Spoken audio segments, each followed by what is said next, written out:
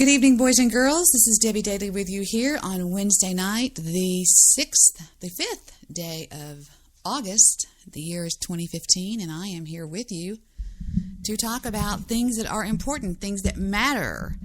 And I think I have a special guesty poo. Let's see if we can get him on the line. Oh, special guest.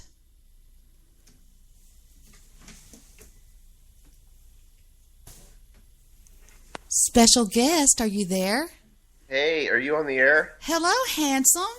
No. Can you hear me okay? Yes, we're on the air. Hi, Chris. Hey. How are you, sweetie pie? Hey, I'm fantastic. You handsome, gorgeous, suntanned, I have a girlfriend man. Well, I might not exactly have a girlfriend, but... Yay! Oh, that makes you happy. Yay! Look at you, how beautiful you are. You're so suntanned with your blue shirt on and your white teeth and your... I see your kitty cat behind. I see a tail. Oh, yeah. I see a tail. Yep. How are you? Here, I'll pull it. Duh, you're so mean. That's what cats' tails are for. They're there to be pulled. Oh, my God, you're so mean. So, tell me, how is everything going for you? Oh, it's going pretty good, Debbie. Chris has on white shorts that have pockets around the knees. He's so suntanned. Well, I spend a lot of time at the beach. That is so cool. I used to spend a lot of time on the Florida beaches. Can you hear me better now? Have you lost weight? Oh, no, I haven't, but I appreciate you saying that. Because I felt pretty fat lately, actually. You don't know the meaning of the word. I've got all this flab, and I got these man boobs going on, and... all you have to do is just work out for one day, and all that's gone. Oh, that would be so cool. Muscles have memory. All right, I bet you can hear me a whole bunch better now, can't you? Yes, I can, sweetie. All right, cool. I'm laying down and putting my pants on. Oh, really? Mm-hmm. Oh, that's really hot. So what's been going on with you? I haven't talked to you in a couple weeks. Well, I must have opened a portal somewhere because evil has slipped into... Wait a minute. Cast that out in the name of Jesus Christ. Evil I'm dead has serious. slipped into my life, Chris. Yes. Holy cow. And I asked God to get rid of it, but I don't think I did that right because so far he hasn't. Wait, before we talk about this, can I just put in a little plug for my show? You mean on Imagination on Spreaker.com? Yes, exactly. There you go. Okay, plugged on. All right. One of my favorite shows in the whole world. Thank you. Now, as far as the evil goes, we live in a spiritual, we got a spiritual world going on all around us. And when evil attacks, it attacks strong. And it's not just this evil mystical force. You actually have an enemy, Satan and his demons, who know exactly how to attack you. And the thing that sucks is they're smarter than you because Satan's been around a lot longer. He knows how to attack you. And every time you start doing something good in your life, there he is to attack you. Ephesians 6:12 says, and I quote, "For we wrestle not against flesh and blood, but against principalities, against powers, against the rulers of the darkness of this world, against spiritual wickedness that's in high places." Now, why do you think he says that it's in high places? I think it's because Lucifer was, in fact, an angel. Oh, I don't know why it says in high places. Well, Lucifer was an angel. Lucifer was one of the head angels. Yeah. I mean, I think the name means fallen angel. But what's attacking you now? Is it just like the trolls on the internet? No, that's not evil. That's fun half the time. Okay, yeah. No. In my life, in my real life, Okay. Spreaker's not my real life. It's just a bunch of mullets on there. They're going, oh. Yeah. Yeah.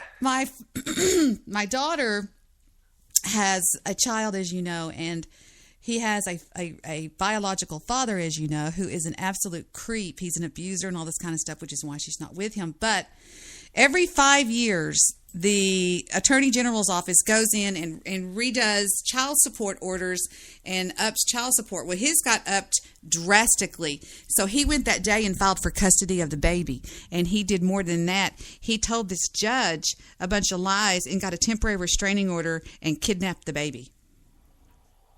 Wow. Yeah, he went for a routine visit. And again, for the third time since he's been born, he did not bring him back. Well, he could go to jail for that. Yeah. I mean, I'm not going to say, because they could be listening, I'm not going to say what's in the works, but he might have pissed in his post toasties. I mean, because that's, you got to be careful with that kind of stuff, because you can be charged for kidnapping if you don't have the right to take the child, even if he it's violated yours. a court order. He was under a court order to bring the baby back, and he didn't. And not only that, he lied to a jurisprudence. He said that my daughter was an unfit mother with no supporting allegations or no supporting affidavit, no supporting proof. He just said it. Yeah, and the only reason he did is he's a real tightwad. Are you a tightwad? Oh, I'd try to be, but that money, it's got the eagle put on the back of it for a reason, because it flies away. Well, he's a tightwad, and he did not want to pay the child support, and that's why he did it, because he called Heather that day, and he cussed her out for 2 hours, called her every name in the book, and said, "You'll never see Jet again because I'm not paying child support." Jet. Yeah, little Jet. Yeah, it's pretty common for deadbeat dads to do that. They'll try to take the child away from the mother so they don't have to pay child support. Oh, because then they don't have to pay it if they have it. Yeah, that would be tough. I'm really glad that I didn't impregnate anybody that I didn't, want to be with, because I would really, or just be in that situation, because that would be pretty tough. Well, he's got it. But at the same time, it's like, yeah, I mean, that's tough. When you go and you buy your new wife, who's a Heather lookalike, she looks just like her. When you go and buy her a 2015 Suburban all tricked out to the tune of $50,000, and then you go and buy yourself a 2015 Chevrolet Silverado that's all tricked out, and then you say that you can't afford to pay child support, well, it's kind of hard to believe, when you're driving around these pimp cars. Yeah. Yeah, I don't know the exact situation, but well, that's the exact situation. Yeah. So that's all it is. So there's that, and we miss him, but that's okay, because what's coming is going to be big. And then there's this idiot on Spreaker who's telling everybody that he's I don't know, he's just one of those. He's not a troll. He's like a hater. One of those people that just go on and say all kinds of crazy shit about you and stuff like that. And he's just, I don't know. It's just funny. Stupid. I don't know. Yeah. When I have only so much time in my day, who I listen to every morning? Who? Joel Osteen. I absolutely love waking up to Joel is my Bible. This is my Bible. I believe what it says I can do. I can do what it says I can do. I will never be the same. I like to start with something funny. I know he always says that. This lady named Debi Daly. She has this internet radio show, and all these trolls were attacking her. Hey, I love my trolls. Shut up. Yeah, I try to keep a positive stream going into my mind. And you know what that is not?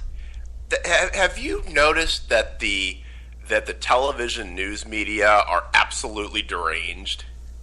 Oh, absolutely. I mean, these are deranged human beings. I have so many things to ask you. I have so many things to ask you.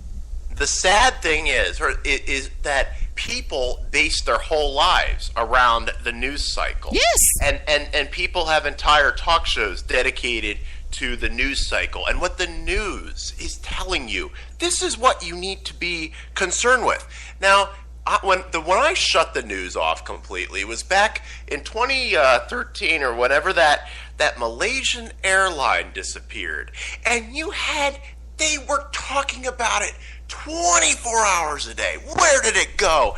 This guy on CNN actually suggests that it gets sucked into a black hole. I know. Their expert panel on to discuss, did it get sucked into a black hole? We'll be right back with more of Malaysia 2013. We'll be right back. And like, next up on the news media is I'm going to talk about this injection of Botox that I got in my face, and aren't it so pretty? I mean, who are these people sitting behind their news desk? Hi, I'm calling reading a teleprompter. Who are they? Hi, Who are these people? I'm calling from California, and I'd like to give my opinion on the Kate Jenner story.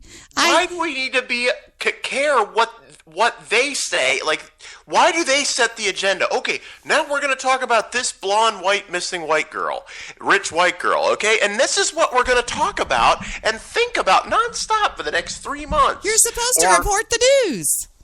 I mean, you miss. And I had somebody the other day, because I said that I don't watch the news, I don't play their game, I don't like being dragged around by the cojones, by the television news media, telling me what I need to have on my mind this week. Oh, this week we got to talk about this, and now it's Ebola, then it's the chicken flu, and then it's this, and then it's this missing girl, and then it's this missing guy, and now it's this presidential candidate. This is what we got to talk about. Well, I don't like getting jerked around by the nuts by these people. It's because you miss any kind of thing that if it's not what's on their agenda, you miss what is actually going on, and you miss your life, and you let them to completely control the narrative. And they're lunatics. They are absolute lunatics. And this woman was like, says, "Oh, well, don't you care? Don't you care?" It is not to sit on your ass in front of the television news and just watch and go, "Oh, isn't that horrible?" Or, "Oh, isn't that good? Oh my goodness. Look what they're doing now." And then posting about it on the internet. That isn't doing anything. That's being as passive as you can possibly be. I don't watch the news because I am actually involved in things. Well, so we're going to have our own little news here tonight then. All right, let me give you a statistic here. Well, wait a minute. Don't just talk the talk, walk the walk. If you're such a... No, hold on. Let me tell Chad's... All right, look. Where did I put this? Okay. The average American watches TV or goes on the computer 6 hours a day. That's over 30 hours a week, 1,560 hours a year. That equals 97 days straight at 16 hours a day doing nothing but watching a computer or a TV. And yes, I obviously get on the computer. I'm on here now doing a podcast. Yes, I watch Netflix. But I am not going to let the psychotic, deranged American television news media dictate to me what I'm going to think about for the next week or month, or what I'm going to talk about on my show for the next week or month. Oh, they're talking about this, so I got to talk, or Rush Limbaugh is talking about this now, or this is what is in the news, quote, in the news now, so we got to talk about Baltimore now for the next month, and we got to talk about this now. I mean, grow your own mind and come up with original content. Don't just repeat what they talk, what the deranged news media says. That would be my suggestion to other hosts out there on Spreaker. I couldn't agree with you more. There's one place that I get my news, Chris, and if you want to, we'll give people what really matters right now. What do you think about the guy that shot the lion, Cecil? I did not hear about that. Out of Zimbabwe, there was a dentist that shot one of the most beloved and killed one of the most beloved animals on the planet, and it was a lion by the name of Cecil. and he's really regretting doing it. Here's some audio from that we can hear just real quick. You didn't hear about this? It's huge. It's pretty big. And terrible. It's been a traumatic experience, and I wish it was over. Yeah, absolutely.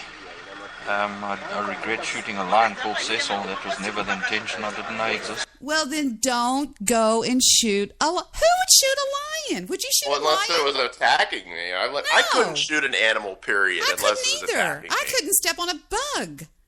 I'll eat them after the fact, so call me a hypocrite if you want. But I just could, and I have nothing against hunters. I just could not pull the trigger myself. I would see its little eyes and its little tail and its little fur. And unless it was attacking me, I just couldn't do it. I know. It's very sad. So this guy is just, it has ruined his life. That's what the news media will do. And that's sad, but do you notice how the news media libels and or slanders people all the time?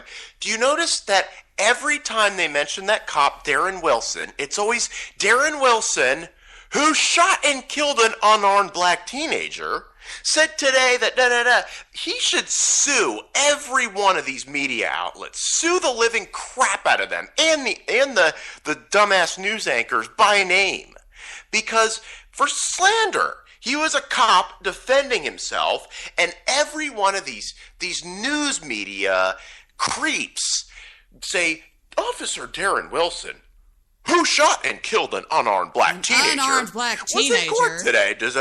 And it's like, do you know? Just listen. Every time they say his name, no matter, it's like they're all reading from the same script that comes from. And I interned in a newsroom once, and it was in a small town. It was a small town newsroom, and you should see these people. Oh, when the news anchor came in, I'm here. Oh, check out my hair. Look at me. I'm so great. They are so self-absorbed, and they suffer for the news. The world could not survive without them, and they gotta make sure their hair and their little mustache is so perfect, and and then they just sit there and they read from a teleprompter, and they trash people. They ruin people's lives. They will zone in on one story, on one person, and then they will slander the living heck out of them until they're a pariah, and then just move on to the next thing. They're despicable, disgusting human beings on American television news. They really are. And it's time that they put the microscope on everybody else. The microscope needs to be put on them. Who are these people sitting behind their news desks with their little stack of paper reading the teleprompter? Who are these people exactly? What do they do in their spare time? What do they do for society? What are their interests? Where do they spend their money? Who's paying them? What do they do behind closed doors? The magnifying glass should be put right back in their face. Like you got this George Stephanopoulos. All of a sudden, George Stephanopoulos. Oh, he's a legitimate news anchor now. He's on the Today Show or whatever. Joking around with all the girls. And hey, I'm George Stephanopoulos. This guy's a political hitman. He was Bill Clinton's hatchet man in the 90s. Now he masquerades as a legitimate journalist. George Stephanopoulos. Yeah, great guy. Yeah. Moderating debates and doing this and that. The guy is a political hatchet man. He owes his entire career to Bill Clinton and the Clinton machine. And he's an objective journalist now. And it's like who are these people, the rest of them? All the way down to the local level. And anyway, okay, I'll get down now. But it's something to consider next time you're sitting and watching a television news program, because your time is your life. And when you're watching these people on the news, you're giving your life to this. Is this news program, the O'Reilly Factor, whatever, is it worth your life? Because that's what you're giving for it. Did you hear about Samuel DuBose, the man in Cincinnati that got killed by the cops? No. I've got the video here if you want to see it. It's pretty wild. It's horrible. Watch what this cop does. Watch.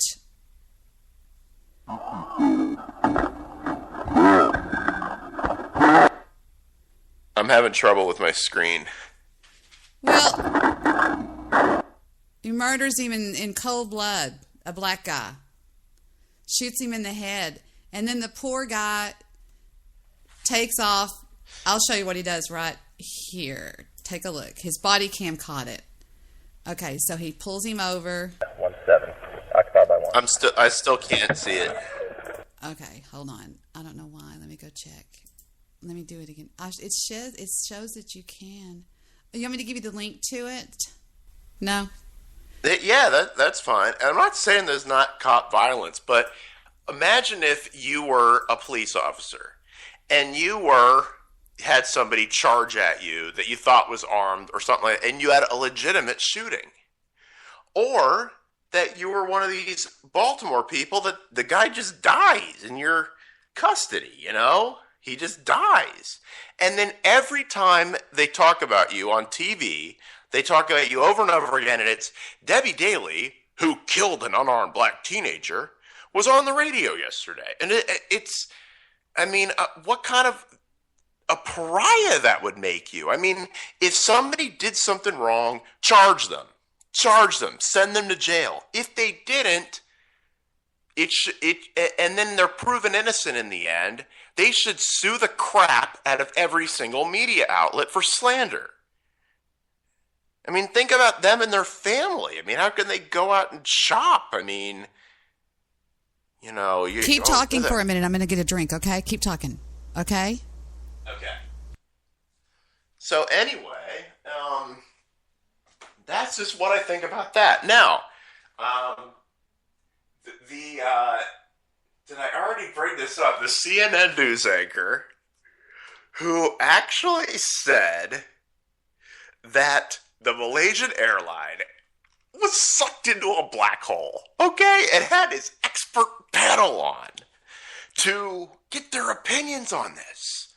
Because what happened to it? Now, I always said it obviously went down in the ocean somewhere. But no, we couldn't find any pieces of it. So for 3 solid months, the insane, deranged American television news media talked about this 24 hours a day. Where did this plane go? Where did it go? And this is when I finally realized this is a scam. I'm being scammed. By watching the television news cycle, I am being scammed. And I'm not playing anymore. I'm done. I'm shutting it off. And I have been way more active since then because I look for solutions to life's problems now, not just sitting and watching television news and posting about it on Facebook. That does nothing. But anyway, so yes, oh yeah, now they found the plane. Okay, on to the next thing. Oh yeah, they found. God, the other day they found parts of the plane. I am shocked. Because I really thought it got sucked into a black hole. So anyway, wow, I have been given the Debi Daley microphone. Wow, this is Chris Nelson, and my show is Imagination on Spreaker. So,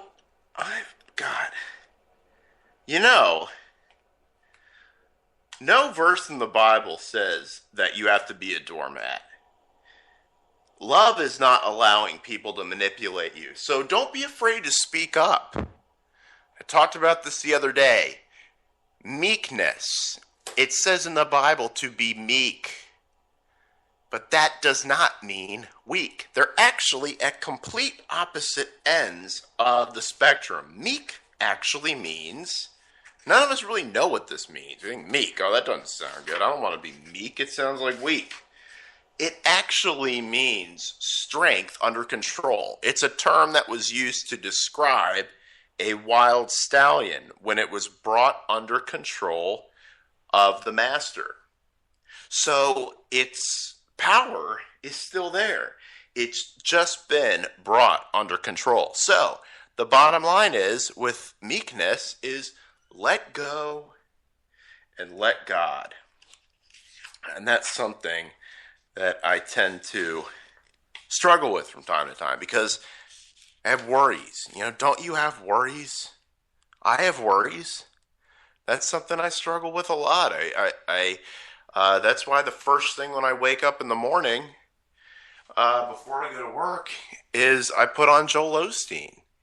And you can download Joel Osteen's podcast, just like you can download mine on iTunes. I think Debi might be on iTunes too. And have it actually beam to your phone or device. And all the new episodes automatically go up there. Another great podcast is Daily Hope with Rick Warren. This is an excellent podcast because Joel Osteen, it's good to wake up to in the morning, and he's got some good stuff. But if you really want to go into depth on certain things, Rick Warren is great. And there was something he was talking about that when we talk about God's will, it really aggravates me when people say things like, oh, everything, something bad happens. Oh, must be God's will. No, God's will is not always done on this earth. That's why we pray, thy kingdom come, thy will be done. Because God's will actually is very rarely done on earth. When a woman is raped, that's not God's will. When a baby is aborted, that's not God's will. When somebody is born with Down syndrome, that's not God's will. It is a sinful, broken world where nothing works right. And do you notice on things like insurance policies, what are listed as acts of God? Hurricanes, tornadoes, floods, anything bad. Those are all acts of God. You know what's an act of God? Just getting up and breathing another day. As somebody that's been addicted to alcohol for 20 years, getting sober, a marriage, staying together for 20 years, in a world, in an irreconcilable differences world where everyone's just saying, let's just give up. This is hard. Let's just give up. If people had to put immaturity on their divorce certificate, a lot less people will get divorced. There is no such thing as irreconcilable differences. Okay? Everybody's incompatible. Nobody's 100% compatible. If you would just grow up! And if people had to put immaturity down on a divorce certificate, there would be a lot less divorces. And incompatibility is just a thing that's been made up by divorce attorneys. And you're right, I'm listening. Oh, are you listening? Hey, okay, Debi, put this in your pipe and smoke it. God's will. Okay, what is God's will? All right, that's a big question. Well, it's not a feeling, number one. Feelings lie to you all the time. You know that. And number two, it's not a formula. It's not this, because some people go on feelings and some people are more logical. And they think, okay, there's this perfect formula. And books have been written over all sorts of books. How to find God's will. It's a plus x to the second power and da-da-da, and boom, boom, you got God's will. Well, that's ridiculous, because then there would be no room for error. Oh, you make one little mistake in life, and boom, the whole formula is blown up. It's just like saying, oh, there's only one person out there for everybody. That's very romantic, but it's completely ridiculous, because think about it. If there were just one right person out there for everybody, all it would take is one person to marry the wrong person, and it would throw off everything. Nobody would be married to anybody right. There are many things you can do with your life, decisions you can make, and it be God's will. There's not just one path that you are destined to walk, and if you don't walk it, that's it. You screwed up your life. No, There would be no room for error then, because we all screw up, we all sin, we all mess up. And that's why there's so much freedom in God's will, because you can mess up and still do God's will for your life. So there's a lot more freedom in God's will than people think. So Debbie, are you back? Yes, I am. I've got you on the Okay. Hey. I haven't gotten one message from you yet to let other people talk. Thanks for having me on your show. It's a privilege to to have the Debbie Daily microphone for a little bit. The number 2 show on Spreaker.com in the comedy genre. Wow.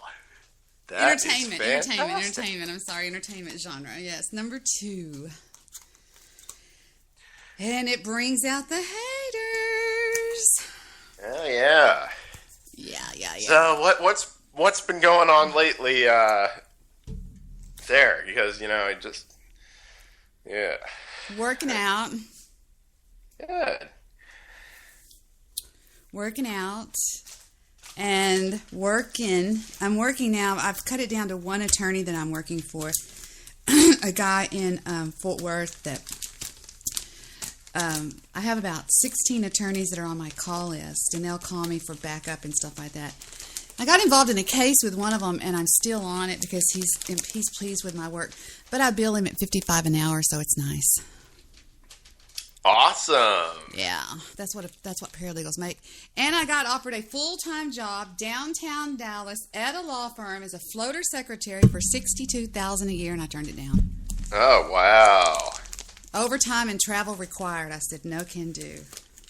Wow. I could have done it 20 years ago, but not now.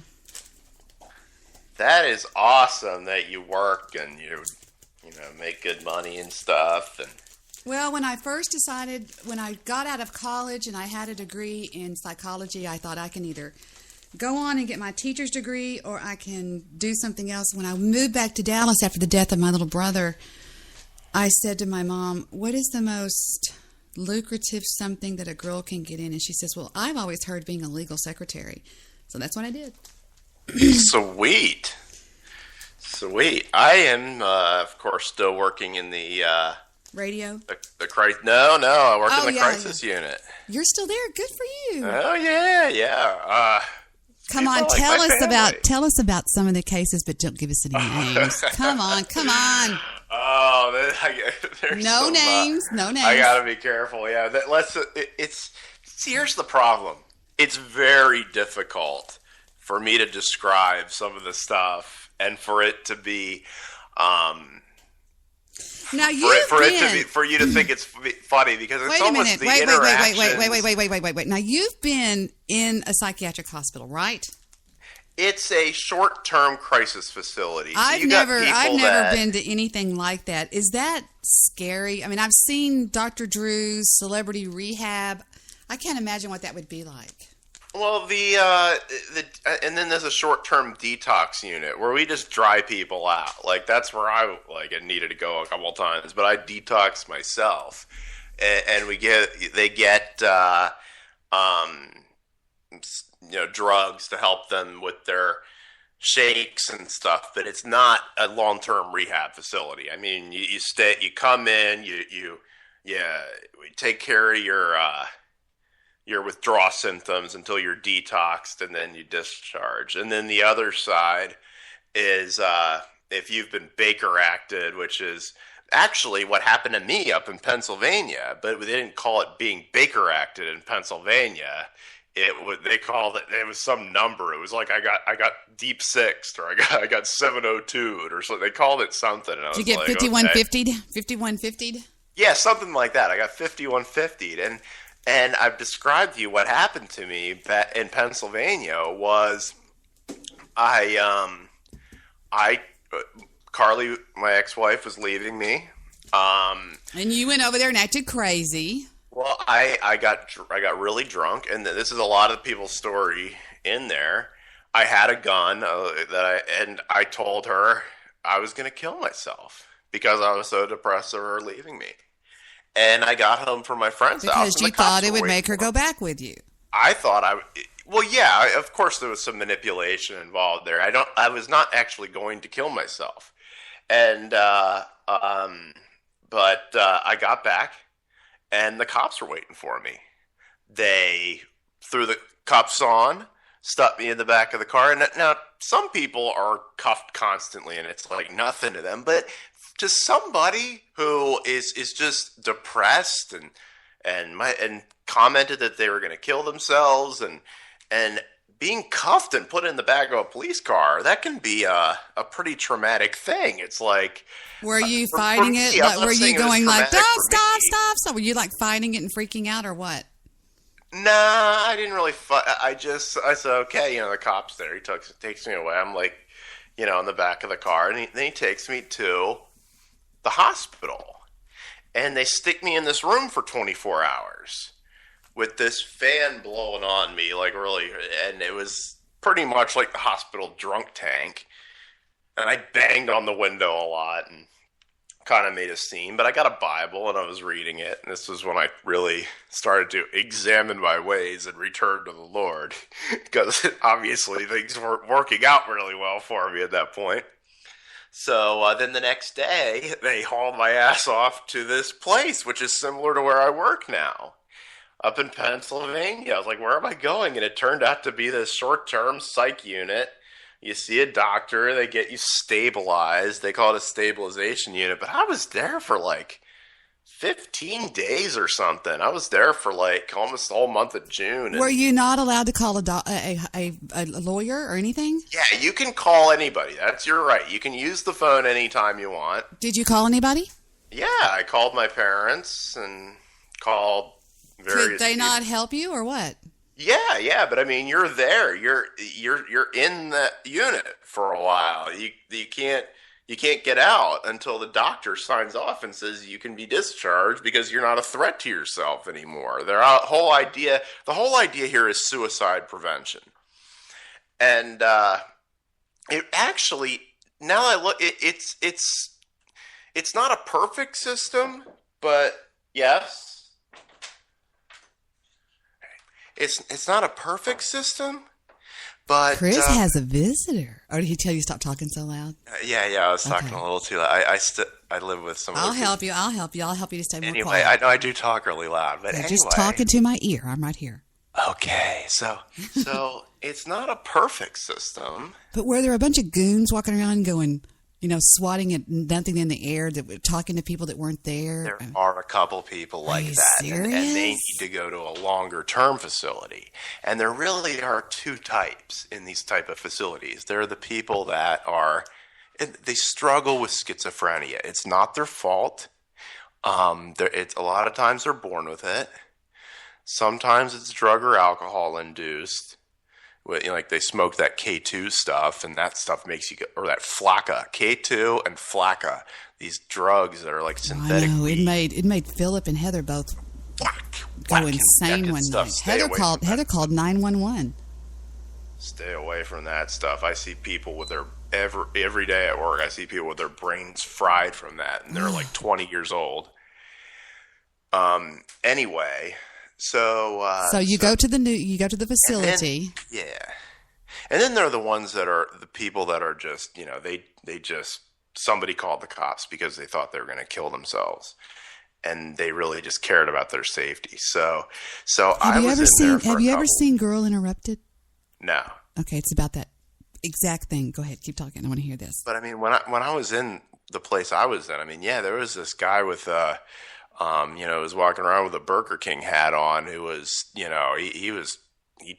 kicked me once and was, he was talking to walls and stuff. And, but. Did you patch Adams anybody? I was like the highlight of that facility. There was this girl there who was. Chris is here. It's time to party. I'm kissing her every chance I got and stuff. And then, but boy, that was not meant to be. But anyway, no, it gave me some time away from everything to really think about things. And it was right when I got discharged from there that day, I got in my car and headed for Florida. And now I work in a facility like that. So I took something bad had happened in my life. That's like Patch Adams. That's like Patch Adams. Basically, I'm Patch Adams. You're Patch Adams. You're Patch Nelson. And I walk around that place where I work now with a big smile on my face. Don't let things get to me. Sometimes there are incidents. When I was at Texas Tech University, I was in Psychology 309, all right, 303. And my professor sat on his hair. He was an Indian, a Native American. He sat on his hair. He tried to have me tested for total recall one time, and I just got real confused in the test. I didn't understand what they were trying to do. But anyway, I was talking to people in the class, and he comes up to me about midterm, and he goes, "Debbie, have you ever thought about working on the Texas Tech helpline?" I said, "What is the Texas Tech helpline?" He said, "It's a helpline for people to call if they're suicidal or they're depressed." He put me as a junior on the Texas Tech helpline, and that was usually supposedly only for like interns. So I kind of Patch Adams when I was I was helping people, and I loved it. I love talking to people. I do. Oh, it's great. Some of these people the clients there where I work now, I mean, they're like family, you know, and some of them most of them are in and out. They come in, they see the doctor, they're discharged. But there are some that have to stay for a while, and you get attached to them. And then when they they're happy to be discharged, and I'm glad that they get to go. But you miss them. You get attached to them, most of them. Oh, that's sweet. That is so sweet. It is sweet. I think that's adorable that you say that, because I would get attached to people too. You know, my best friend for a long time before he died was a bum off the street in Dallas. My absolute best friend. He was with me. He babysat my children. He went with me on trips. He was like their nanny, and he'd call me. He'd go, "Debbie, I'm on a bust Bubba's ass if he doesn't stop talking to Sissy." "Debbie," and he'd be on the phone with me, and I said, "What are they doing, Joe?" And he'd go, "Bubba, sit down." Bubba. He called Stephen Bubba, and he called Heather Sissy. He'd go, "Sissy, put the drink down now." And I just didn't. But I trusted him. He was a Vietnam vet. He was a former heroin addict, and then he died of AIDS. And it's still, to this moment, my kids can't hardly talk about him. Because you know what he'd say sometimes, Chris? He'd take his hands and rub them together, and he'd go, "Daddy, let's go to the dope house. Don't tell Victor." I'd go, "Joey!" And he would say, "Come on, Debbie. Come on. I've got money. Take me to the dope house." And I'd be going, "Oh, my God." Anyway. Yeah.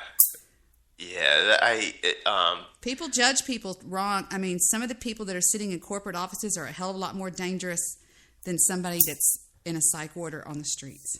Oh, absolutely. And you got to remember, I mean, with the detoxers, I mean, yeah, they put the alcohol and the drugs in their system, but I mean, so did I, you know, and then the people on the other side, a lot of them, they can't help it though.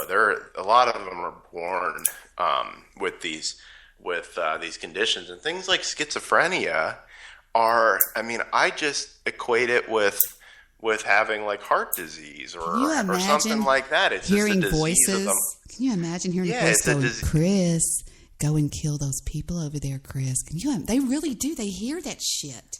Yeah, and sometimes it can be like a break where all of a sudden they start hearing the voices, but sometimes it's progressive onset where they're like I hear things, I don't, and they're confused, and they remember that movie A Beautiful Mind. I never saw that. You were telling me about that. Is it on Hulu by any chance? Because I just got Hulu. I think it's on. I want to see that. I think it's on. Yeah, it's one of the most unbelievable. It's a true story of that famous Harvard doctor that was schizophrenic, and oh my God, it's unbelievable. He thought that the federal government was out to get him. And somebody was telling me the whole premise of it, where he's doing work for the government and all, and in the end, he realizes that it's all just it's all this in his head. And yeah. Anyway, I'm glad you brought that up, Debbie, because I really want to see that movie. I want to see if that's on. It's not on Netflix, but I want to see if it's on Hulu. It's amazing, truly amazing, and it stars, who is that amazing actor? Russell Crowe. Russell Crowe. This is what me and Mr. Midnight Movie do sometimes. See if you can see my screen now. You'll be seeing you. Okay. Yep, I can see it. All right, now watch. I'm just a little girl alone in my little world. Okay, let's watch this one. Here's a scene from it. Here's the trailer. John Nash was one of the most brilliant minds of his generation. Welcome to Princeton. Who among you will be the next Einstein? Find a truly original idea, and it's the only way I will ever distinguish myself. It's the only way I will ever matter. He saw the world. And where's Nash? Out there, looking for his original idea. In ways that no one could imagine. This flies in the face of 150 years of theory. Congratulations, John. It's the achievement of a lifetime. From producer Brian Grazer and director Ron Howard. I'm wondering, Professor Nash, if I can ask you to dinner. You do eat, don't you? How big is the universe? Infinite. How do you know for sure? I don't, I just believe it. It's the same with love, I guess. The extraordinary gift What can I do for the Department of Defense? that set him apart. You are the best natural code breaker I have ever seen. You've done your country a great service, son. Would push his mind What is wrong with you? beyond its limits. Somebody, help me! John, open the door. Talk to me. Tell me what happened. It didn't happen. This is not what I signed on for. I'm not leaving. Stop! You can't reason your way out of this. Why not? Why can't I? I need to believe that something extraordinary is possible. Universal Pictures, DreamWorks Pictures, and Imagine Entertainment present You have to help me. one man's journey to the greatest discovery of all. You don't know it's real.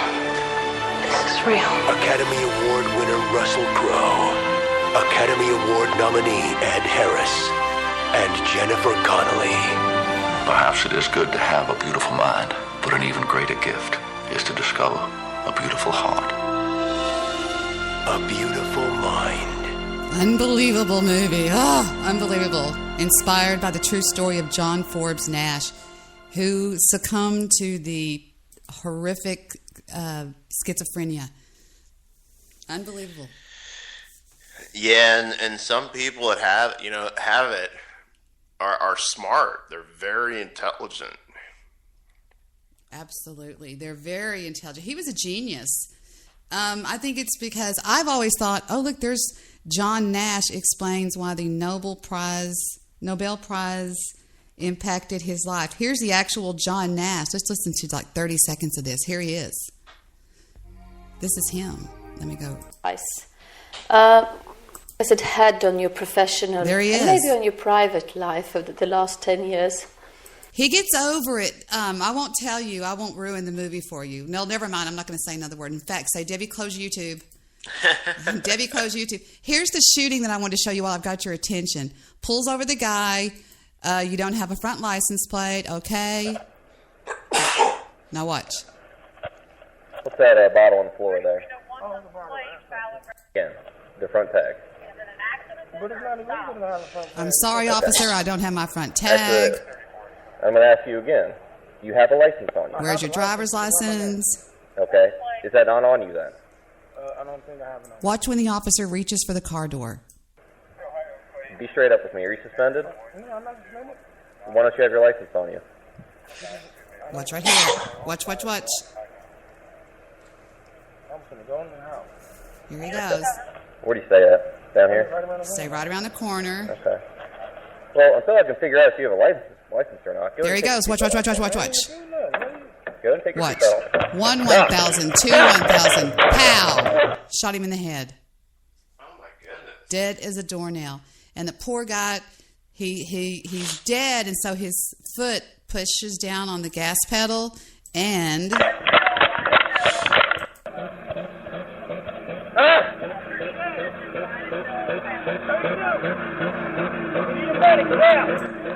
this is what got to me and the Jew and everybody. is he lied? He got indicted for murder. Yeah. Yeah, it was horrible. He doesn't check on the guy. He goes over there. Watch this. He turns the car off with his supposedly hurt arm. Oh my goodness. Doesn't check on him. I mean, that's it. He wasn't going to run him over. It was horrible what happened. There's a lot of police. His name was Ray Tenzing, and he was indicted for murder. I love it. I mean, yeah, and you know it's clearly police violence happens. It's just, you know, when it happens, charge them, put them in jail, or you know.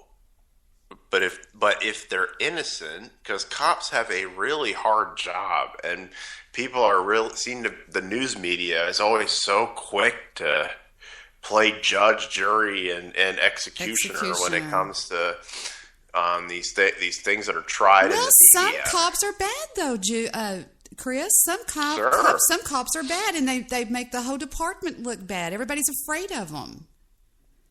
If I was a cop, I would be in detail going, guys, don't act like idiots out there. We're getting a bad name, man. Absolutely. I don't hate cops. I have a lot of respect for cops. And if somebody pulled me over, I would yes, sir, and no, sir, them to death. I wouldn't do a thing because today they're not playing games anymore. Yeah, and unfortunately, racism does still exist. It's just racism goes both ways, Chris. They hate blood. They hate whites. Come on.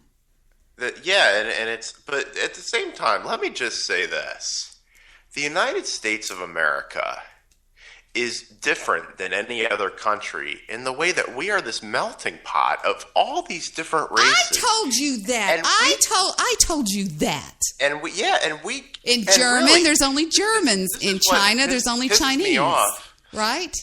The news media and people like our president and people like Al Sharpton want to point out the differences and the conflicts and focus on the and try to stir up all the old animosities and stuff like that, instead of saying, look, holy cow, we've got a country where the vast majority of blacks and whites and everyone in between work together, get along together, worship together, and live in this community that is the United States of America. And no other country can say that. And we're all a country of a whole bunch of different races, and we all, for the very, very vast majority, for the most part, get along, work together, and what's reflected by the psychotic, insane, lunatic news media and by politicians that want to divide us are they focus on this one little incident and then go on and on and on and on and on over and over and over again, and speculation and accusation and insinuation and trying to get everybody at each other's throats over this. That is, shut them off. You had the clicker. Turn them off. No, I'm not going to watch you. I'm not going to play into this.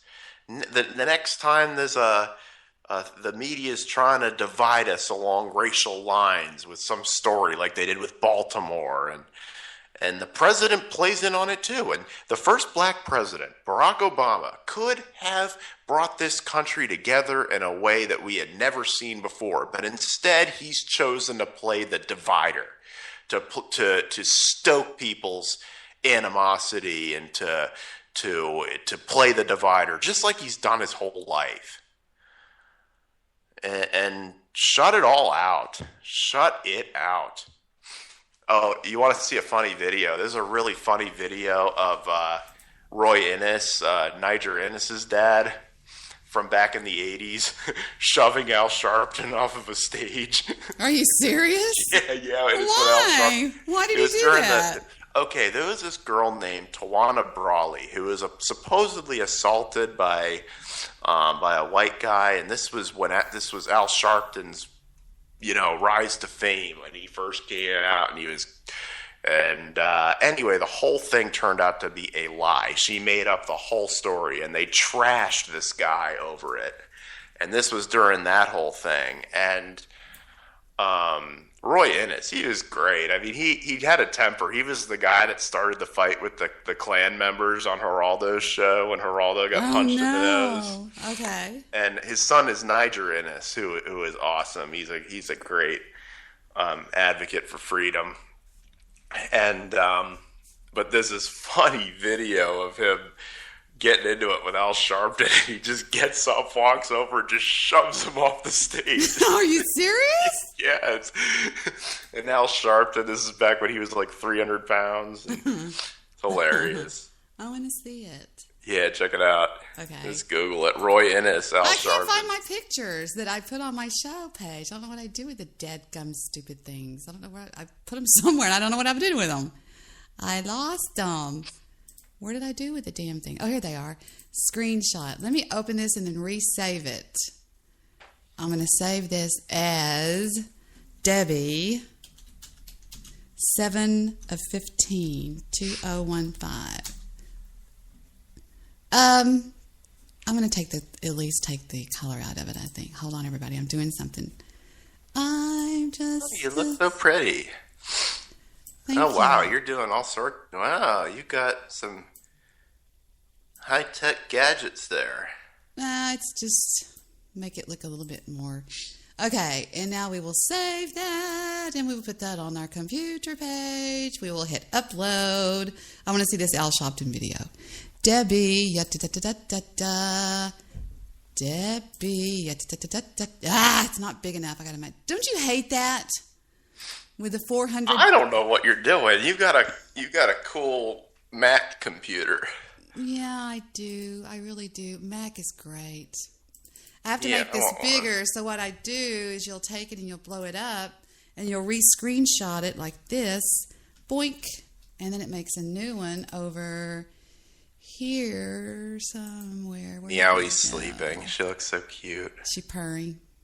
She's just staying there sleeping, their little face. Aww. I wonder what she's dreaming about. Dreaming of those bonny bygone days when her and her grandpappy were chasing criminal. No, that's probably treats. Still not big enough. I'm just a little girl who dreamed of a little world for me. Oh, look at those glasses. Oh, thank you. I mean, so when are we hitting the big time, Debbie? When are we going to be morning drive on... Well, it's funny that you asked that because let me see if this is 400 by 400. Got it. Okay. Now we're going to we got to chop it off though first. I'm just going to do this so I won't forget. I've been forgetting to do this after the show is over. Hang on just 1 second. Okay.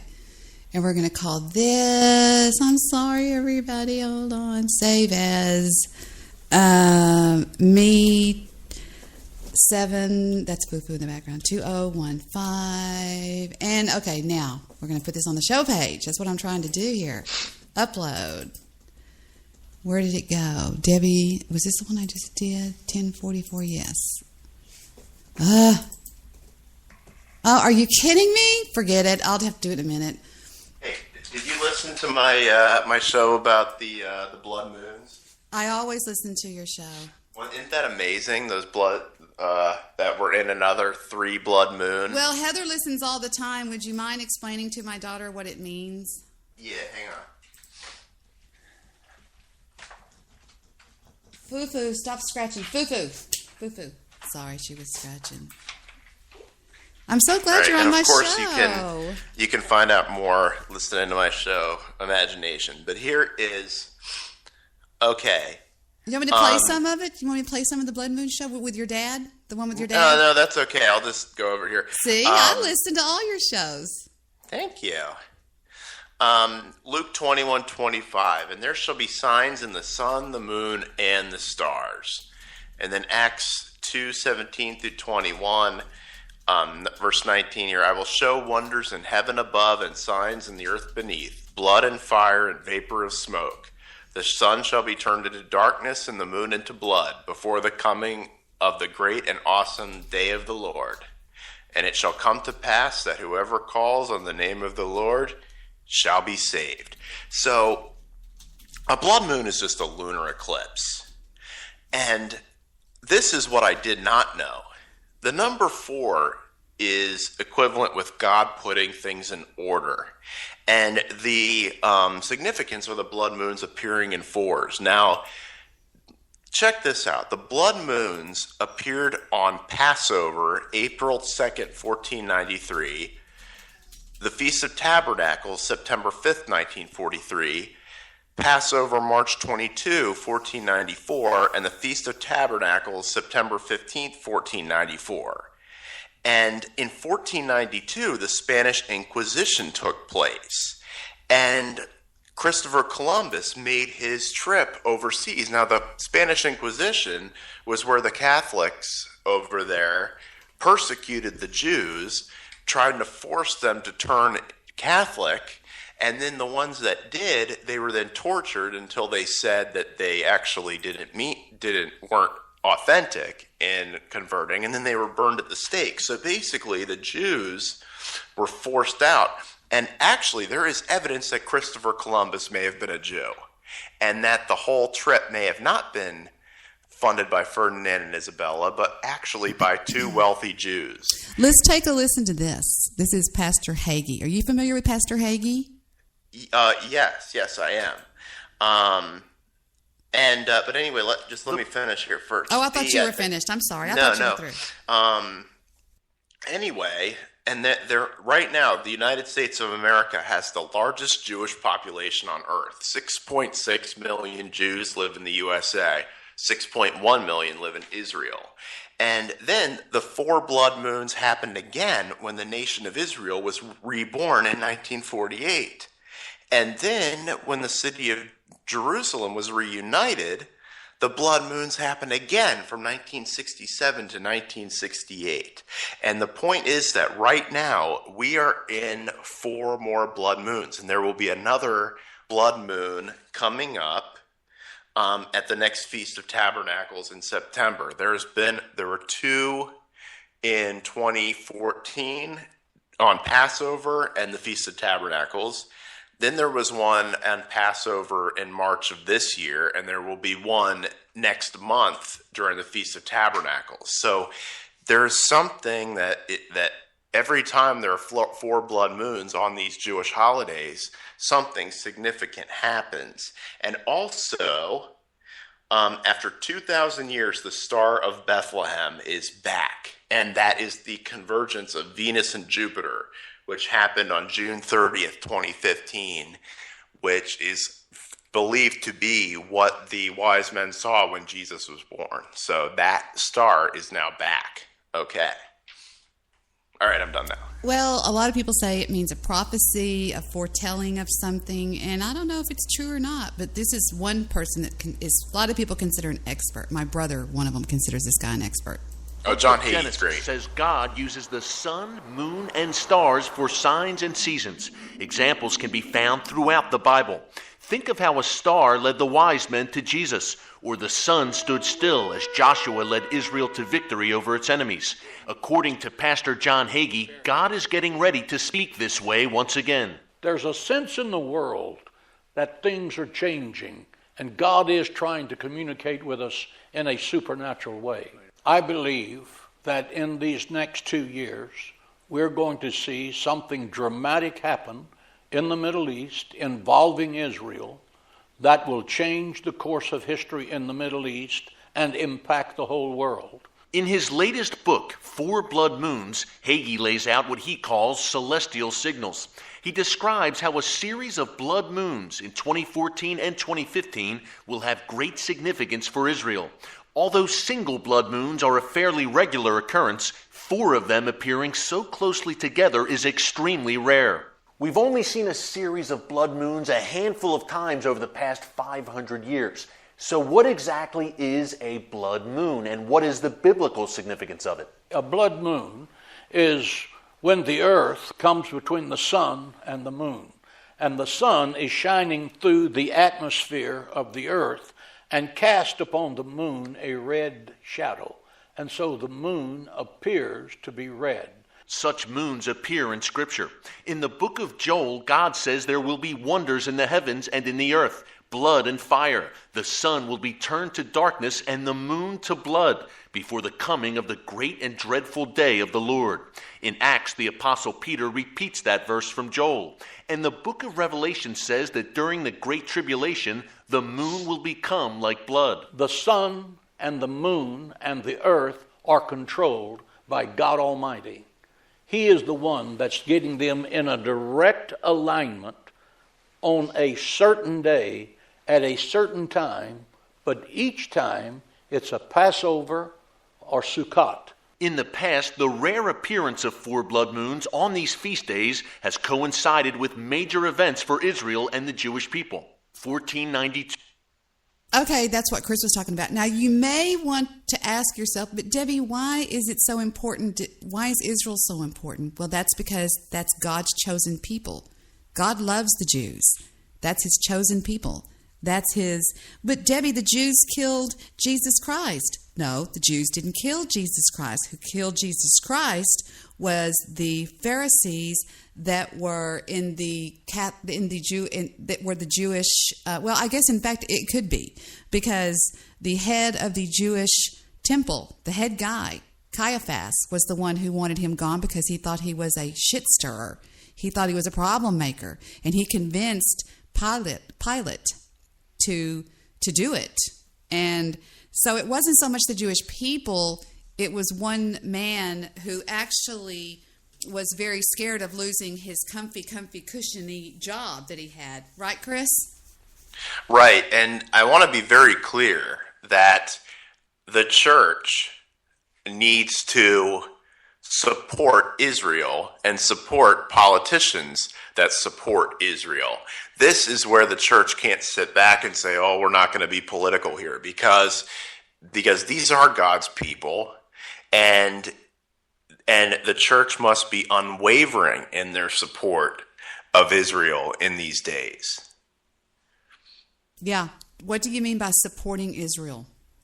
By being very vocal and opposing this new deal with Iran to give them nuclear weapons that they intend to wipe Israel off the face of the earth with, and the United States, because they hate the Jews. Things like that. And certain presidents who obviously have an anti-Jewish streak and would support Obama? A deal like this. Obama. How do you know he's anti-Jew? Everything he does. Give me an example. We've got an embassy in Cuba before we have an embassy in Israel. But supporting this deal was the final thing, that this deal that hands nuclear weapons to Iran, who has repeatedly said that they intend to wipe Israel off the face of the earth. And we're not just talking about Iranian citizens, the average rank and file Iranian citizen. We're talking about the regime over there, which is wickedly anti-Semitic. Go to Ali Khamenei's Twitter page, and you see his hatred for Israel. It's right there for everybody to see. And we're giving these people nuclear weapons, allowing them to develop nuclear weapons, which they will use. They are trying to bring back the 6th or the 12th Imam or whatever. They're very clear in what they intend to do, and nobody can deny it. Why would Obama give somebody weapons that could kill where he lives and his family? You said America. You got to ask yourself that question. That is a very good question, and if an intelligent person will come to the answer.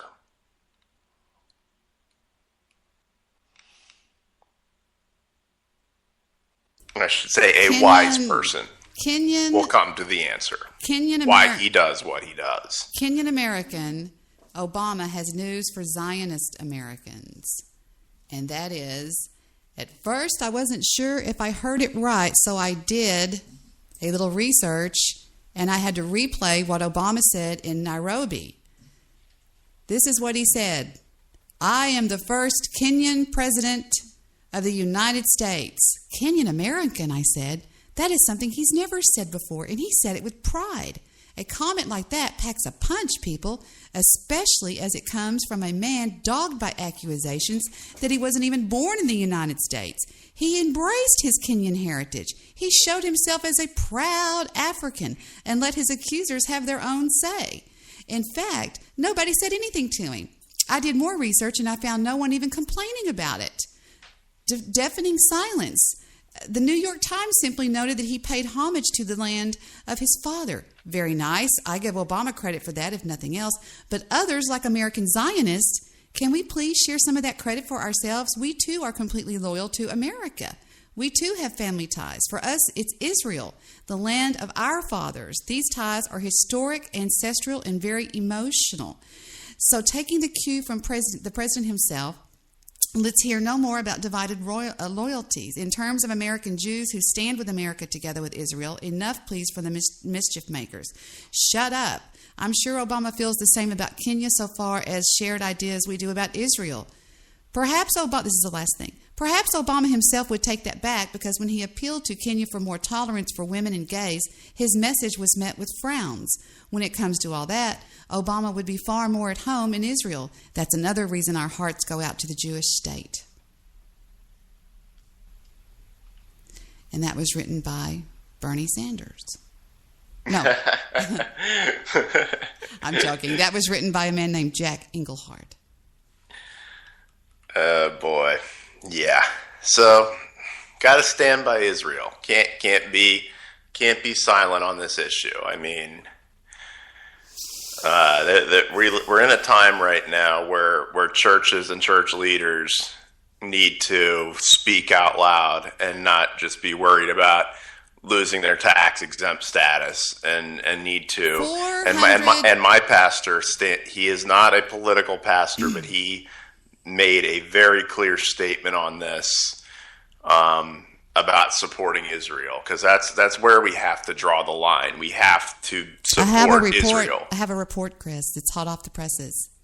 Just 2 hours ago, 459 American civilians, 459 innocent civilians have been killed by a United States-led airstrike on ISIS, which targeted Syria and Iraq coming out of a new report. It will be interesting to see how the international community reacts to this. The new figures were released today by Air Wars, an independent monitoring group that tracks and reports all the airstrikes against ISIS.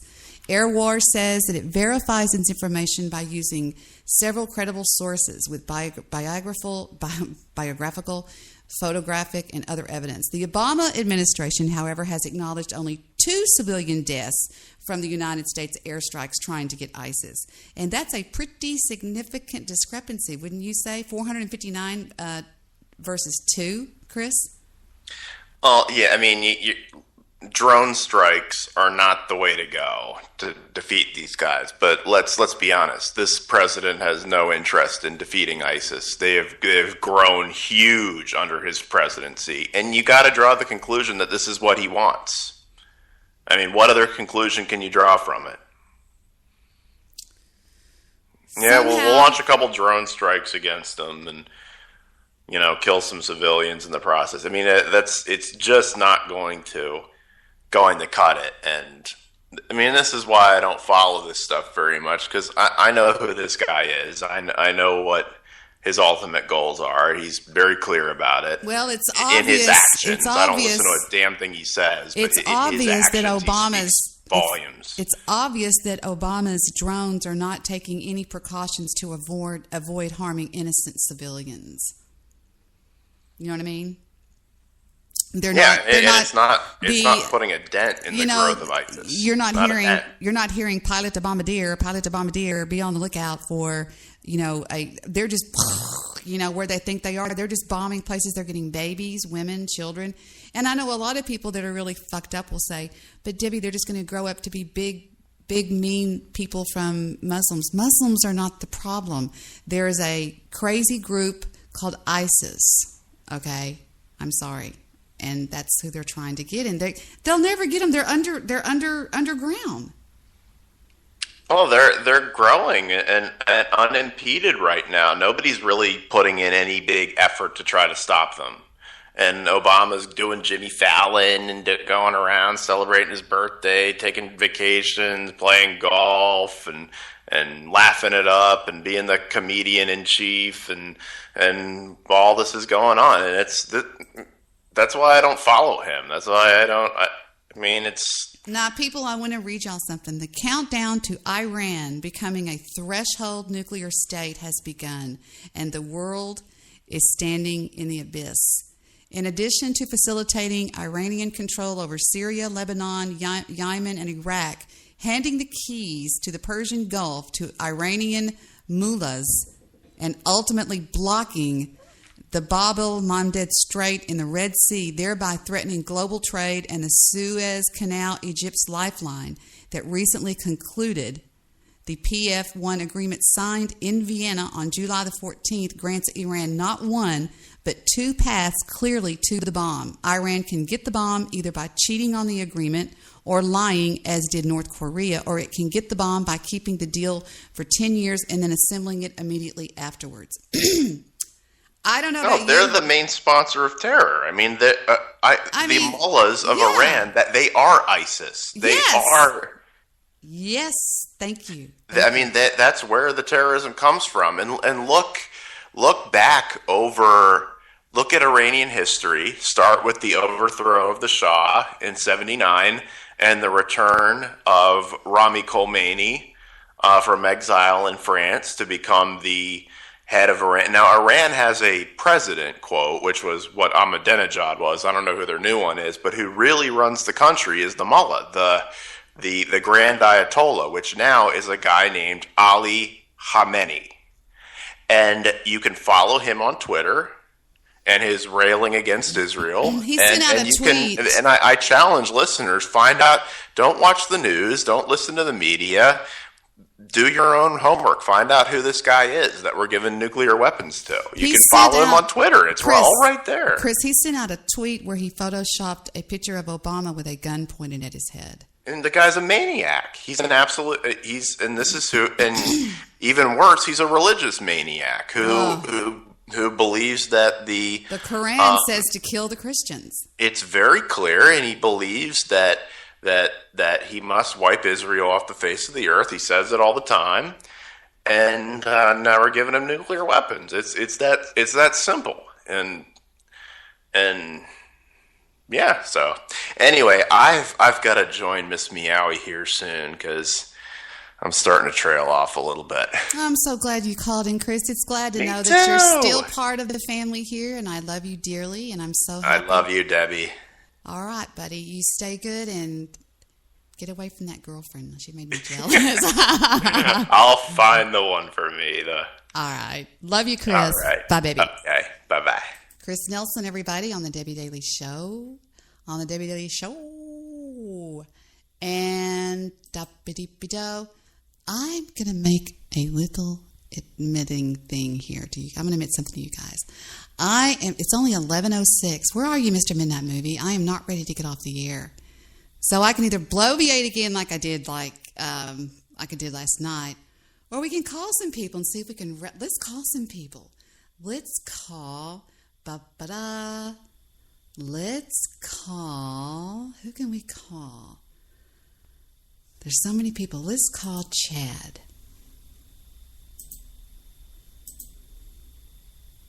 Calling the Chad. I never do this. I never call people. Never. I don't even answer my phone half the time. Hello. Hello, Chad. How are you? Doing pretty good, Debbie. You're so gorgeous on Facebook. I see those pictures. Thank you so much. You're so handsome with your glasses on. How are you today, and how is your life going? I am starting college soon, and I'm just relaxing before I go in to start. And what are you going to study? Engineering. You're going to be so rich. Ooh, an engineer. Yay. a computer type engineer person? It's either between mechanical or electrical, but I don't know as of yet. Super duper. Wow, that's great. Do you have any college credits at all? No, not at all. I'm starting over again. Good for you. You're not going to carry anything. I'm so proud of you. Well, it'll go just like that. Exactly. I'm so proud of you. You want to tell anybody the vicinity of which you're going to go? Anybody? Any? I'm on the air, by the way. I'm sorry. It's all good. I know. Is it a major university, or are you going to start off at a smaller place, or what? Pretty much, I'm going to start off at a technical school first. I'm not going to say the name of the school I want to go to on air. No, don't. But it's going to be a pretty decent school, though. But I'm starting off at a technical school first, because technical schools are hella cheaper. So I heard one time that if people will go to a ITT technical school, that by the time you get out of there, it's like 2 or 3 years, you have got people vying for you to work for them, upwards to $75,000 and $80,000 a year starting salaries. I heard, yeah. Can you imagine? Okay, I want to ask you. I have 2 words for you. Cincinnati cop. The Cincinnati cop is a pig, and I hope he gets life in prison. I hope it gets worse than that. I have never been so appalled by anything in my life when I saw that video, Chad. I honestly thought I was going to throw up when I saw it. What in the world would make a cop do something like that? These cops are very, very trigger happy and think they can shoot just about anybody. I got a video right here of a cop drawing on somebody just for filming them, They've gone crazy. They've gone crazy. It's like somebody put out a secret memo that says, screw it, man, shoot them. I mean, think about, did you know that in the UK, they've only had, the police have killed like 15 people in the last 50 years. And in this country alone, in the last month or something like that, they've killed like 114. It's crazy. It's going on every day. And I don't understand it. I don't understand. I've told the people on my show, something had to have changed. Somebody is telling them something. You know what I mean? Mm-hmm. Things just don't change like that. They just don't change like that, Chad. I just think that, because, cops are a brotherhood, right? Right. They are. And there's usually good cop, bad cop. I think that they're right, Polly. I believe that something's going on in those closed quarters, and they're saying, "Fuck it, man, shoot them." I mean, just say that they were. Think about how they're getting off of these things. Except for the Cincinnati cop, he got indicted for murder. Yeah, I'm mad he actually got bailed out though. But he still got charged, and I believe that that the system will be good, because even the prosecutor is saying that this is some chicken scrap profiling, so that's a very good sign. It is a good sign. I really do hope that they do something. They do something to him, because I just think he's horrible. Hello in the chat room to Josh Peterson and Jay Peterson and Polly B, Jewish producer, and all those other beautiful people in the chat room over there. I don't know. I'm just appalled with it. I'm just sickened by it. When I saw that poor man was saying, he told the cop he was sorry. I mean, he did everything, and he didn't try to run over him. It was horrible.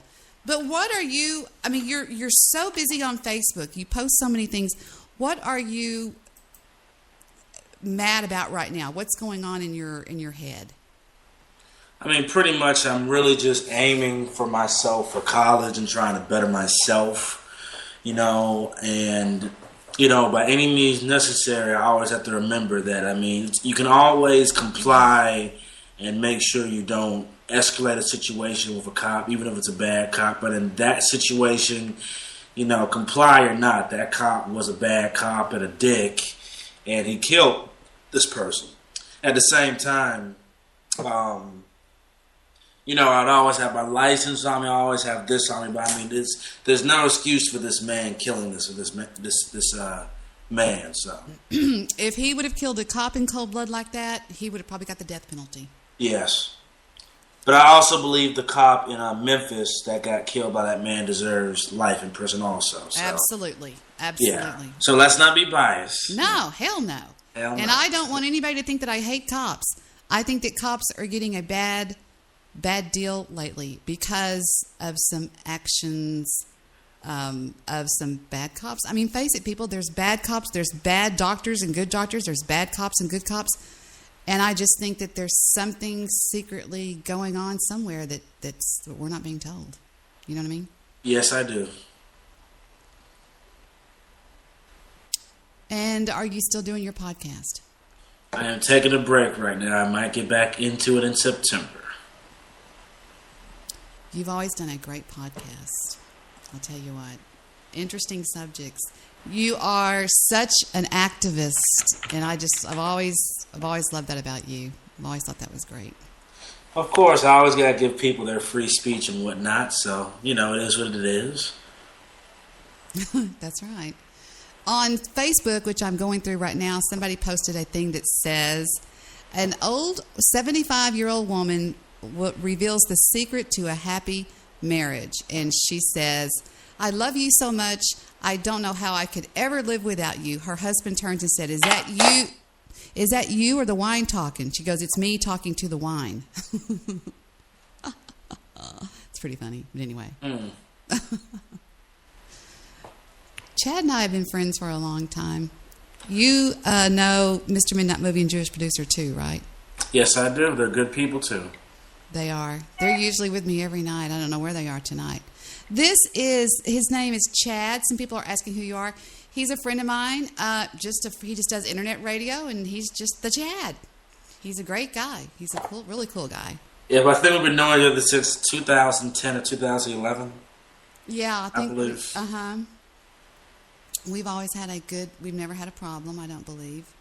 And I just thought I'd give you a call. And I never do this. I never call anybody like this. I can't believe I did that. I just called you. But it's all good. We were talking earlier. I've been on your show before. You've been on my show before. We've had some pretty heavy-duty battles, too. I mean, just on the show is what I'm talking about. Not well. Usually, when you're on my show, things were peaceful. But when I was on your show, Raw Talk. Wow, you went up against the Skype assholes one night. Remember? Yeah. I'll never forget that. He asked me if he could do a show on my network over on BTR, and I said sure. So I turned it over, and that night he got. He got more than he called for. He got the Skype assholes. You got Bill Wagner. Who else did you get that night? I got the pro-black people, but those Skype assholes were the worst ones. Oh, they were pretty tough. They were tough on you that night. Now, you have posted 30 minutes ago my message for NBPP. What is this right here? And then you posted, looks like somebody hung themselves. Who are you looking at? A cop draw sidearm on man for filming? Yeah, can you believe these people? They're insane. Yeah. It's about if there was a choice between Hillary and Bush, this man's gonna kill himself. Oh my God. Pretty much. What do you think about what's going? Oh, you have a license to carry now? Yes, I do. Good for you. I do too. Be sure you tell the cops that. Don't ever let them find your gun before you tell them. Well, if they pull you over, say, officer, you need to know that I have an ACL. I mean, a license to carry. Mm-hmm. That way, if they find your gun, they won't think you're going to kill. Just be careful out there. Politicians are like pro wrestlers. They pretend to be opponents, choreograph moves paid by the same companies, pretend to be opponents, choreograph moves paid by the same companies. Huh, that's funny. I was looking at your Facebook. It's a fact. Loving our children to life. I just love the posts that you make. You always have good posts, interesting posts. I do too. People posting on my page are interesting. Farrakhan needs to sit his attention, getting self down, and stop trying to start a damn race war. Now, who is this person that says this? Somebody called, I don't know her name, but I'm looking on your Facebook. Now, who do you like for, here's a message to the Black Panther Party. Let's see what this says. I want to hear this. You know, a sister the other day sent me a news article pertaining to a clash that took place between the Black Panthers and the Ku Klux Klan in South Carolina. I believe they were at the State House, and they were going back and forth over this Confederate flag. And a big scrimmage took place, and the police were called in. They had to separate the groups. Do you think these pictures are photoshopped? They're real. They are? They're real, yeah. And I found it to be kind of funny that you find these Black Panther Party buffoons fussing and arguing with members of the Klan. No shit. Are these women members of the Black Panther Party? Oh no! He's just trying to make an imagery of what he thinks goes on, but those are real pictures. But yeah, those. It's a bunch of skinheads that are really flirting, touching, squeezing some women that are African American. Chad was with me the night. Oh my gosh, that's right, people. How many times have we talked about the night the guy and I got me and that guy got in a fight, and he called me names and I called him a name? It was Chad's friend. Remember that? Yeah, that was not a good night. No, it was not a good night at all. It was horrible. Hip-hop is not the problem. It's the corporate-sponsored bastardization of hip-hop that tells black men and women to be niggas, thugs, bitches, and hoes. That's not hip-hop, and that's not black people. That is corporate-sponsored genocide. You believe that? Of course. Hip-hop in the 90s and 80s was better than the hip-hop it is now. It was pretty rough. And they say that it seems like the country just kind of goes with, young kids kind of go with the music. You know what I mean? Seriously. And you got your problems with metal and rock too, but it's not as a more violent message as it's like a drug, rebelling against parents, stuff like that. So. Right. Now you have friended the Black Panther Party on Facebook. I see. Now, we have had many arguments before that he doesn't believe. There's a part of Chad that doesn't believe. Now, Chad, be honest. There's a part of you that doesn't believe that racism goes both ways. Right? Well, I'm going to explain it to you like this. And I have Asians. I have all the other groups I've talked to, too. I believe just about anybody in America in general can be racist. But I think we black people can be prejudiced and can be, and that still doesn't say that we don't hold ourselves accountable, but we cannot be racist, but that does not mean we're victims or we're innocent or we don't have any justification to make ourselves do well. But do you want me to explain to you why I say that? Please do. I'm listening to every word. White people own infrastructure and economy in America. Asians own infrastructure and economy in America. Arabs own infrastructure and economy in America. Just about every group in America does that but us. So everybody else has the power and collective to be racist and discriminate. So that's why I say it like that. But I'm not in the whole game of only whites can be racist, and you know what I mean. So. Was there a part of your upbringing at any time where they told you that white people were bad people? To a point, yes. Do you think do you think had you not had that you would feel different? Do you think it has to do with the elders in the family that are saying that to the young people?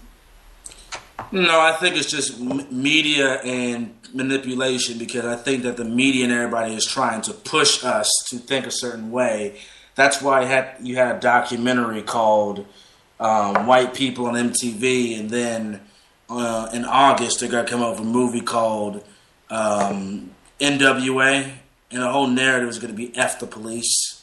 So it was trying to gin up anger for people. Well, I believe that is created by the the powers that be. Mm-hmm. They say that in prison, if you keep the inmates fighting amongst each other, then they won't bother. They won't know what the warden and the guards are doing. Divide and conquer is what it is. And don't fall for it, people. Don't fall for it. Racism is stupid. Don't be racist. Don't judge people just by the way they look. Now, there's a post on their thing that says, "What the F is reverse racism? When have you ever seen a mob of black men gathered around to lynch a white man? Black people denied white jobs. Black police officers killing innocent white people. Black people enslaved, raped, and tortured. Whites for 500 years. Motherfucker, please." It's interesting. I don't know. Now, do you think Sandra Bland was killed by the cops? I'm half and half on that. I want to see more evidence. I know Tommy made some good videos and had good evidence on showing that, so I'm kind of half on that. But police misconduct is police misconduct. People have died in prison mysteriously, and that's not really... that doesn't really fit me well. And there are also a couple of white people who have had the same issues with that. So I'm just kind of iffy on that. I just want more and more evidence to show out that proves either way. But I'm half and half on that. I want to hear what Farrakhan says on this thing that you've got here. It's not very long. Let's listen to this. Pastor Jamal, because Cecil, I think, is the name of the lion. Yeah. Cecil got shot because somebody wanted a trophy of a great, powerful lion. Now they're looking for Cecil. And they're looking for the one that shot Cecil. The dentist has closed the shop. He's in hiding. Darren Wilson is walking. Wow. The killer of Trayvon Martin is walking. The killer of Oscar Grant is walking. But the doctor is in hiding over a dead lion. We have to answer for our weakness and our cowardice in the face of tyranny. I'll give him that. I'll give him that. He's making a hell of a lot of sense. I mean, that doctor that killed that lion went into hiding. He closed his practice and everything. I mean, why he's Well, first of all, why are we crying over a lion when there's body parts and everything being distributed at Planned Parenthood, people? Wow. Baby parts, people. Come on now. Okay, I'm going to sound really stupid, but I haven't heard about that. What is it? Are you serious, my sister? Let me show you. No, I am not. I wouldn't lie to you. Fetuses, matter of life in his brains. I'm giving. Let me give this to you on Skype right now, man. This isn't the newest video. I'd like to welcome Paul Lee B to the show. Welcome, Chad. Welcome, Polly, to the show with me and Chad. Polly. Hello. How you doing? Hi. He's a Spreaker host too, Chad. I want to see this. Okay, now what is How you doing, this? Chad? How you doing, sir?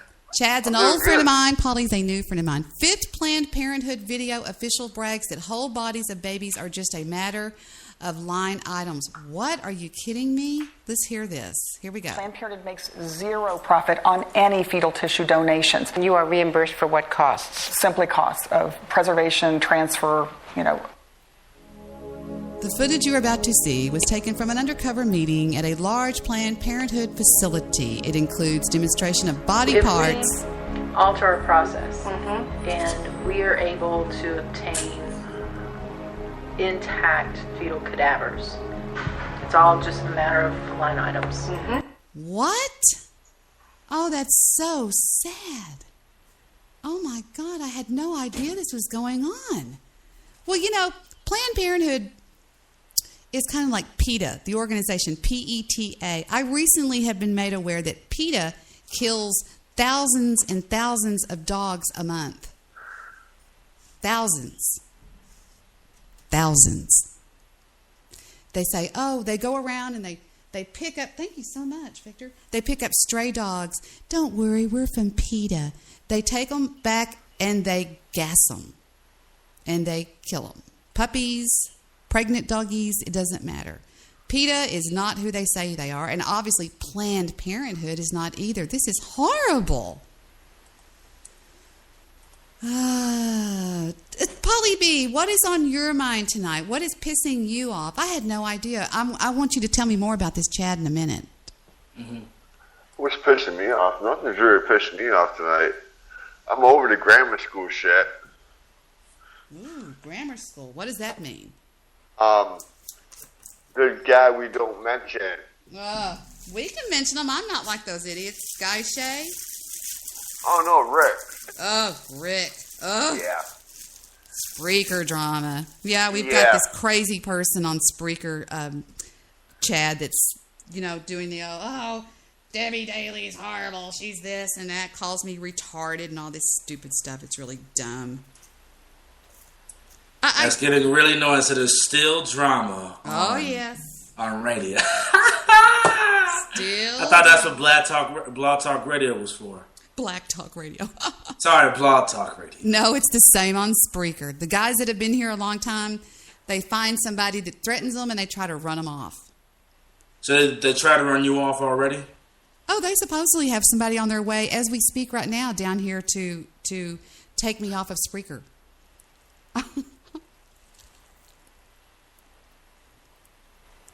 Hello? Hello? I'm here. I just took a bite of my hamburger. I'm sorry. You're actually eating a hamburger. It's for my dinner. Hold on. Wow. This is horrible. I had no idea this was going on. Keep watching the video and keep looking it up. Okay.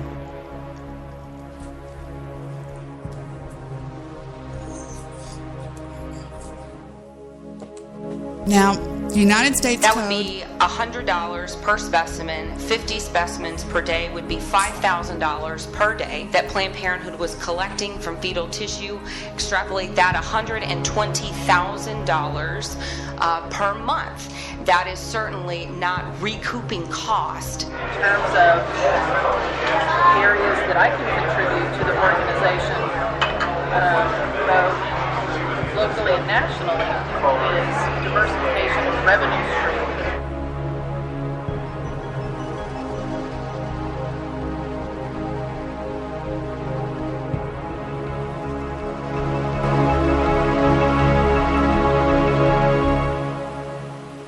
Well, so under the scope of where we probably have an edge over other organizations, our organization has been doing research for many, many, many years. And we've... This is horrible. I don't show you cut off, Polly. We're still on the call. They've been doing this for a decade, it says, and they sent undercover policemen in there to find out. Let me check. No, you're on the call with us, Polly. You're here. Oh, okay. Yeah, but I got cut off the first time there. Oh, you did? I don't know. Yeah. I didn't know that. Did you cut me off, Debbie? No, I was over here. I was on Chrome watching this video. This is horrible. They sent undercover cops in there and found out they were doing this. Why would they sell body parts? For what reason? Chad, do you know? For profit and for sale. That's pretty much it. But if you and I wanted to buy one, why would we want to buy a body part? Why? Either because we want to replace those organs with our own or maybe sell some more. I don't know. But either way, it's sick. It's sick. Wow. Yes. Unbelievable. Yeah.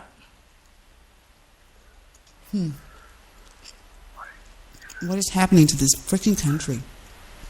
It's falling apart. It's the world. Mm-hmm. Unbelievable. Rome is burning, people. Rome is burning. Rome is burning. The cat is in the cradle. Unbelievable. Louisiana has officially cut off Planned Parenthood funding. They're a pretty rich organization.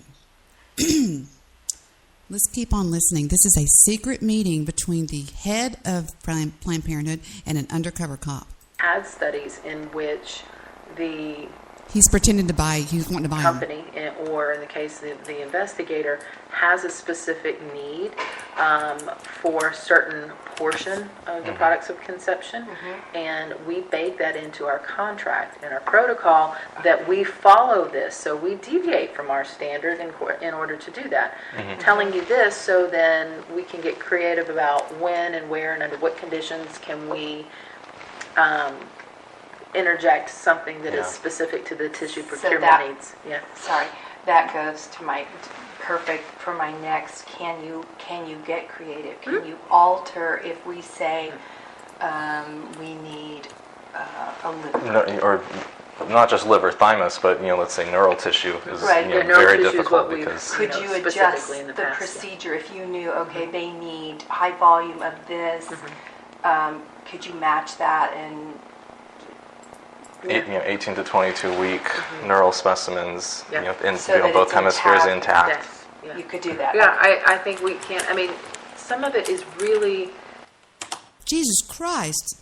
So what that means is people who have had an abortion over the past 10 years, part of your aborted baby could be sitting somewhere in a daycare center right now. Yep. Yep. Wow. I had no idea. Unbelievable. That's why it needs to be defunded, and we need to get rid of it, man. Now, how do they get Zionist communists like Robert Murdoch, who own the entire American media, want everybody to pay attention to their Kardashians? That's what they want us to pay attention. They don't want us to watch what's going on. Do you think that's what it is? What is going on, Chad? What's going on? People are distracted from BS. People do not want to vote for the right people. People don't want the right people. They want to keep getting the same people. We watch football. We have Housewives of Atlanta. We watch Duck Dynasty. There's so many distractions going on that we don't pay attention. That's it. Paulie B? Well, like I said before, this whole world's falling apart. I don't know what Obama's doing, but he's just fucking the whole place up. That's all I got to say. All right. Now, I want to ask you something, Chad. We were talking earlier, me and somebody else were talking about Iran getting nuclear weapons. How nuts is that? Okay. What do you know about that? No, I know everything about that. So, what's the issue? They're making nuclear weapons available to Iran and ISIS. And okay, but is ISIS ran by Iran? So ISIS is part of Iran, essentially, right? Mm-hmm.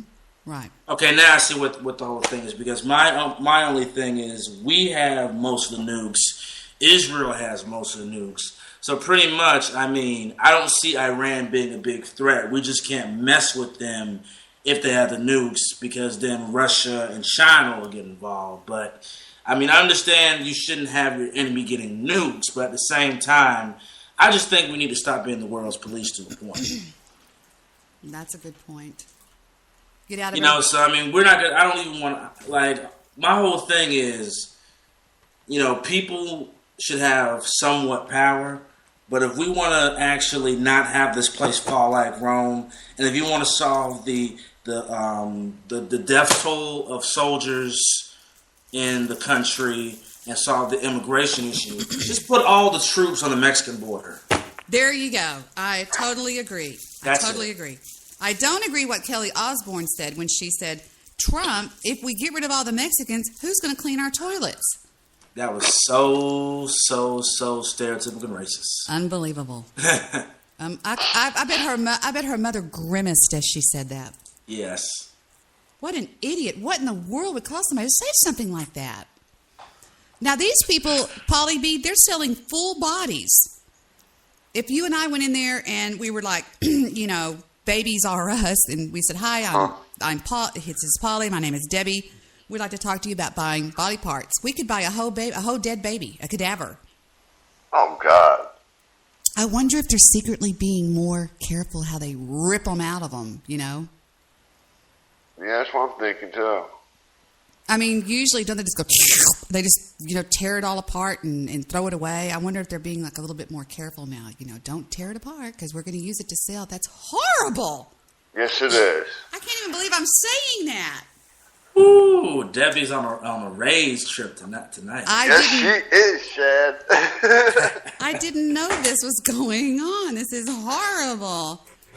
And then the buyer says, so you can do that? And she says, yeah, we can do it because, sometimes the procedure is happening. The procedure itself is simply for the removal of just the standardized anatomy. And, I mean, she's just humming. And then the buyer goes, and she goes, how many weeks where it's placed in the uterus, we're going to potentially be able to have some of that too. Oh, my God, this is so grotesque, people. What yes, it is. In the uterus, we're going to potentially be able to have some that will be more or less intact. You sick fuck. Let me say 6 fucks there. I said it for you, Debbie. Thank you, Polly. Thank you. You're welcome. Golly. Oh, my God. And they have videos of this. What is this about the Vatican is being hooked up, being connected to a pedophile ring? They're in full control of the Vatican? What? Huh? Oh, no. Here he comes, boys and girls. Welcome to my buddy, my love, my internet husband. It's Mr. Midnight Floobies. And it's the great Chad Factor. Hello, Debbie. Hello, Paul J. Oh, Mr. Midnight Movie's in the house. He's up in the He's in the hizzy. Yes. So is Polly B. Now I know you guys were just talking a little bit about illegal immigration and the jobs that people were saying that Americans won't do those jobs. I just wanted to say that for a long time those jobs went to teenagers. And like the elderly and the disabled, like those fast food jobs and stuff.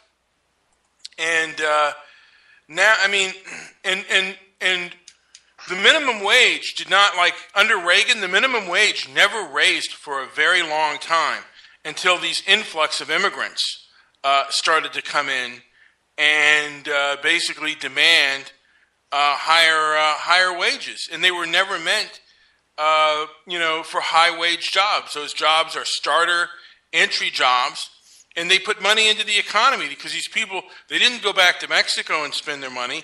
They went here, and they went to movies and on dates and stuff like that.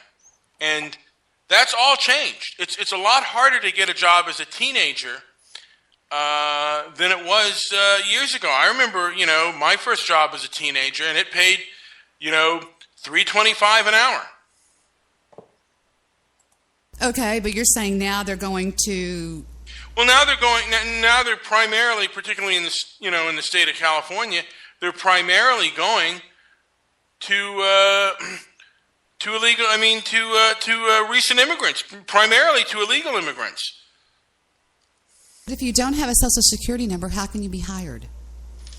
They get a fake one. Most of the people that work in the restaurant business, a big chunk of them are illegal aliens. They don't background check. They don't e-verify. In California they don't. I don't know about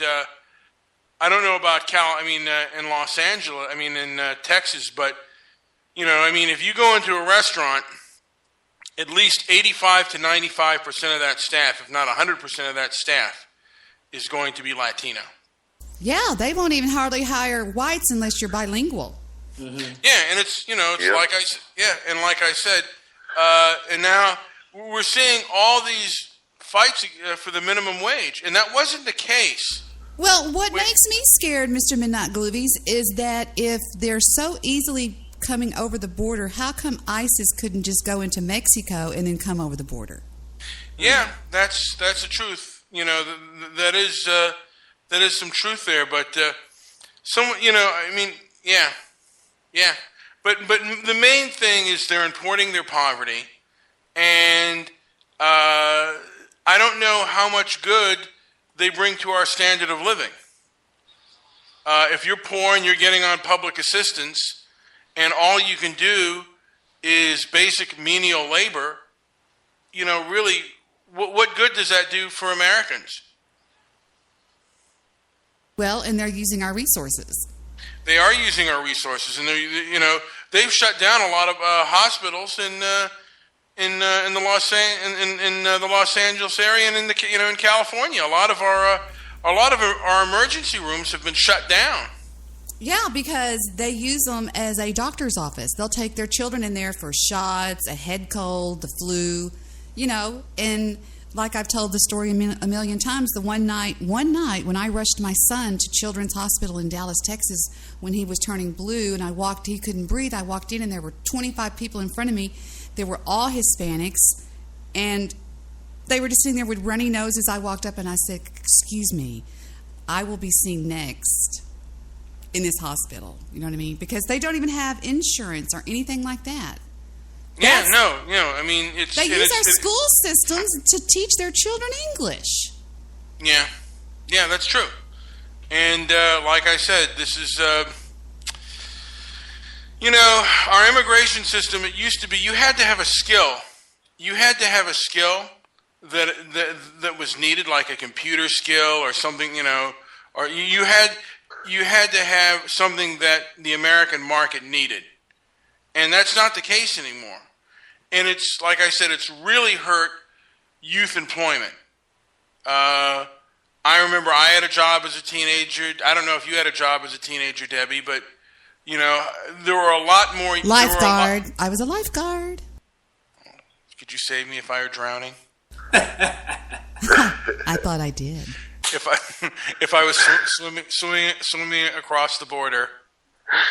We used to actually have people that would jump off into the pool just so I would jump in, And I got in trouble one time. This is the last story I'll tell you. I got in trouble one time for sitting on the high diving board. You either did the baby pool or the shallow end or the deep end. When I was down at the deep end, which was the dangerous part, you had to have your whistle practically in your mouth. And I put the boot, the circular thing, the life, throw them the what's it called, the life circle? What is it called? You were a great lifeguard. No.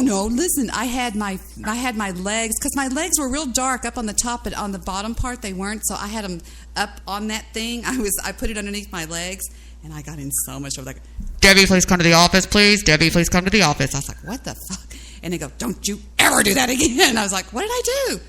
I had my legs extended. You know what I'm trying to say? Yeah. What is that called? It's called it's a circle, and it says you throw it to people if they're drowning. Oh, isn't it a life preserver? Well, it's not a preserver. Yeah, I guess that's what it is. But I was using it to prop my feet up to get a suntan. Oh, God. Now that job is taken by an illegal alien. No, I didn't get fired. I just got in trouble for it. And no, I'm not saying you got fired, but I bet you got... Well, no, actually, you know what?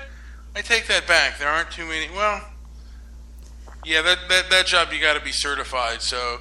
It's still primarily Americans that get that kind of job. But other jobs, like I said, anything that works in the fast food, it is far more difficult. And it's not a job where teenagers go after school anymore to get their job. It's so easy to get a check from the United States government nowadays if you're white in America. There's more white people on... Here we go. We're going to have a fight. There's more white people. Call in, Mr. Solution, and back me up. There's more white people on welfare than there are blacks.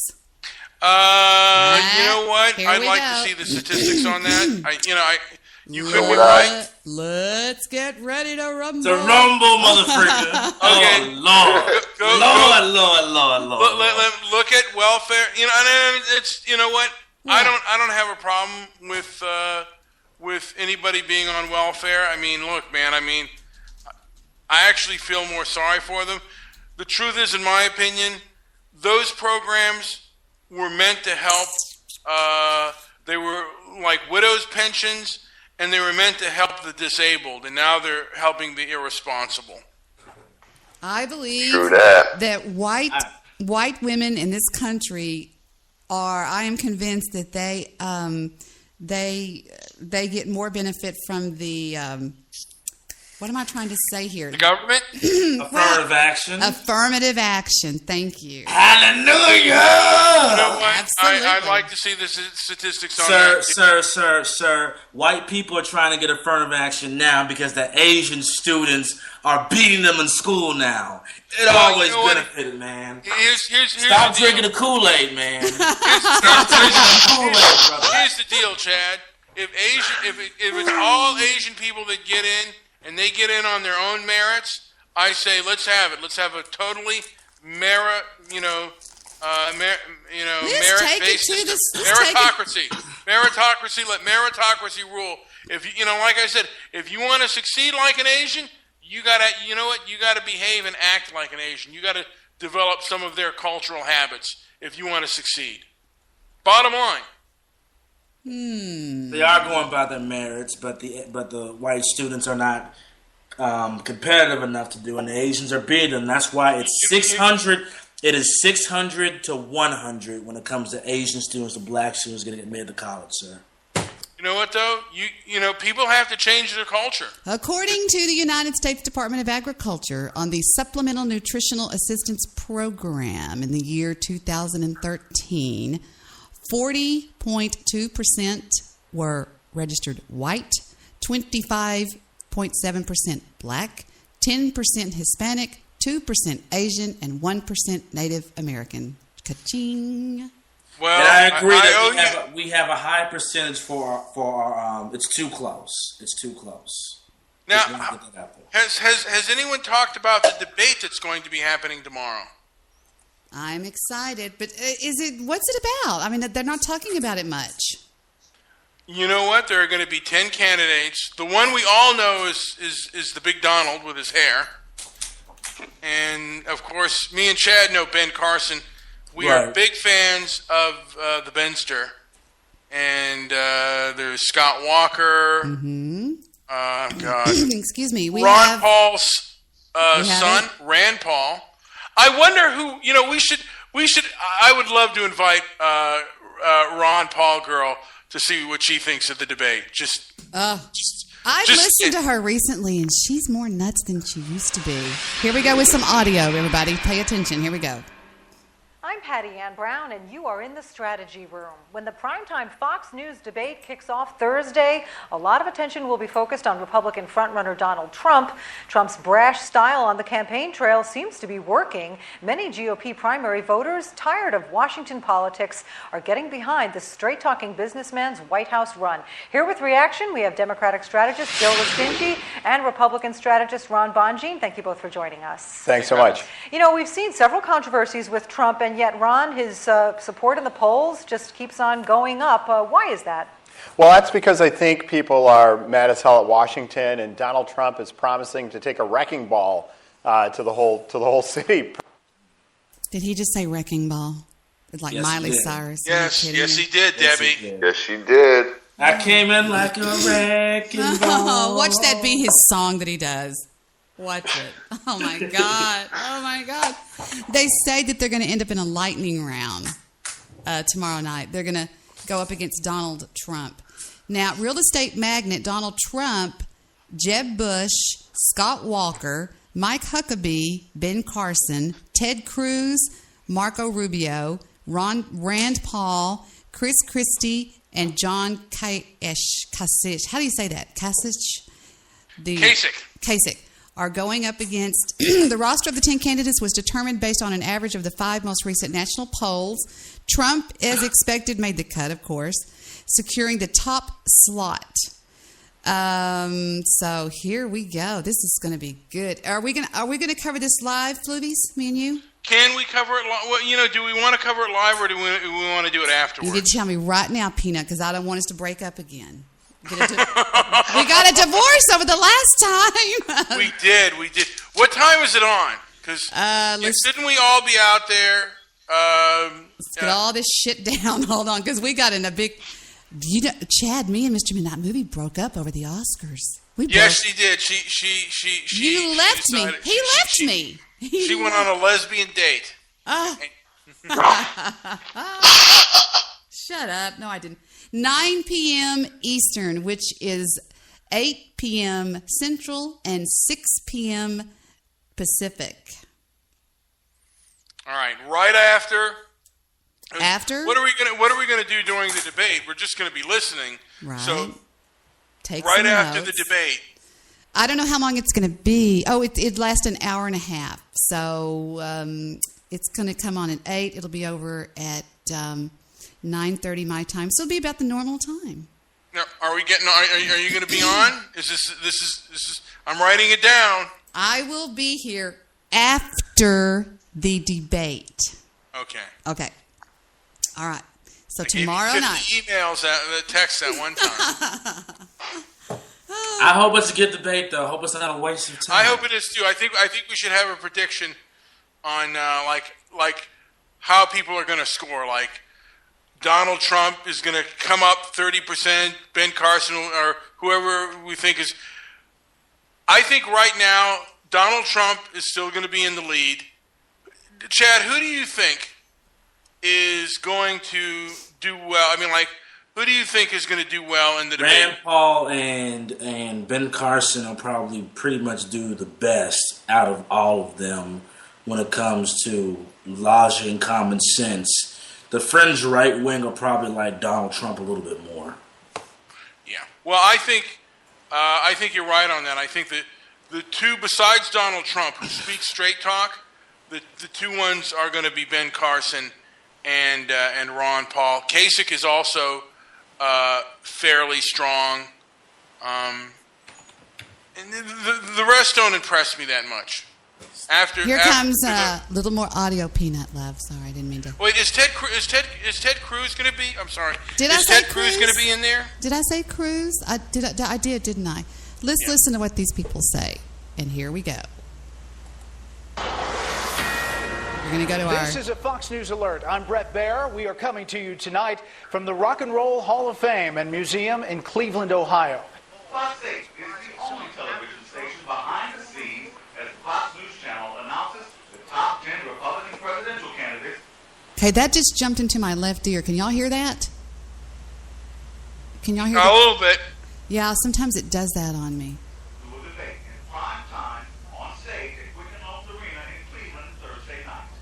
The other 7 will debate on the same stage but earlier in the evening. Anyone on either stage could be president of the United States. The debate will air on the Fox News Channel, and the network chose the top 10 by taking the average of the 5 most recent national polls.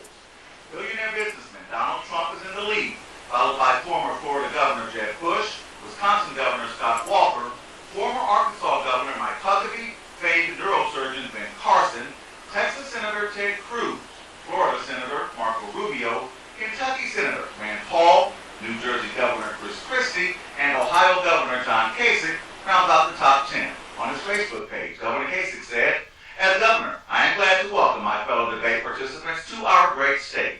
I look forward to discussing the issues facing our country with you on Thursday. Until then, I hope everyone enjoys themselves in Cleveland. It's a great town." Rob Ross is chairman of the Cuyahoga County Republican Party. He's had a plan to turn Ohio around, to bring jobs back to Ohio, get our economy growing again. So I think it's really big for Ohio to have our governor able to tell that to a national audience. The 7 candidates who will participate in a forum earlier in the evening are former Texas Governor Rick Perry, former Pennsylvania Senator Rick Santorum, Louisiana Governor Bobby Jindal, former business executive Carly Fiorina, South Carolina Senator Lindsey Graham, former New York Governor George Pataki, and former Virginia Governor Jim Gilmore. They had to draw the line somewhere. Those candidates are going to have an opportunity to get their message heard. Obviously, the primetime event is what everyone's looking forward to, and what a great, broad, diverse array of candidates we've got. First up is Donald Trump, and he will go up against John Kasich.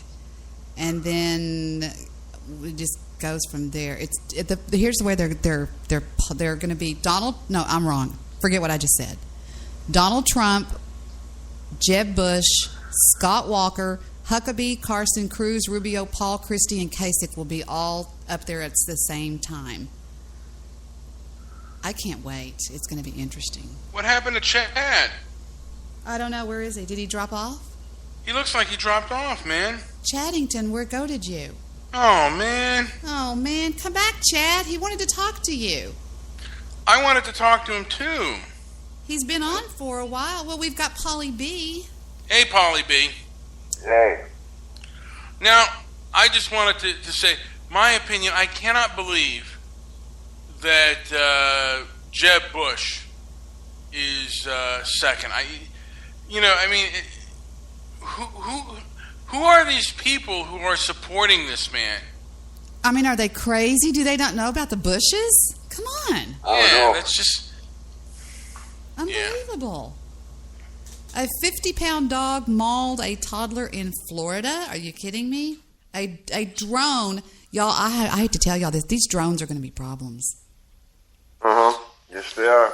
Did you know they have jobs in Dallas in the want ads for drone pilots? You know what? I mean... No, I do not.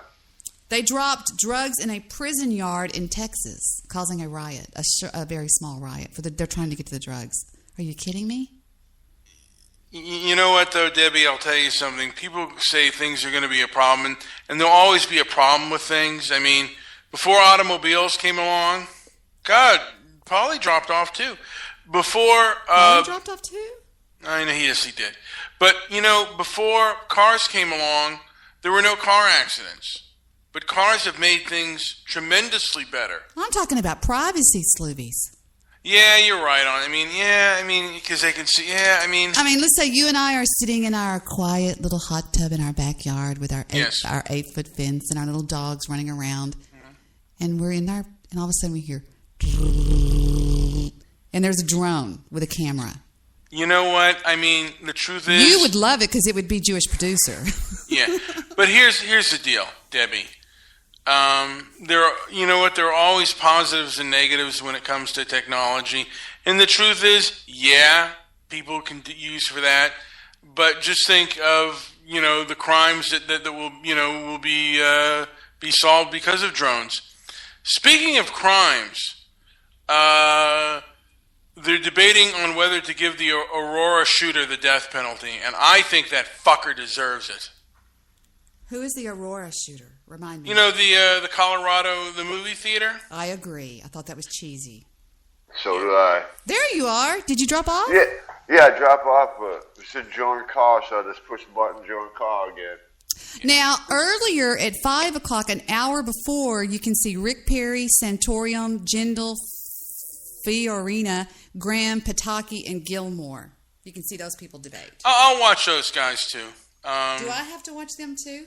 No, you don't. Okay. The moderators will be Kevin Kierstead. Will be Chris Wallace and Megan Kelly and Brett Baer from... Brett Baer, yeah. Brett Baer from Fox News. And the invisible candidate on stage will be Hillary Clinton. Expect to hear a lot of Clinton bashing. Now, the ultimate prize for the GOP candidate is not only to clinch the party's nomination, but to one day face off against the former Secretary of State in general election. Because the appeal that each of the Republican candidates has to make to voters, in other words, is not only that they're best within the GOP field, but that they're also the best option for beating Clinton. Why do we not want Hillary Clinton in office? You know what? Our government seems to be heading down like fiscal collapse. And do we really want more of the same? We may. I would rather see it because I think if a Republican gets in, it's going to be slower collapse. The collapse will happen later than sooner, and I'd rather have later than sooner collapse. I'm going to show y'all Foo-Foo right now. Okay, let's see the doggy. Okay, I call this tornado doggy. Here's Foo-Foo doing tornado doggy. Camera on, and here she comes. I'm moving the camera. That's her. Wait, let me get a better shot. Let me try to zoom in. Okay. Look at her. Can you see her? She needs a belly scratch, Debbie. That's a book, a baby's book, and that's my laundry in the floor. But look at how she's laying. We call this. She needs a belly scratch. Can you see her legs? She looks crazy. Yeah. I'll wake her up. Foo-foo. Foo-foo. There she is. Say hi, Pumpkin. I didn't wake her up, man. What'd you wake her up for? She's loving that. Isn't she adorable? Oh my God. Shut up. You know you love the Foo Meister. Did you see Polly? You didn't get to see her. You're on your phone, right? No. Aww. When was the last time you snuggled with that puppy poo? She sleeps with me every night. Does she? Oh, okay. Well, she sleeps at the foot of the bed. I have a king size bed, and she sleeps at the foot. Now, does she ever come up and oh, God, yes. nuzzle your ear to wake me up and feed me? She wants to. Yes, she wants to be right next to me, right up, snuggled right up on top of me, practically. Do you ever let her do that or no? No, because she's a hound and she can be slobbery and stuff like that, and I just yeah, I know she's a hound dog, so. But there you go. How Trump can win the debate? Well, if Donald Trump's favorite movie... Well, let's take a listen to this. How can he win the debate? Let's take a listen to this. We bring our people the news that matters. Mike Huckabee, the other day, he announced he's a really nice guy. And, by the way, the politician was Scott Walker, and he's a very nice guy also. And he was up in my office about 4 or 5 weeks ago, gave me a plaque. But then he copied my theme. I don't like it. Republican presidential candidate Donald Trump has not held back from belittling his competition, but he says he won't attack his GOP rivals ahead of this week's first televised Republican presidential debate. Trump downplayed expectations for his performance, saying, "I'm not a debater." The combative real estate mogul will take center stage at Thursday's debate among the 10 top polling candidates as he leads the 17 candidates vying to represent their party in the November 2016 election.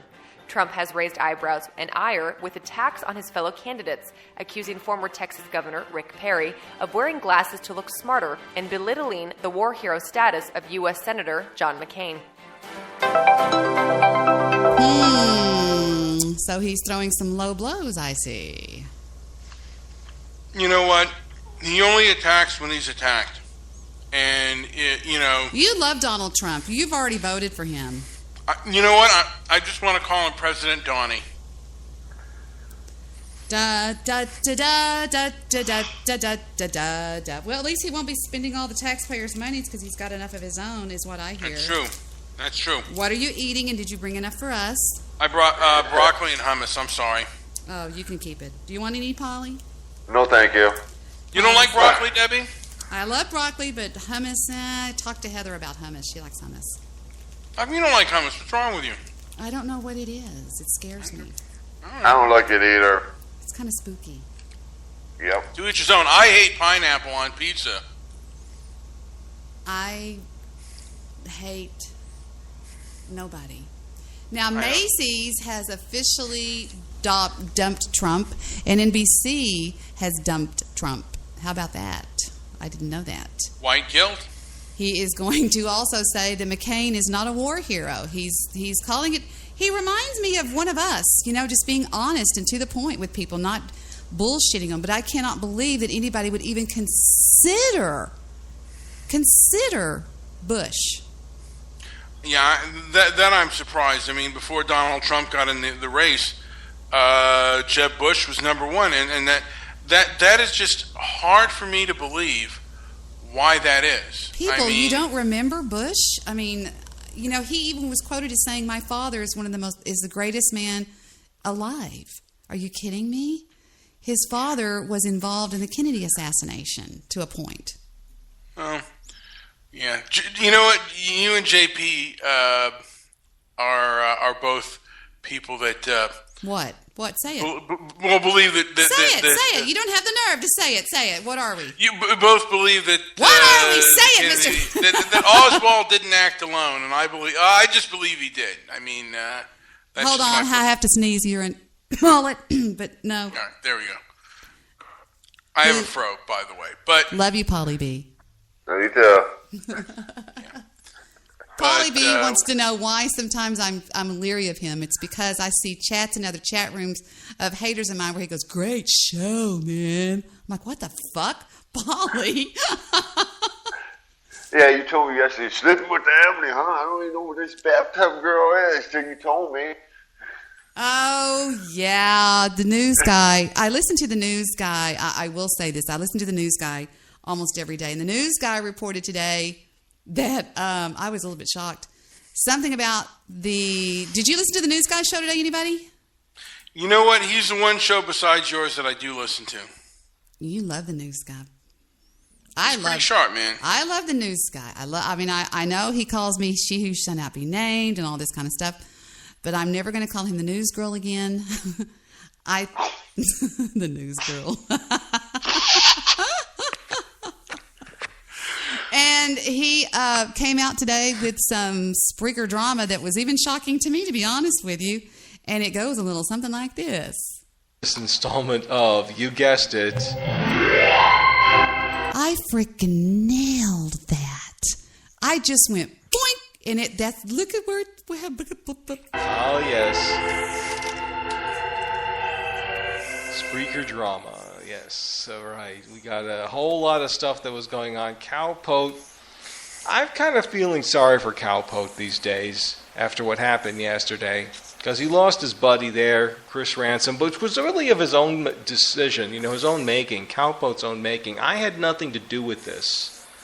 I want to make this perfectly clear. I had nothing to do with Cowpote. You want to skip forward to the part about us, me, this show? Yes. Okay. It was kind of sad. But then he starts playing this, I don't know where Wait. this, maybe, yeah, okay. I'm just going to play this clip. Here you go. So, yeah, let's get the speakers Wait. out. It was never used. They wound up using the default server software, forum software that came with the server. Wait. So this is the problem. You can't do that on... things that she's done. Here we go. Without asking his permission. Wait. All right, here we go. This is kind of interesting. I didn't know this happened until I heard this. I don't know why you call yourself the news guy, because you're not the news guy at all. At all. You're just a low-level thinker. Low-level thinker. You can't Listen bring to it. this. Wow. You cannot bring it. Listen to this. No, that's obvious. That's really obvious. Yeah. Yeah, go masturbate with a table leg some more. Stick a, stick another bottle of vodka. Ka-ching to the news guy. Oh, wow.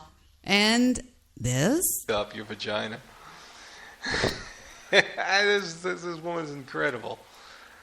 Anyway, here she is again. She's talking more about me using material without permission, which is just dumb. It is dumb. But maybe I shouldn't even play it. But listen to this. Anybody needs to know that it's not personal property if it's on a podcast and it's on a network. Right, everybody? Yes. I mean, are you kidding me? And do y'all want to hear this? Nah. We'll talk Spreaker drama after you go to bed. Does everybody agree? You want to talk Spreaker drama later, Polly G, with me? All right. Okay. Back to what we were talking about. Now, I was talking about the Black Panther Party. Did you hear me talking about Louis Farrakhan? What's that cult leader? What's he up to? Farrakhan made an appearance on the Word.com, the news station, the religious station. And he was kind of rallying the peeps, if you want to know the truth. He was saying this. I'm scrolling up. Here we go with Minister Louis Farrakhan on Cecil, the killer of Cecil the Lion being in hiding. I'm saying this, Brother Jamal, and I pray that God will guide my words and guide my heart. But beloved brother and my dear brothers and sisters, sometimes, as Dr. King said, there are things worth dying for. And Dr. King said, if there's something in your life that's not worth dying for, then what are you living for? My little sister, 14 years old or 12 in Texas with a bikini, and the police knocked her to the ground, put their knee in her neck and in her back, was ready to shoot a young brother who wanted to step in. He should have stepped in. Are we bothering you, Mr. Midnight Movie? Oh, I'm sorry. I was listening to that. I thought I was on mute. No, darling, love, but you do no wrong. Polly B, be good over there and don't act like a fool. Mr. Midnight Movie does nothing wrong. He's special. Okay, He's back to special. He is Okay. special. I don't want to be misunderstood. But if we won't fight to protect our women, we're not worthy of her or of the children that she produces for us. Our role as men is maintainers of our women, providers for our women and children, protectors of our family. Elijah Muhammad said, the woman is the earth out of which you produce your crop. Yes, preach on, Louis Farrakhan. We are better than men. I'm joking, of course. I'm just kidding. I think he's brilliant. No, I'm going to let this finish yet. It's not that much longer. Would put a seed in the ground and not make a move to protect the crop that's coming.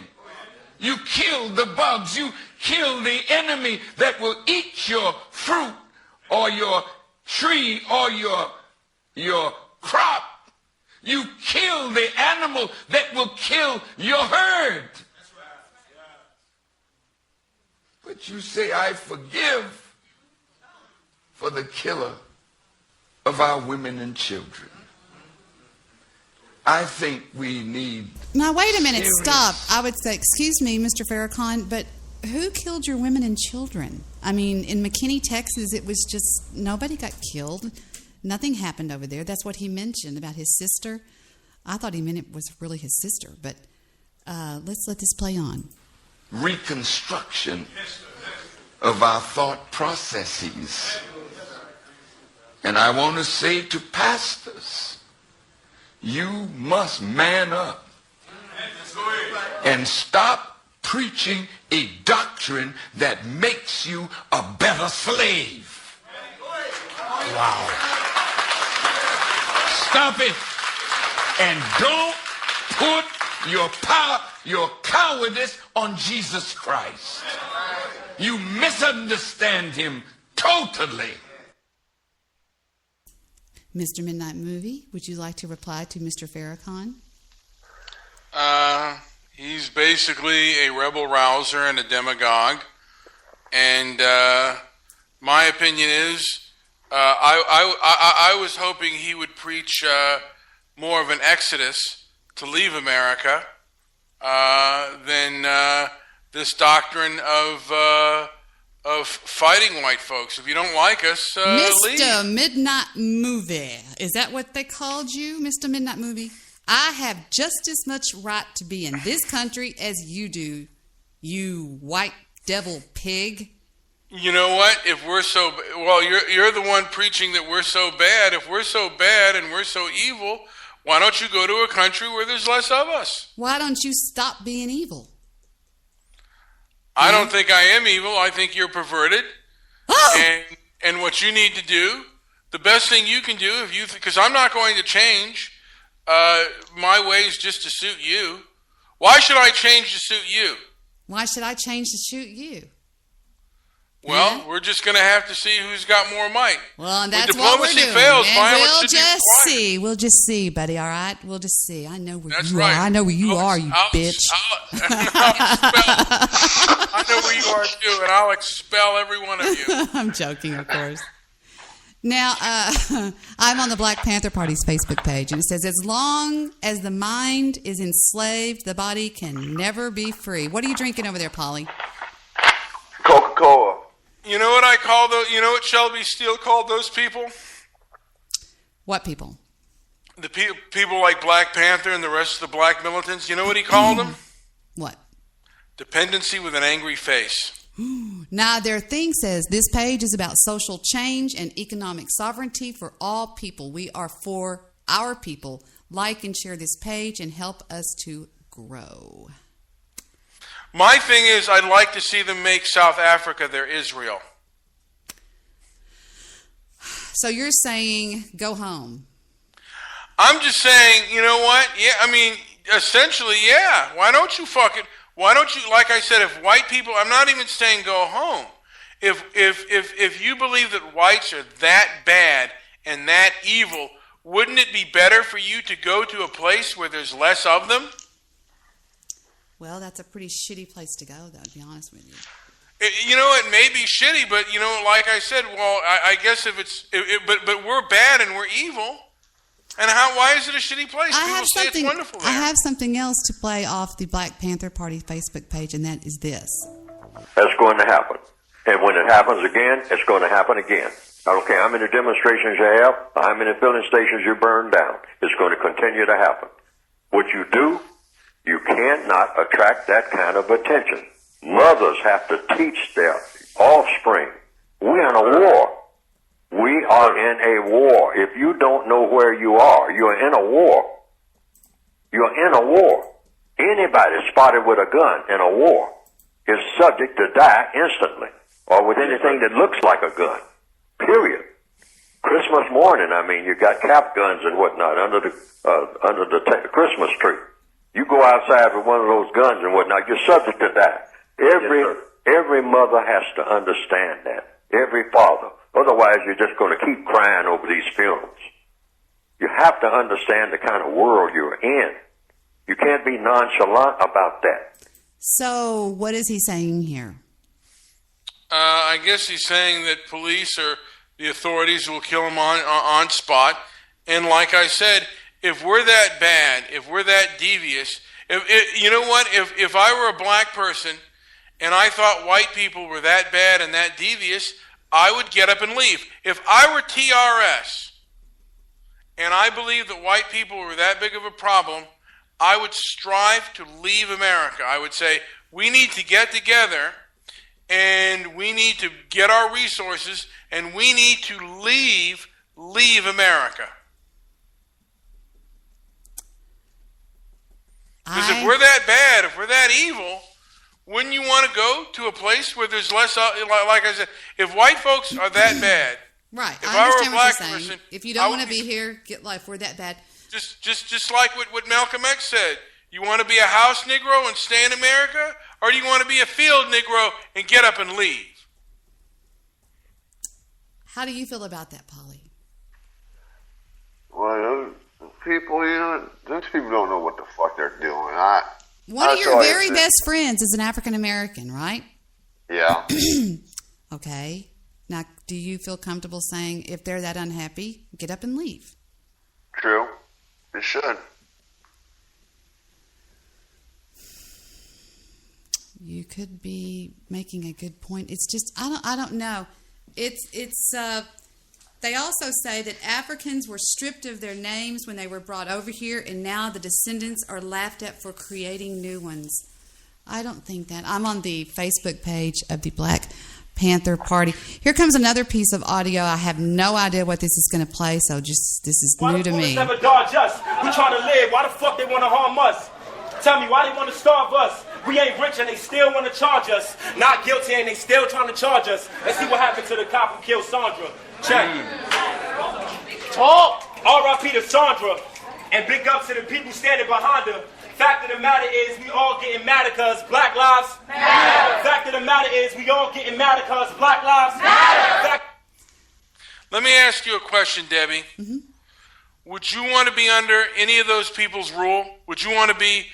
Would you want those people as your mayors? Would you want those individuals out there running your country? And would you want to be ruled under them? You think they're going to be fair to you? You think they're not going to fuck with you? Listen to what the fuck they're saying to you. They're pretty violent. You're damn right, man. These people are fuckers, man. I don't like those individuals. I don't like their fucking behavior. And if we did the same thing, we'd be run out of town. Fuck yeah, we would. Yeah, I don't like that shit. Fuck them. Get the fuck out. Get the fuck out. You know what? You think I'm evil? Leave. Or you know what? Pick up a gun and try to take it away. I'm listening. You know, if you believe we're that bad, either try to kill me or fucking get out. Well, I just think that throughout history, our history has been denied. If you look at, we don't have to just look at Jesus. We could go back to Cleopatra when they was played Cleopatra. We didn't see that on television. We saw a white woman as Cleopatra. We saw Moses on television portrayed as a white man. Yeah.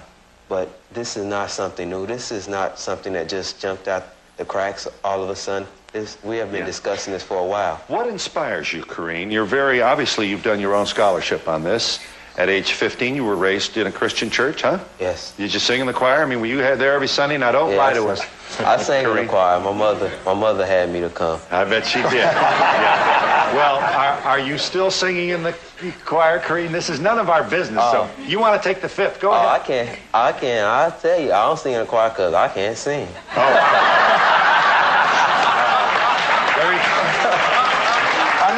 Another stereotype down the drain. Yes, it is. Yes, it is. Very good point. And you're probably not too good with a three-point basketball shot either. So let's put down a lot of these stereotypes while we're at it. You were inspired to look into this how, Karine? Well, like most children and stuff, I really didn't pay any attention to it. When we walked through the church, Jesus was white, Mary was white, heck, every picture on the wall was white. But then one day I just took a step back and looked and thought about, why is this? Why do we have these images? Where are we? We're not just slaves. We are more than ex-slaves. We're from Africa. We have a very rich heritage. We were the first architects. We built pyramids. We were the first astrologers. So I just took a step back and said, heck, we're not this. We're more than gang members. We're more than killers, basketball players, musicians, entertainers.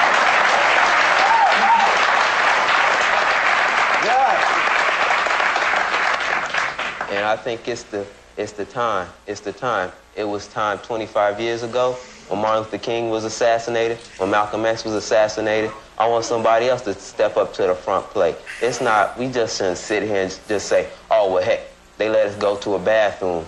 It's time for us to change this. All right, that was from 1972 on the Phil Donahue Show. I think it was 1992 or 93.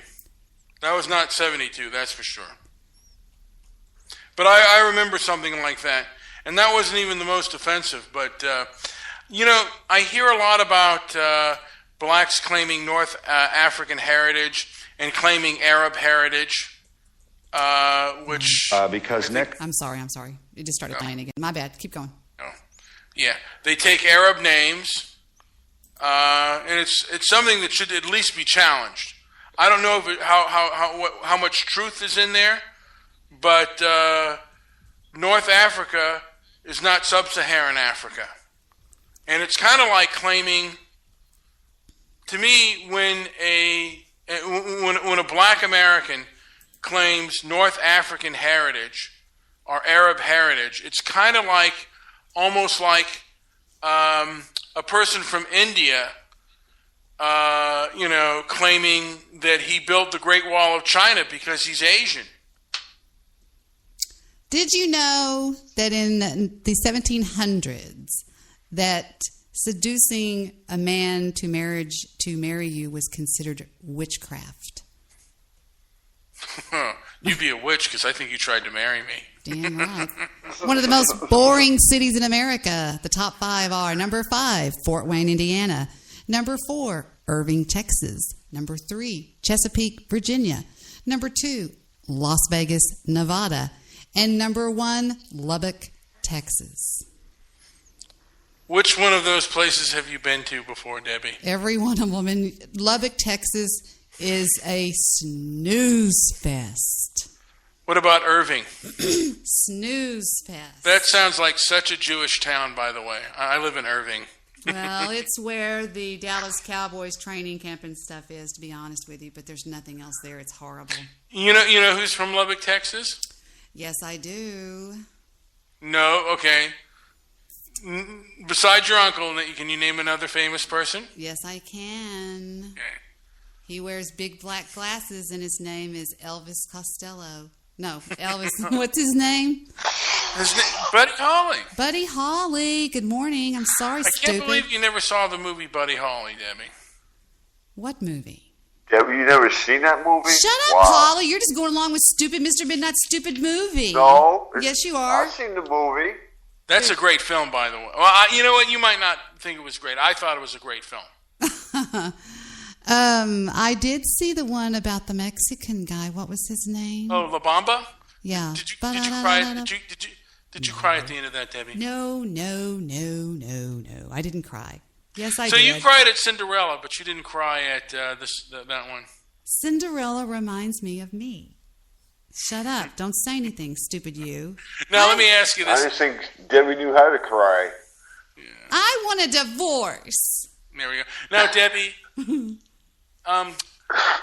were you into princesses and stuff like that in Cinderella when did you want to be like a princess? I was a princess. Uh-oh, here comes don't. Oh, no, wrong one. Wrong Jew. Hello, Jew-ish producer. Hello, show. Hello, show. Anthony Jackson sends a tweet.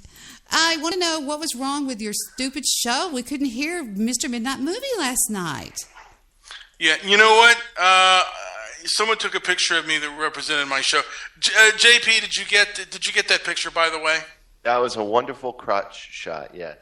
I want to see. Where is it? No, you're not. Okay, should we show Debbie? Where Can you is show it? Debbie or no?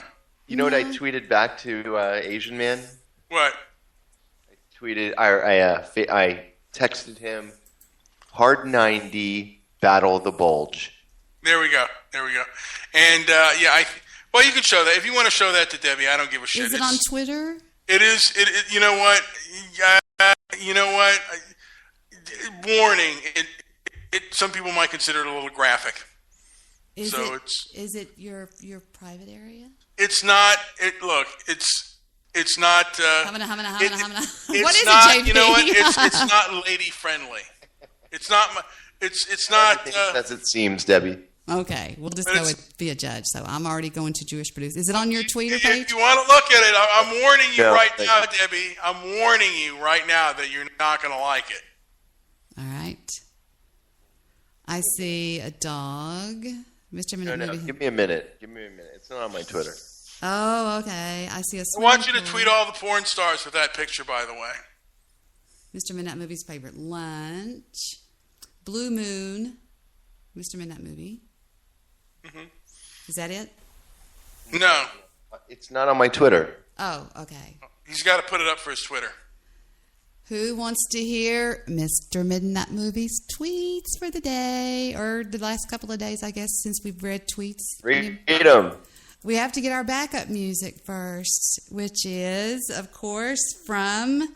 I know what it is. I wasn't ready to do it. Okay, here we go. And we know what time it is now on the Debbie Daily train wreck today. By the way, Mr. Midnight Movie, I ended up watching that stupid thing. It's called Red Ice or Red Streets or some shit like that, where they all get murdered driving their cars. It was horrible. Anyway. All right, here we go, boys and girls. Red Asphalt. Yes. It's time to read Mr. Midnight Movie's happy tweets that make us all happy and in a good mood. Starting with... Oh, I went to Facebook. My bad. Mr. Midnight Movie. The spelling might be off. Oh, I understand what you're saying. I am going to make spicy chili for my father. One day, just about everyone will wear a fanny pack. 5 hours ago, I wonder if scat porn is still a federal crime. It's a beautiful day. And then he tweeted, he who farts last farts best. He says, my roundhouse skills are improving. He says, sometimes an old geezer needs a good titty twister to feel young. Sometimes they just need it because they've been bad. Some men need to be kicked in the fallopian tubes. I'm ready to put the crack in the pipe and snort it. And I made 2 midgets buy me lunch. And then he says, sadly, the only way I get Snatch is to pay for it. And last but not least, go to hell, Asian midget. And there you have today's episode of Reading Mr. Midnight Movies' sweet tweets. There we go. Love you. Some of those are by evil Asian midget. Now he's also a midget? I think of him as kind of a midget. There's a black midget and there's an Asian midget. Cowpote fan number 216 is in the room, says, destroy the news girl for attacking Cowpote. Trump is a god. Trump is a god. I didn't see these earlier, people. I'm sorry. And then he says, eating while no muting. I hear Mr. Midnight Movies heavy breathing through his nose. Then he says, play the clip. You can't just stick the tip in and leave the audience hanging, you broad. Bathtub Girl is an ally of the great Cowpote and the Cowpote posse. We march on News Girl, Debbie. We take over his show. Dum, dum, da, dum, dum. News Girl will pay. News Girl will pay. So that's what's going on over in the chat room, or at least it was 12 minutes ago. And then Polly B goes, hello, Kevin. I'm here because I love Debbie. I love it's so sweet when Polly B goes in any chat room, he always goes, hello. And he says the name of all the people, and they all go, hi. That's about all he says. And you go, good show.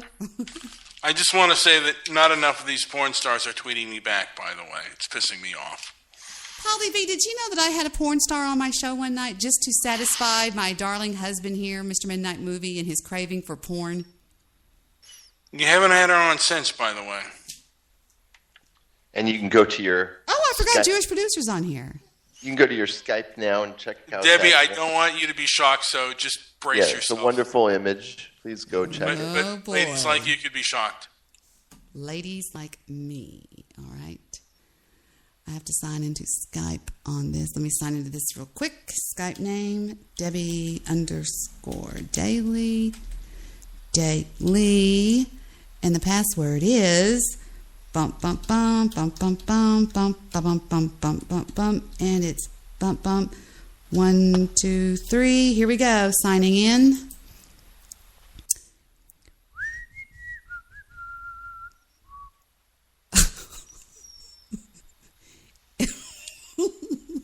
Show it to Victor. See what he's up against. Now, is this a view from the front or a view from the back? Show it to Victor. Show it what he's up against. Beat this, Victor. And this is when it's laying at rest? Yeah. Show it to Victor. Show what he's up against, please. I don't know if he's... This picture's titled Flaccid. Wow. I'm impressed. I will give you that. I'm impressed. That's right. Can Victor even grow a muscle in his gut like me? Victor even grow a muscle? I just don't think you're fat. I mean, he's just not to me. Show Victor what he's up against. Muscle gut. Muscle gut. It's not as bad as you think it is. He made it sound a lot worse than it is. But I want to see who this... Can you show Victor and show him what he's up against? My dream girl. We have to talk about dream bitch here. I don't like her. I think it's transvestite, to be honest with you. Is it? Yeah, fucking that was Asian guy. I let him into my Twitter, and now he's giving me transsexual broads. You are lying out of your...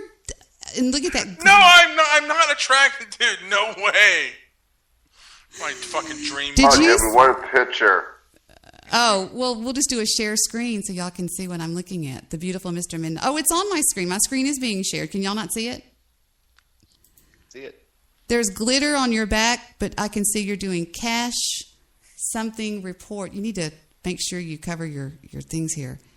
Oh, shit. Well, don't see. Don't. Who put that glitter on you? Some buttholes. Half Asian guy. My scooter. Except mine's not red. Going back over here. Can you see us, Polly, what we're looking at over here? Yeah, I've seen that picture. Oh, you haven't seen what I'm fixing to show you, though. No. It was on Skype. Here we go. Check it out. Mr. Midnight Movie. Jeez, that's a horrible picture. Who took that? You did. That's a selfie. That's going to be the show picture tonight, everybody, on the show page. Mr. Midnight Movie selfie. It's a little vulgar. It's a little telling, I'll say that. Where's that one angry Jew? Does anybody know? Has anybody seen the Jew today? Not seen the Jew? Not. He talked to me last night for I can't tell you how long after the show went off about Texas. I read the word text, about music. He really likes music a lot. So, what was I going to say? Something big happened today. Oh, what was it? Barco, on the Barco show over here, basically admitted to stalking me in real life. Yes, he did. I'm not joking. He says, when you go down the street to get a hot dog, something about do you, I said, I get one for my dog almost all the time. And he goes, does she like it with relish and ketchup? And he goes, who only puts ketchup on their hot dogs? So somebody sees me doing something, and I'm like going, please don't follow me in real life. Just tell me you want to take my picture so I can smile. Who the hell likes pineapple on their pizza? Well, apparently I do. Do you like mushrooms on your pizza, Debbie? I don't like mushrooms anywhere. They're fungus among us. They're good. Well, you're never gonna have a belly muscle. You don't get. They are good. Now wait a minute. I take that back. I like to saute them in butter. I truly do. Do you like liver and onions? Kinds of mushroom. I love liver and onions. What do you mean that's a different kind of mushroom? No, I said there's so many kinds of mushrooms. Yes. Annette makes the most awesome stuffed portobello mushrooms that you've ever seen in your life. Do you like stuffed peppers? I would live on stuffed peppers. Yeah, my mom used to make stuffed peppers. I know how to make those too. Now, I'm looking at the Facebook page of the guy that I helped out when he was in high school, and he went through a very hard time, and when he had my name tattooed on his arm. Tells me, and it says, I'll show you the tattoo. He actually has a picture of it. Jesus, that guy needs a muscle gut. He's pretty rough. He's one of the rough guys. That's the only people that they would send me. This guy had the tattoo. I saw it the other day. This guy it's right over here. It says Debi on his left. It's on his left. He's holding his dick. Yeah, he's one of those people that thinks he's a pretty, I want to say dangerous, but he's a pretty, how would I put this? A tough guy. You know what I mean? He's in good shape. I'd have to take a gun to him. I would never fight that guy fair. And just fell madly crazy over me. One of those May to December things, where I'm the older person that he just, you know what I'm saying? I don't know how to put it, but there's a picture of him I saw. Wait a minute. It's right there, I think. Anyway, and it became a problem because whenever he wanted to see me, he wanted to see me whenever he wanted to see me. And I was like, John, you have to have an appointment. You can't just come over anytime you want. And he didn't like that answer. He wanted... Did he come over to your house or in your office? Well, he eventually found out where the house was and showed up over there on Christmas Eve with a Christmas present for me. And then recently he had a sleeve done. That's his brother. His brother just got out of jail for murder. Jesus Christ. Yeah. It's a pretty rough. Debbie, if we ever meet, I don't want you to bring your boyfriend. He's not my boyfriend. I know. Let me see. Keep that piece of shit as far away from me. Is he your Facebook friend? Yes. He asked me. He gave me a friend request. Oh, and you accepted that? Why wouldn't I? Well, didn't he stalk you? No, he didn't stalk me. He just was confused and upset because he was facing a long jail sentence. See, he's whited it out right there. He photoshopped the picture a little bit. But there's one picture I found where it actually shows the name because he wrote me a letter and he said, I had your name tattooed on my left arm. I was like, oh, wow. Now, have you ever, like, thought of him like oh, you know, just a quick... He's like my son. No, that's sick. That would be gross. And I think it's just that back, 5, 6, 7 years ago, however long ago it was, I was a guidance counselor? Was a hot mom. No, they used to call me Stacy's mom. They would all sing that song. They'd go, because they called Heather Sissy, and they'd go, Sissy's mom has got it going on. You know what I'm talking about, that song? But anyway. But, I don't know. Whatever. I don't know where that fucking picture went. He likes to take selfies, as you can see. He looks like a real badass. He is a badass. He's not a fake badass. He's a real badass. But I don't think these pictures are ever going to freaking end. Is that his new girlfriend? I don't know. No, he usually doesn't have girlfriends. But he is tough. Has he been in prison? Yes, he served 8 years. Jesus Christ. And what I was counseling him for was, thank you for that alert, was his brother. He was involved in a situation where he went over with his brother to... hold on just one second. I got an asshole over there in my chat room. Get lost. I think I know who's doing that. I think it is Joe Seeker, but that's just my thought picture. That's just my thoughts. But anyway, I was going to show y'all how weird this was, because he's pretty much a badass. But did y'all ever have a crush on a teacher? Maybe, you know what I'm talking about, like a teacher. Not for that long. I always tried to get with something that was trying to get with me. Oh Lord, no, that was not the case. I had to record every single.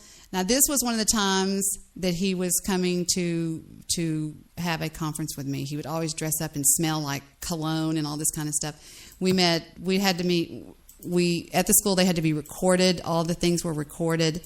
And we would just talk. And did it do any good? Absolutely, it did a lot of good. He said that to this day, he says, I changed his life. I changed the course of his life. Now we're getting back to the older pictures. Where did it go? Well, if he spent 8 years in jail, how could you have done much good for him? Well, he asked me one night if he could borrow my car. And I told him yes. I found out that he took my car across state lines, because I got a call from now there's my nephew. This is actually at my house the night he made Homecoming King. That's Aaron Harris. Yeah, that's my house. And I got a call from some state troopers in the the state of Tennessee. And they said, do you have a Mercedes? I said, yes. And they said, did you know that it was across state lines? And I said, no. And they said, we have such and such and such and such in custody, and they have your Mercedes. And I said, put him on the phone. Okay, there it is. There's the D-E, there's the B. There's the E, and there's the B. Let's see. Huh? So wait a minute. Okay, so you put him on the phone. And I said... What? He told me he was going to go wash the car. There it is. You can see it pretty good right there. There's the E and the B, and then there's the I, and there's a D up there. It says D-E-B-I. I said, what the F are you doing? And he said, I'm going to pick something up for somebody. And I said, are you crazy? So they put the cop back on the phone, and they said, we're not going to give him back the car, but if you want us to take him to jail, we'll take him to jail. And they said, if not, we can take him to a hotel. I said, take him to a hotel. And Victor got on a plane and drove up to there and got the car and would not take him home. And he walked, I kid you not, he walked over 100 miles. If I'm lying, I'm dying. Because he did not have a dime to his name. Go ahead. Did he say that he was taking it across? So He didn't say he was going to take the car across state lines. What the fuck was he thinking to do that shit? D-E-B. There it is, D-E-B. Excuse me. What he just told me that he was going to go and get something. See, he called me Deb. It's D-E-B. He told me he was going to go and get something that he needed to get in this place. I didn't know. I don't remember what it was. It wasn't drugs. It was something else. I don't remember. What a selfish bat! I mean, to do some shit like that. Yeah, I couldn't believe that he. And he's your Facebook. You let that guy on your Facebook? What's wrong with him being on my Facebook? A lot of people are on my Facebook. Tell him to give your car back. He doesn't have my car. I know, but that would, Debbie. That should have ended the relationship right then and there. Who says I still have a relationship with him? If he's your Facebook friend, any kind of contact with a person like that, I mean, that is an awful, awful thing to do. Awful. He was 17. I mean, I'm a very forgiving person. It was a mistake. I'll tell you something, Debbie. On my worst fucking day. You're just a mean, unforgiving, cold-blooded, racist, horrible person, and I want a divorce. I'm joking. Debbie, I'll tell you something. At 17, on my worst fucking day, I never, and I mean, if someone let me borrow something, I respected that person enough never to try to fuck them over. People are different nowadays. People are different. They're different. Kids are different. No, that's candy ass shit, right? That's some real self-centered, narcissistic shit. You got to be kidding me. You're going to take a car across state. Even at 17, I knew you didn't pull shit like that. Juice producer, back me up here. Well, I believe that you're wrong, Never, Mr. Midnight Movie. I think you're being too harsh on the kid. Juice Debbie, producer, if you're friends with someone... He's not my friend. I mean, okay, am I friends with Alan Soriano? No, he's my Facebook friend. Robert Estrella, who the hell is that? He's my Facebook friend. Who's Dean Walker? I don't know. I mean... Dean Walker, I debated him. That's Hurricane Dean. All right already. I was wrong. Debbie... Shut up. You're so mean to me. You should allow Dean Walker. If you're going to allow this guy to borrow your car, let Dean Walker borrow your car, for God's sake. We debated on racism, and it's one of the great moments of my Blog Talk life. No, but, you know, when you borrow something from somebody, and you're taking, you know, like, their trust and their value, you never do shit like that. That's awful. I'll never forget it. I'll never forget it. The call woke me up at 2 o'clock in the morning. I was like, hello? And I could hear a police radio in the background. They go, oh, yes, my respect, please. And I said, yes. And do you have a Mercedes? I said, yes. And he was in Tennessee. I was like, what? Are you crazy? You know, this person sounds like he has, like, you know, serious NPD. That is a narcissistic personality disorder, if I've ever heard one, Debbie. Ever. I think he is pretty full of himself. I'll give you that. He's pretty full of himself. What was his mother like, by the way? He didn't have a mother. Really? He never knew his mother. He came from extremely hard times. Did he have a father? No, his father was dead. Jesus, so he never knew his mom, and, well, shit. Still wouldn't, yeah. He came from hard knocks, and it was up to me to convince him that just because you're from hard knocks doesn't mean you're a hard person. Look at other people come from hard knocks and they're not bad people. You're not defined by where you're from, is what I'm saying. I used to teach that a lot. And I used to teach people, the younger people that I would counsel. Hassan, I counseled. That's how I met a lot of these people, is through counseling. I mean, I only stayed connected to maybe 3 of them. Now, the scariest one, I think he's on Facebook, and I'm talking scary, was a guy that went by the name of blah, blah, blah. I hear he's actually on Facebook. This son of a bitch, there he is. I'm scared to death of this guy right here. Did he fall in love with you too? Well, let me tell you something about this guy right here. I mean, he is pretty spooky. And he there he is. Don't say his name out loud, but he actually went to. He was facing getting in trouble, and wow, that's amazing. There he is, and he actually pulled a gun on me one night, a real gun, and there was a dot on my forehead. He was outside my house, and it's pretty spooky stuff, but. Yeah. Now, did you do this counseling job for free? No, hell no. No, hell no. I was paid $75. Yeah, some of these kids need to be punished a lot more. That's why my caning law should be passed, and it should be a statewide thing. Cane these little bastards. That was the only guy that I was seriously, I guess you could say, intimidated by, actually scared of, is that guy right there, that one that I'm showing you right now, this one right here. He threatened to really kill me one time, and because he couldn't, it was like I don't know how to say this. I was just too easy, too nice, is what I'm saying. You know what? Yeah, that person. Why is that person your Facebook friend? I mean, anyone who tries. He's not. I just looked up his Facebook. No, he's not. I would never. See, look at that. There you go. I would never accept his friendship if he wanted to be my friend. Was he infatuated with you?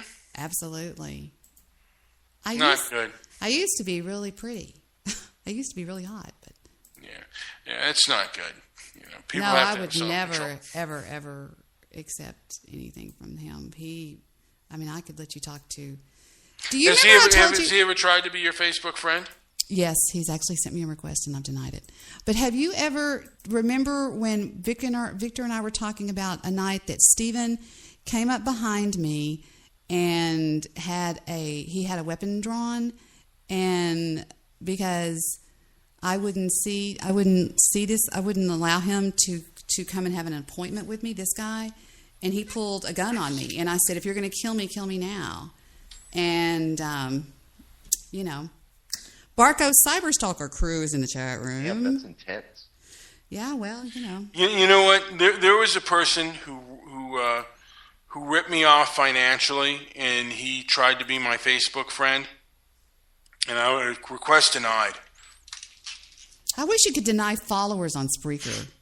Why are you following me, Barco Cyberstalker? Am I following him? Barco's, no, he's only following me. Barco, in my chat room on Spreaker is what I'm talking about.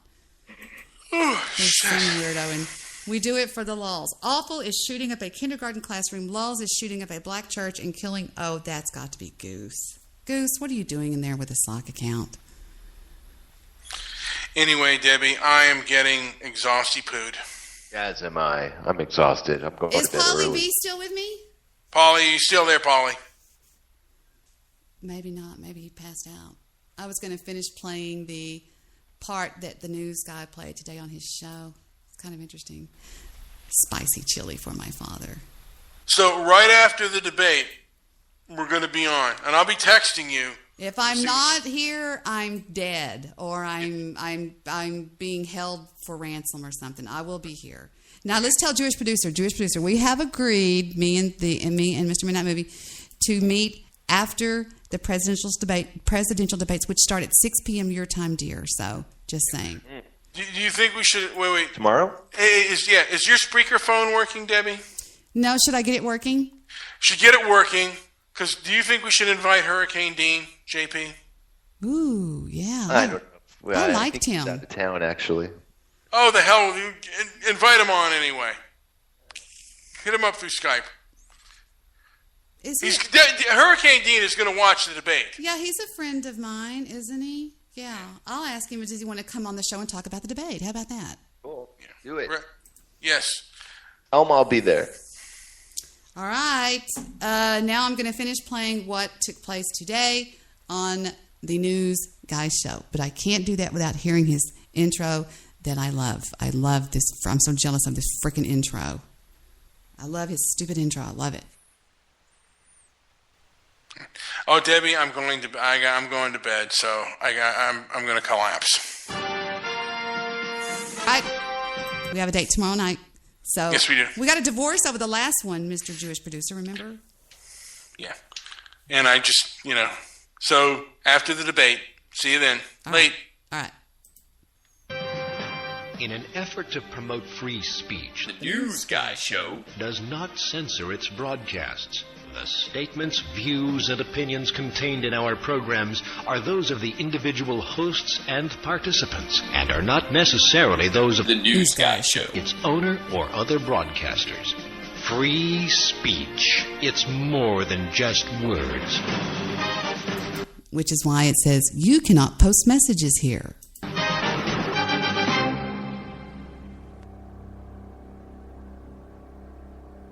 Scotland 400 years ago. He is not alone. There are others like him. Some good, some evil. For centuries he has battled the forces of darkness, with holy ground his only refuge. He cannot die. All right, I'll explain it. When the kids were at school, if you were a substitute teacher, I'm burning stuff on my thing right here with. If you were a substitute teacher, qualified for a substitute teaching job, you could also substitute for counseling. And you could either counsel this or that group or this, and I counseled troubled teens, okay? And that's how that happened. So, yeah, anyway. It was like substitute teaching. You would get like $75 a day or something like that. But let's move on. We were about right hither. Idiot. But he doesn't have a show, Cowpoke. I mean, you got to have some sympathy for him. Listen to He's this. got to find some content somewhere. Content. Yeah. And we all know that he's not capable of bringing it. Right, of He's course. just not. Yeah, of course. He's not able to go out there to a convention or even news guy on the road. How about that? Why would I want to go on the road, news guy on the road? First off, that's dumb. And secondly, if I was to go to some convention somewhere here in Iceland, nobody would understand it because they're all talking Icelandic. Another dumb idea from the idiot sitting around drinking all night. How about doing it in the local library? Oh, yeah, that's another brilliant idea. The patrons of the library to get their thoughts on what they really think of Cowpoke. You see, nobody knows Cowpoke outside of... And then I think he drops. He comes back here, I think. Here. The news guy at all. You're just a low-level thinker. Low-level thinker. You can't bring it. Whoa. You cannot bring it. Listen to this. Now that's obvious. That's really obvious. Yeah.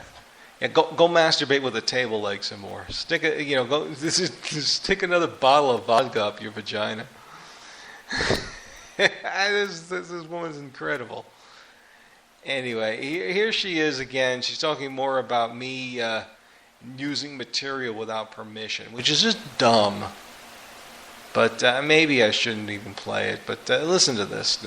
News guy will play clips of Cowpoke without asking his permission. That is wrong. You can't say fair use. I think I listened to a podcast that he did today. He talked about coming from somebody who store, constantly plays clips of me. But just saying. And chew a piece of gum and call it fair use. No, see, no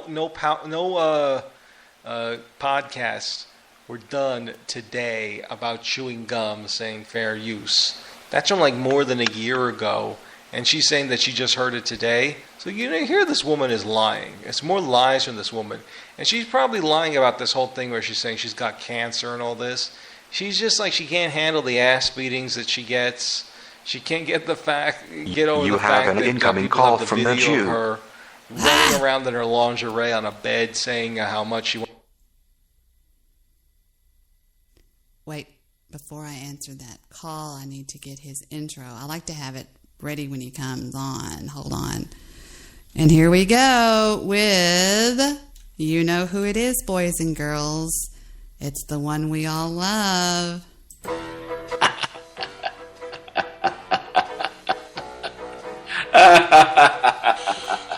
It's That's too funny. It's the razor burn of your life. The One Angry Jew, everybody. Welcome, One Angry Jew, and how are you, my darling Jew? Why are you polluting the airwaves with... I don't know. I've lost my frickin' mind, I guess. Must be. I know. It was just funny because the news guy actually did a little bit of, shall we say, chivalry today. I was impressed. And you must tell us, did you dine this evening? I did, but it wasn't fine dining. Not even close. Really? And where was this at? Do you mind telling us? We love hearing what you had to eat. I do. It was Chili's. There's nothing wrong with Chili's as long as you get the Cobb salad with extra chicken. No, Chili's was okay. I had a free appetizer. I get coupons in the mail all the time. I had a free appetizer coupon. You're so cute, the way you do your coupons. I just love that. It's the Jew in me. So I got chicken wings, and by the time I ate the chicken wings, I wasn't really that hungry afterwards. So I ended up taking. What's the difference between a chicken wing and a buffalo wing? Oh, you know what? I don't know. Same thing.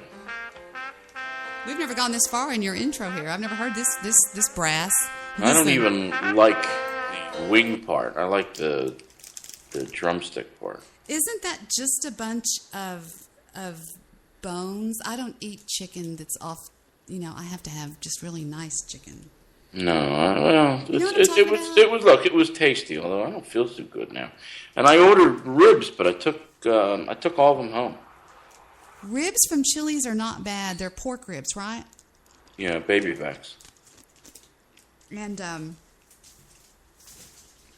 well, I'm sorry you had a bad dining experience. Did you tell the waiter how disappointed you were and everything? No, I wasn't disappointed. I had a pretty good dining experience. They make a really nice salad with spring mix, and I have them modified a little bit, and so it's pretty good. And everybody knows me there, so they know what I like to eat. They know what Jonathan likes to eat, and I don't generally have French fries with ketchup, right? Well, yeah, fries with no salt. Right, with ketchup. And a grilled cheese sandwich with cheese in it.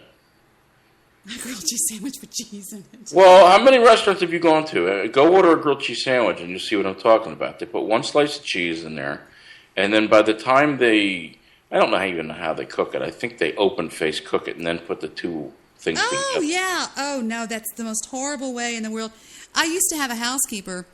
And she would say, "Are you hungry, Debbie?" And I'd say, "Yes." I'd be working in my office, and she goes, "Would you like a grilled cheese?" And I'd say, "Yes." She would put 2 pieces of bread in a toaster. When they popped up, she would open up a piece of Velveeta cheese, put it between there, and serve it like that. Right. A grilled cheese sandwich, when you cut it in half, should have cheese oozing out of the middle. Well, what I do is I take a wrought iron skillet and I put some butter in it, and I butter both sides of the bread, and I cook the bread, and then I put the cheese on there, 2 or 3, and then I stack it up, and it's real melty and hot. You butter 4 sides or 2 sides? I butter all 4 sides. Oh, that's a bit overkill. Well, I put mustard in there. Mustard with cheese? Yeah. Oh, that's disgusting. I would put something, if I was going to do anything, it would be like Thousand Island dressing, which I like on hamburgers. That sounds more like a Reuben. Getting me ready for my cruise. The grilled cheese sandwich, though, I usually cut tomatoes, really very thinly sliced.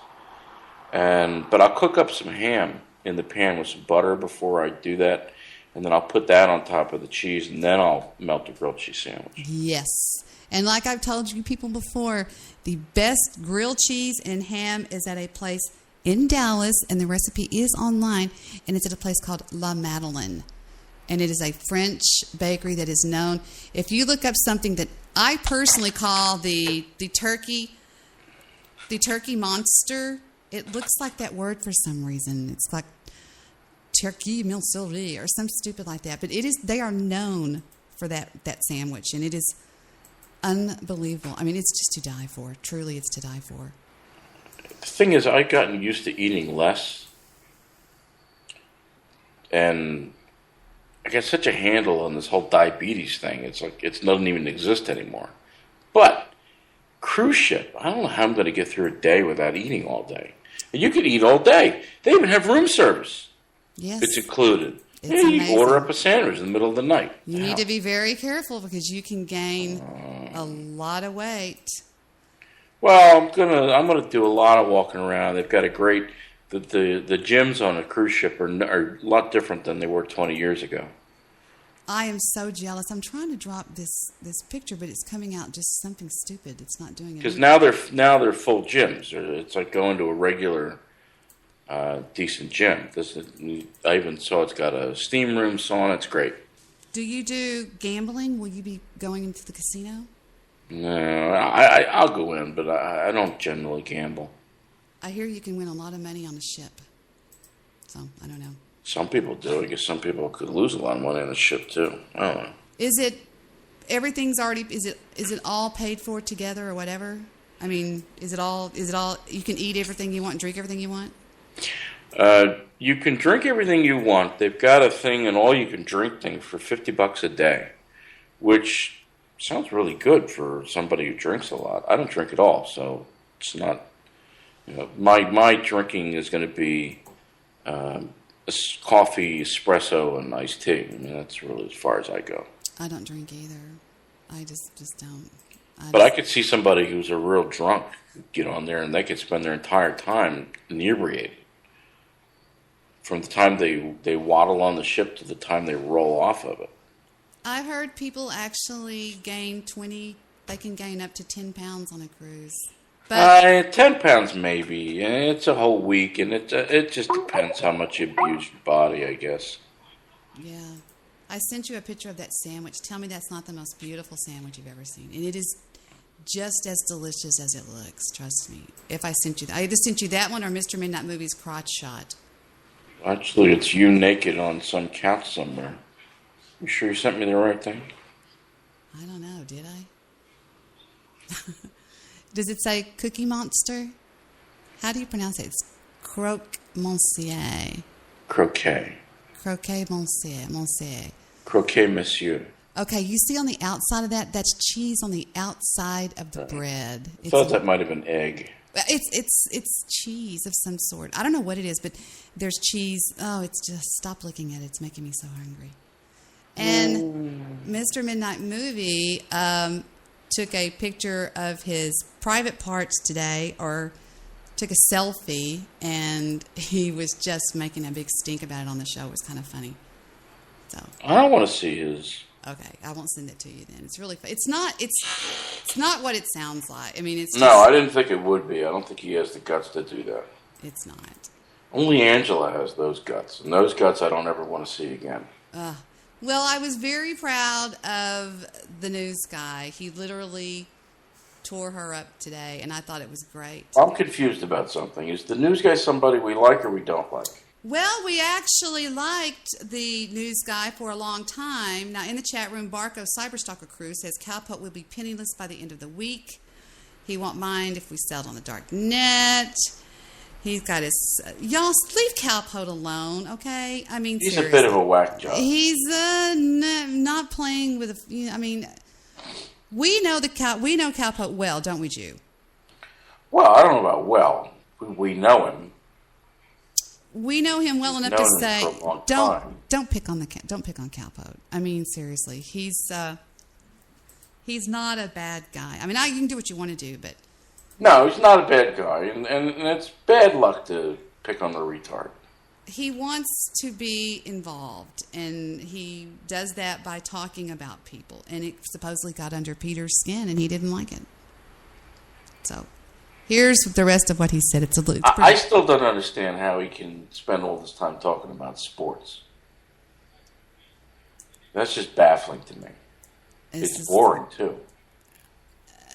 I don't. He podcasts so much.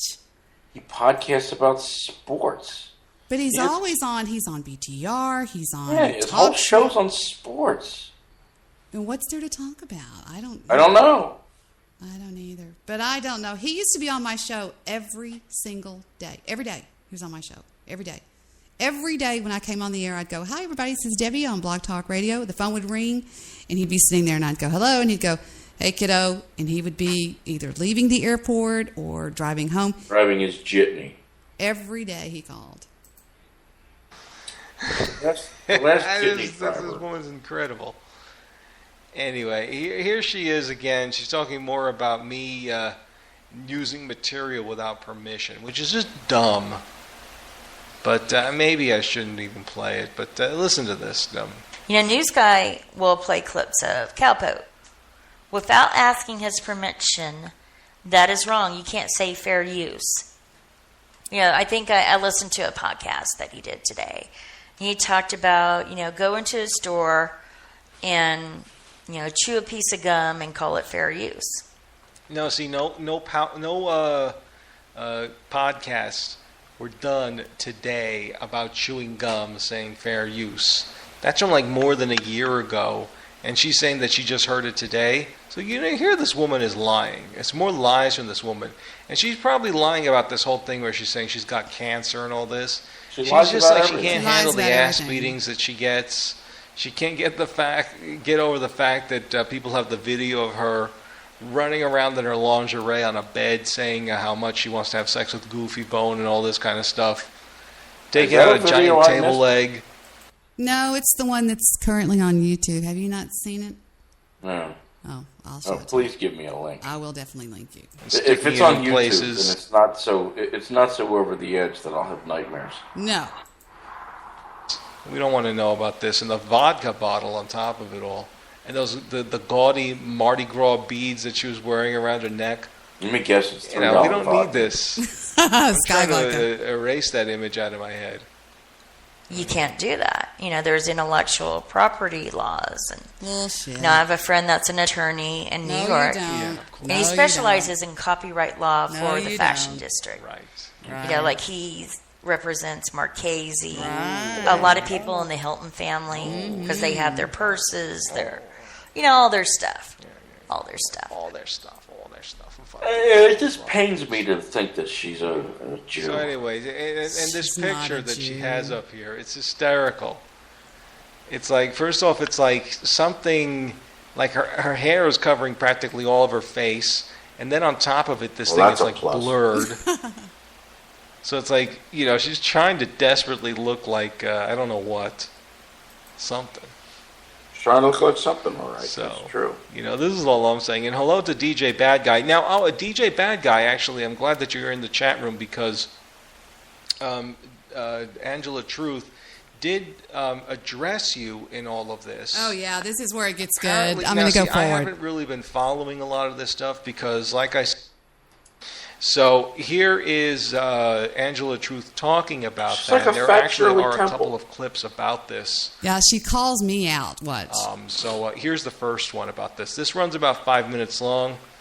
It's just like it seems like she's almost talking in codes because I don't really understand what she's talking about in this, but I figured I'd throw it in here. The Spreaker dorm rooms are in a mess right now. There's just been mayhem in the hallways. Now someone lives in a trailer, I hear, down in Texas, and someone else is going to do a road trip.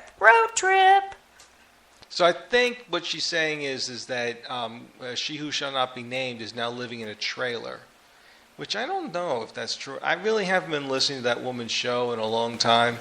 So I don't know what's going on with all of that. So you got to pause it for a second. And then I believe I just flipped through this video, and I'm up to the part where she's got a blue bottle in her mouth. Is she trying to imitate a crack whore because she's too fat? I don't know. All I know is this. Her ex-best friend in real life came to me and befriended me in the year 2014, and I found out some things that I was just astonished by. Why is this video up on... she put this video up. I don't believe so. I can't believe she hasn't taken it down. She has so many all of her videos taken down. I can't believe there's 78 views. There must. I think more people would want to. She was a cam whore on xhamster.com or something like that, and somebody went in there and they videotaped the actual camming of her deal. But I'll skip forward. I thought she was on ChatterBait. No, she was on xhamster, which is pretty pathetic, but whatever. I believe that she's saying this Guy Shea is going to be doing a road trip. But, please, Angela, stop with the damn vocal fry. I hate this vocal fry. It's just I told so him, annoying. he was on my show one night. And What's a vocal fry? Well, I taught him that. I taught everybody that one night. I said, I did some research today and how you can tell somebody's lying. Well, I'll let the expert tell you. There's an expert that says, she's been called into... of course she's lying. She's been dying for years. And she's lying about everything about me. She got trolled one night by the trolls, okay? And the trolls called supposedly her daughter, Moxie, or somebody pretending to be me. And she's been told by everybody that it was not Debbie. I went above and beyond proving that it wasn't me. But here she goes. She talks Why about... bother? My answer to that is I always take the blame. Blame me. I don't give a shit. Yeah, true. I always say, oh, yeah, I did it. Dr. Sure. Okay. As to whether or not a person is lying or telling the truth is that they clear their throat a lot. You may hear a lot of a lot. Now, this isn't always the case, but it's often the case when a person lies. So when you hear that, that may be a giveaway because the vocal muscles, which are tiny little muscles the size of a thumbnail, close off, and it's hard for the air to get through. Also, when that happens, you may hear what's called a creaky tone or a glottal fry. So they may sound like this. So they may die off at the end, and they may not tell you the truth when they get everything out. Hold on a second. Yes. Are you sure that's not from The Shining? Red rum. Red rum. Red rum. Red rum. No. And I told him it's called the vocal fry one time. And It's like a French fry? I don't even eat On top French of fries. everything else, the Tired. pretension Why in was your it tired? voice with the vocal fry. Thank God you don't do any up talking. What's up talking? I don't know what. Now, she must be listening to my show because she's posting in the News Guys chat room. But wait a minute, what is up talking? I don't know. I wasn't listening. She's posting in the chat room right now on the News Guys show, and it's directed, I believe, at me. With the vocal fry. Thank God you don't do any up talking. It must be something. I don't know what. I turned off my computer and never turned it back on. I'm just, wow. Wow. I don't know. I don't think it's funny if they're not going to do it for real. Because I've had this happen to me from the dumpster. Back in the Blog Talk Radio days, I have a stalker. And she's on this.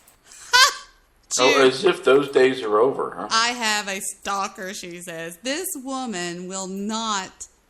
Anytime she breathes, she says my name. Even in real life. What's your screen, Jew? Look. This forum also. And I've had to call the police and submit emails, things that she's done. Jesus Christ. And that's real. One night, me and Laszlo were on my show, and I said, Laszlo, since she says she doesn't listen to the show, let's test her. So I said, Laszlo, are you going to go with me to Tulsa? And we were trolling. We were pretending that we were going up there. And she bought it. Listen. And the best thing to address such a situation is not to pay attention to this. But I just want to make a note that this person said that I live in Tulsa. And a lot of people know this already. So don't chew me out. You shouldn't tell people where you live. Bitch, please. She's posting as we speak in the News Guys chat room. That she drove by my house. I would have people calling me saying that she's driving by my house. You got trolled, Bathtub. Oh, I'm missing something here. Yes. So what you're playing has already happened. Correct. Or 8 hours ago. Why is she still posting in there now? Because she's listening to my show. Why wouldn't she post in yours? No. She wouldn't dare. Why? I don't know. She would probably be like, I don't listen to Debbie's show. She never misses my show. Which is why half the time when she comes on, it's right after I get off the air. So Bathtub Girl, just... Was she blocked? No, I don't believe so. I'll check.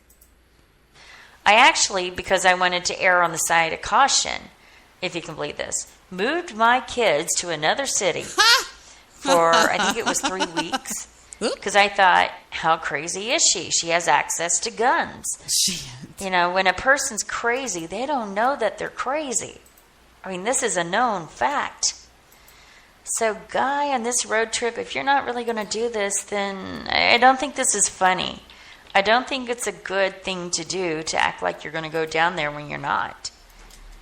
You know, she got all excited. Produces anxiety, even if the woman is crazy. Hey, I baked a cake. I baked a cake. I cleaned up the trailer. I did everything today getting ready for Guy, and he never showed. I'm pissed off about it. I got all the dogs out of the yard. I picked up all the trash in the yard. I got all the old cars and everything out of the yard. And he never showed, so I'm so pissed off about it. I don't live in a goddamn trailer. I'm joking, of course. All this they have internet on these ships. What? You know, they have internet on the ships now.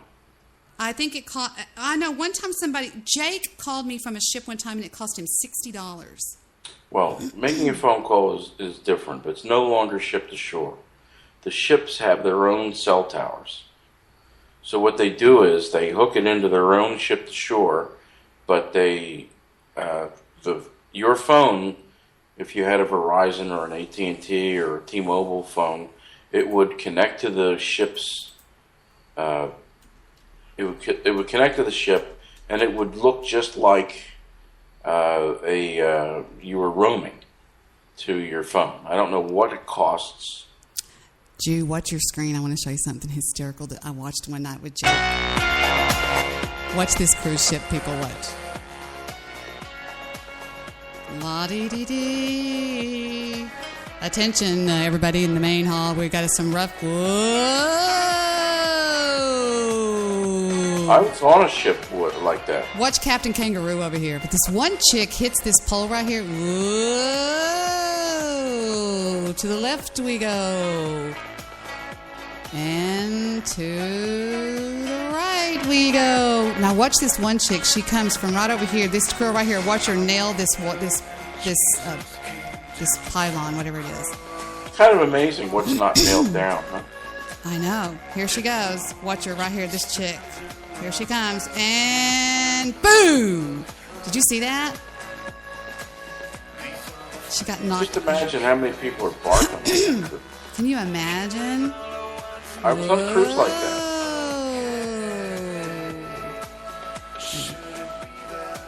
That's a piano that went over there. But I think this girl's dead that got hit. There she goes. Oh no, there's another one. But the stuff on the desk is just barely moving. We're watching a dining room, everything going from the left to the right. Now it's not a dining room. I don't know what it is. Now the ship that it was actually this one.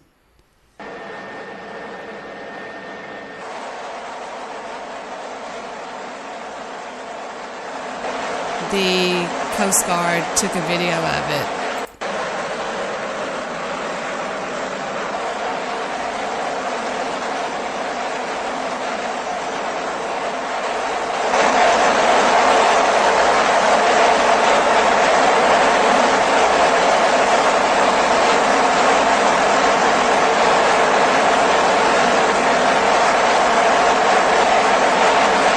But they were up by the Baltic Sea, I believe, is where they were. You can't use... they have stabilizers on the ships, but you can't use them in that kind of sea. It'll break them off. You're supposed to stay with the thing. You're supposed to go into the... whatever it's called. Into the... In December 2011, with severity... Our navigation is written all over them. Of the Atlantic Ocean.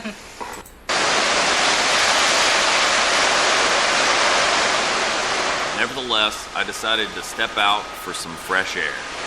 Lucky you can get swept off. I would be scared out of my mind. If the seas got bad, I'd be going... My camera was getting wet, so I switched to a waterproof model. Our stateroom was number 8007. Shit, Joe, look at those waves. Yes, hi, Polly B. Welcome back to the show, dear. On deck 7, you'll note Hello. that it has been Thank you. dislodged. Well, I've seen stuff like I was on a small ship with stuff like that. I would be scared out of my life. Oh, and then this one actually sinks right in front of everybody's eyes. But anyway, I just They had lined barf bags on the rails in the hallways, all over the ship. Oh my gosh, we're watching ships that are sinking, and they're not sinking, but they're in these really rough waves. And Jake goes, "I cannot believe I'm leaving for a cruise in the morning, and you're showing me all these videos." Anyway, Well, it takes a lot to watching sink a ship. Titanic. no, worse. These are real life, absolutely real life. There's some really wild ones. Look at this, these waves. These are like 30-foot waves. This is a gigantic ship that's hitting. Not anymore. Really? No, it's kind of small now. I just. Well, how big is that Allure of the Seas? I think it's Look it's at over these 100,000 waves, tons. Drew. Look at these waves. Look at I that. like it. Look at that wave coming. Look at that. That's like a tidal wave. Oh my God, I just would die. But I've always been. Look at that wave.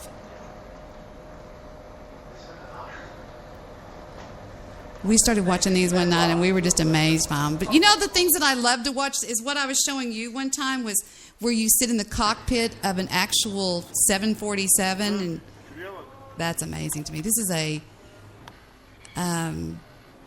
ship that gets hit by a wave. But anyway, we just thought these were funny one night. But so, Polly V, we got to talking about some Spreaker drama, and I'm still playing the audio from the News Guy show today, which was rather shocking when I heard it. Oh, look at this. Don't we go, and up we go, and down. That's why you got to be careful. You go up to the front of that, you can get swept right off the ship. Yeah, don't even let Jonathan, not Jonathan, but your little boy.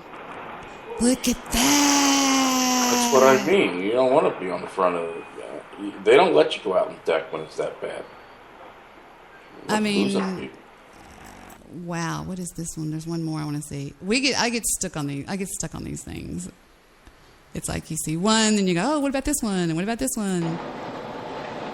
Oh, hey, oh my God, Julik. Oh my God, I would die. I would have a heart attack. Oh my God. Oh my God, I would die. Look at that. Look. Look.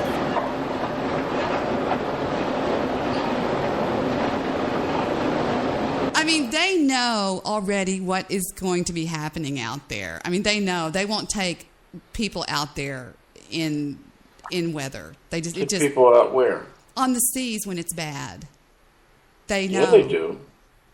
Really? Well, look. It's the hurricane season is just about starting. Mm-hmm.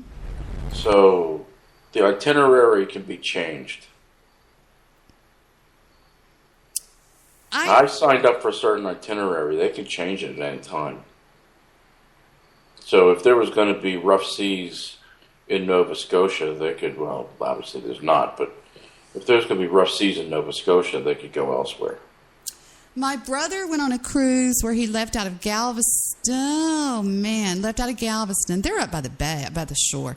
Left out of Galveston, and they were heading to Cancun, and they had to be rescued because of bad weather. They had to be rescued by the Coast Guard. I don't know what they did with them or how they did or whatever, but... Well, a 100,000-ton ship are not rescuing anybody unless it runs into something. Have you ever seen that the new gigantic ship that's absolutely enormous? Which one? The Allure of the Seas? I believe it is. I think that's the biggest one. I think it is. It's, let me see if I can find it. Huge cruise ship. Let's see. Just look up Allure of the Seas. That's the biggest one, I think. Oasis of the Sea, right here. Well, there's two. They're sister ships, the Allure of the Seas and the Oasis of the Seas. It's a Norwegian Caribbean line. Look at that. They're huge. It's just obscenely huge. A floating 5-star hotel with 21 swimming pools, 24 restaurants, even her own versions of New York Central Park and Atlantic City's boardwalk. If y'all could see me, my mouth's open. I'm going, oh my God, I'm just sitting here looking at this thing. And there's... I don't think I would want to have a cabin, though, that projects out onto one of these areas in the ship. I'd rather have a balcony that overlooks the ocean, which is what I have. This is unbelievable. I've never seen anything this big in my life. One for every 3 guests to take care of them. 2,200. Wait. And she needs a crew of 2,200. The crew is 2,200. Yeah, that's kind of amazing. I don't know if I would do something like that. I mean, would you go on something that big, Polly B? Would you go on a ship that big? I would. Yes, I would. You would? It wouldn't bother you at all? Why would it bother you? Just to know that you're floating on a city like that. I mean... What difference does it make? You don't think... I don't know. It just would scare me for some reason. Fly small planes. I love it. You get on a big 747. Did you say Allure of the Sea, Jew? It's the same ship, but they built 2 of them. Look at that. Unbelievable. Royal Caribbean International has continually pushed the limits of what's possible at sea to deliver the vacation of a lifetime, every time. I want to go. It's probably easier and cheaper to build 2 than 1. I mean, not cheaper, but the cost of scale comes into play. Boy, I bet you're going to eat some great food. I'm going to eat some great sugar-free food. Wow. I'm going to be eating... I looked at the menus. The menus are fantastic. Rats. I'm so jealous. I want to go. Did you have somebody call you and go, hi, would you like to get a cruise that is unused seats and stuff like that? Did you do that? No. Wow. Have you ever been on a cruise, Polly? Nope. Wow. I've been on about 15 of them. Now, do you mind telling us at least one port you're going to, maybe? No. Okay. But I've been on a lot of them. I haven't been on a ship this big though. This ship's over 100,000 tons. Oh my God! And that's not going to bother you at all. No, not at all. Well, I usually feel better on a DC-10 than I do a 747. I don't feel turbulence on a DC-10. I don't know why. I don't know how you can say that, but... I don't. I would rather fly, they called it an American Heavy, because I can listen to the cockpit in there with my earphones on sometimes, and he'll say, American Heavy, you're clear to land on... And isn't a DC-10 bigger than a 747? No. Is it the 747 I'm thinking of then? Okay, which one has 3 across, 6 across, and 3 across? The seats. It goes 3, 6, 3. You know, I haven't been on a DC-10 in a long time. I didn't feel a bump. We flew. I don't think that anybody's flying DC-10s anymore. Well, then it must be the 747 I'm thinking. Is that what they call an American Heavy? They're all called Heavy. The 747... Did y'all know the Jew's a pilot, everybody? He's a pilot. I think what you got out there now is 747s, Airbuses, the 767s, and the Dreamliner, the 787. But I don't think anybody's flying a DC-10 anymore. I remember flying the old 727. I love the 727. I thought it was great. Here comes somebody else. I think it's that wicked woman that knows Polly B. Hello, wicked woman. Hello. Hello.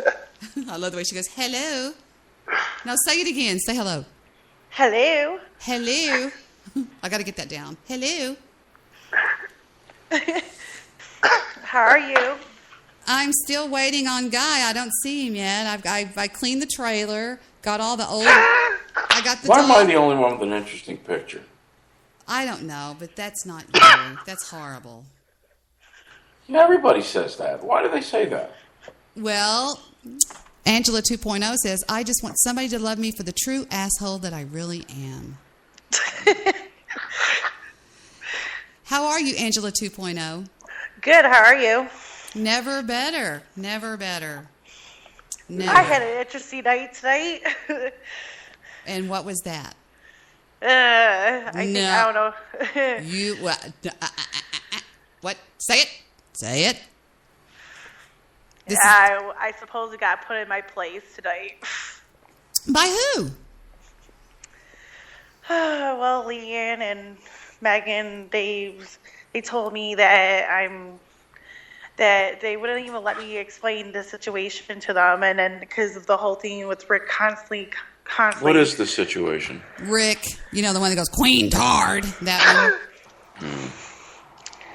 And I'm just, I'm like trying to explain to him, like, you shouldn't judge anybody by what other people say, and they're hard on you. I've seen them in chat rooms where they talk to you. They call you every name in the book. Yeah, it doesn't faze me. Yeah. How I look at it, like I'm used to it by now. But I tell everybody, if they got to really meet me in person, they would have a different point of view on me. So. Yeah, I feel the same way about myself. Polly B, why are you laughing? What do you mean laughing? Because he heard your show too. So. What is it? What did you? Was it on your show? It was actually on Baby Boy's show. Did they call in? Yes. Yeah. No, they did. Who's that picture, Jew? That's horrible. Who is what? That picture you put on your Skype. That's me. Okay, I'll change my picture too then. That's not you. You Photoshop your pictures and you make yourself look silly. That's me. Very handsome. I guess I'm also being called your spy. I've been seeing that in chat rooms. There you go. There's my new picture. I think I like mine better. Jew, that's not you. That's me. It's you Photoshop. Look at his very hair. handsome. Look at his hair. Can y'all see his picture?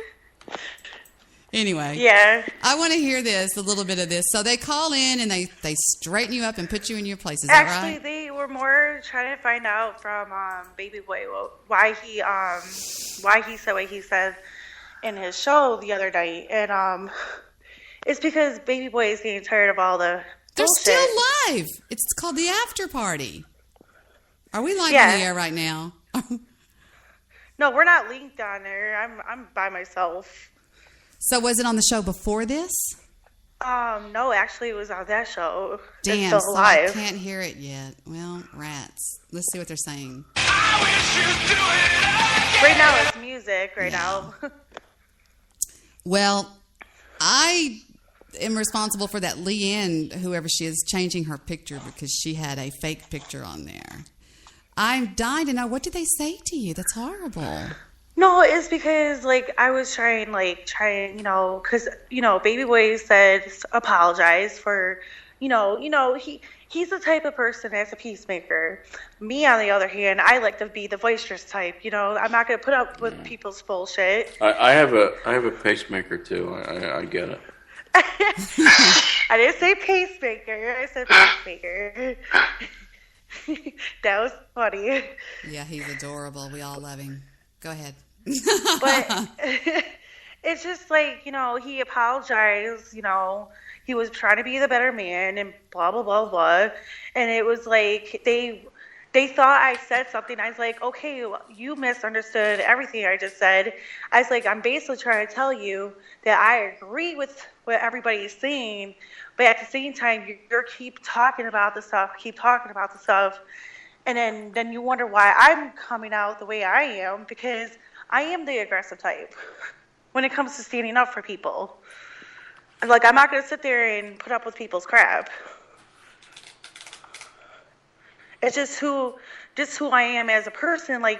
You don't this has been going on for 2 months or more. With the whole thing with Polly B, the whole thing with me, the whole thing with Baby Boy, and it's get on and move on from it now.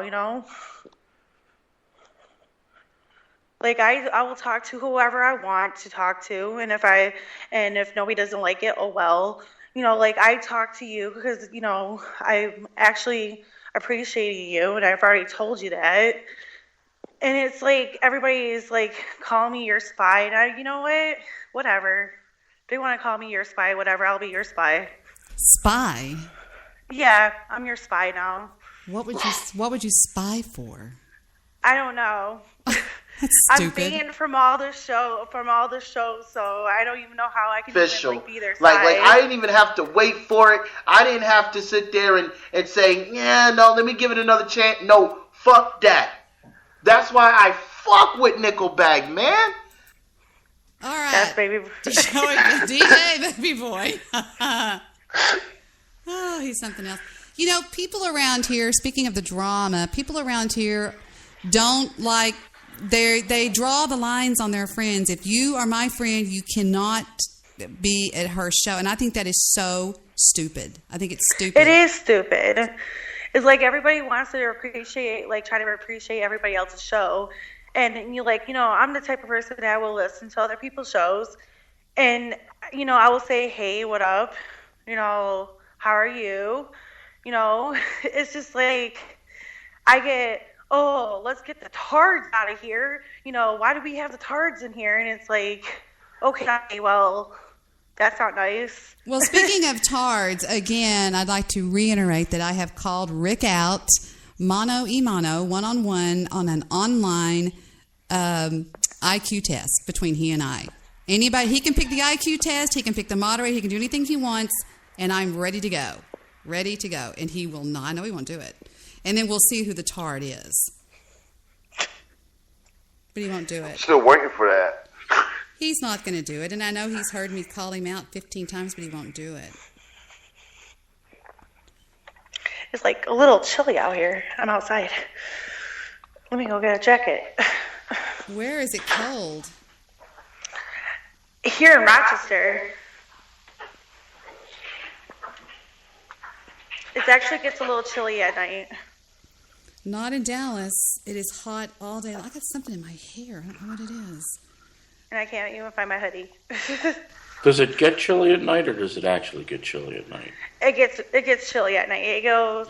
We have like really hot weather all day, and then it drops down to like sometimes 50 degrees in the summertime. Oh Rochester. My God. Yeah. Rochester has bipolar weather. Okay, There's in no other way to Dallas, put it. it's 1,000 degrees during the day, and it's 1,000 degrees at night. There's something in my goddamn hair. I don't know what it is. It's making me insane.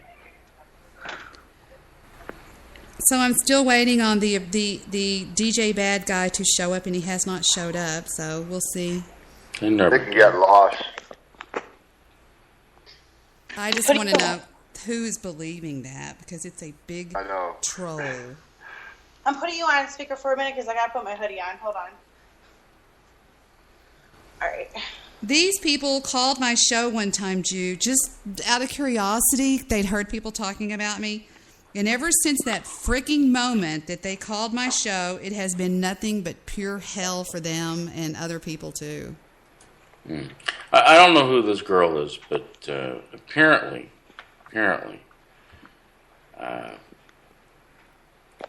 if she were anywhere near my car, I'd have to have one of those dual climate controls. What girl? The one got in her hoodie. Oh, me? Yeah, dual climate control would be required. Why? Why would you say that? Because it's too cold.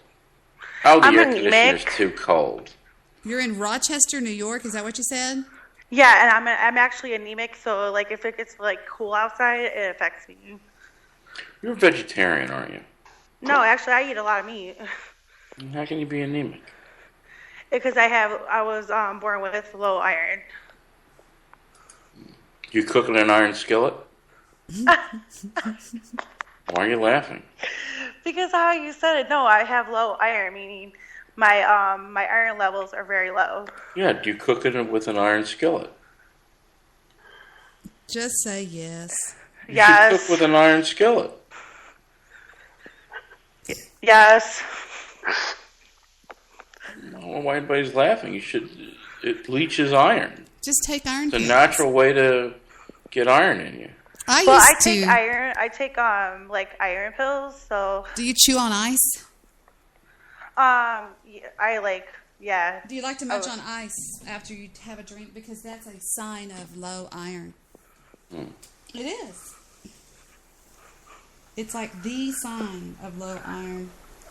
Like when it's really hot, I get very dehydrated real quick. Like I constantly have to drink more water than the average person because of how dehydrated it can get.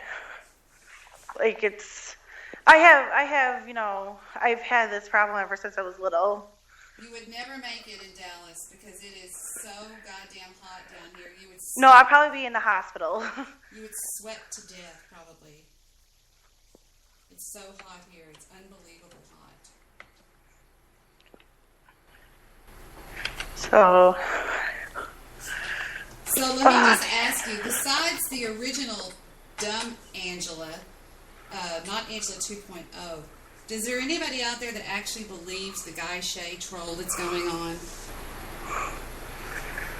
Do you, Paulie? Well, I don't think so. I don't believe it. No, it's wrong. It's stupid. It's just something's in my fucking hair. I don't know what it is. Fuck it. The place that I'm at right now is a disaster, and I don't even care. I don't even care. It's actually 56 degrees here. Are you serious? Let me see what the Yeah. degrees is here. The degrees here is weather. I never know how to look up anything on this fucking iPhone. How do you do your iPhone weather? What is it? I do the weather channel app. So, and then what I do is like if I'm on a call, I could actually click out of I could still be on the call and just go to my app. Because the weather channel app is actually a lot better than anything else that I've actually used. Let's see what it's doing down here in Dallas. Not Dallas County, you mullet. DALLAS. Boom, boom, boom, boom, boom. It is 5,000 degrees. Dallas weather. Stop laughing, Polly B. That's actually me. I'm sorry. It's currently 88 degrees, and the forecast, the 10-day forecast calls for the extended forecast for the Dallas-Fort Worth metro. Today it was 106 degrees, or it will be 106 degrees with a low tonight of 81 with 0% precipitation. And how much do you need to know? I mean, it's crazy. But the difference with your like the how high it is down there, you guys don't get the humid like we do up here. The humidity. No, we like actually do, baby. We're very humid. We're very humidity. Well, it's worse up here. Like when you come up to Rochester, you'll feel the difference from your hot to our hot. Like do you get really sticky from your weather down there? Yeah, it's pretty humid here. I'll tell you that. Because I know when I was down in Florida, I was actually because my cousin Heather used to live down in Florida with her husband and her 4 kids, and it like the weather. I actually tolerated the weather down there because of how the difference in the atmosphere. So, and then when I came back to Rochester, I was like, oh man, I wish I was back down in Florida. It's pretty hot here, I'll tell you. It's 106 today, with 104 tomorrow or Friday. It's over. It's 3 degrees. We're at triple digit, and that's not even the heat index.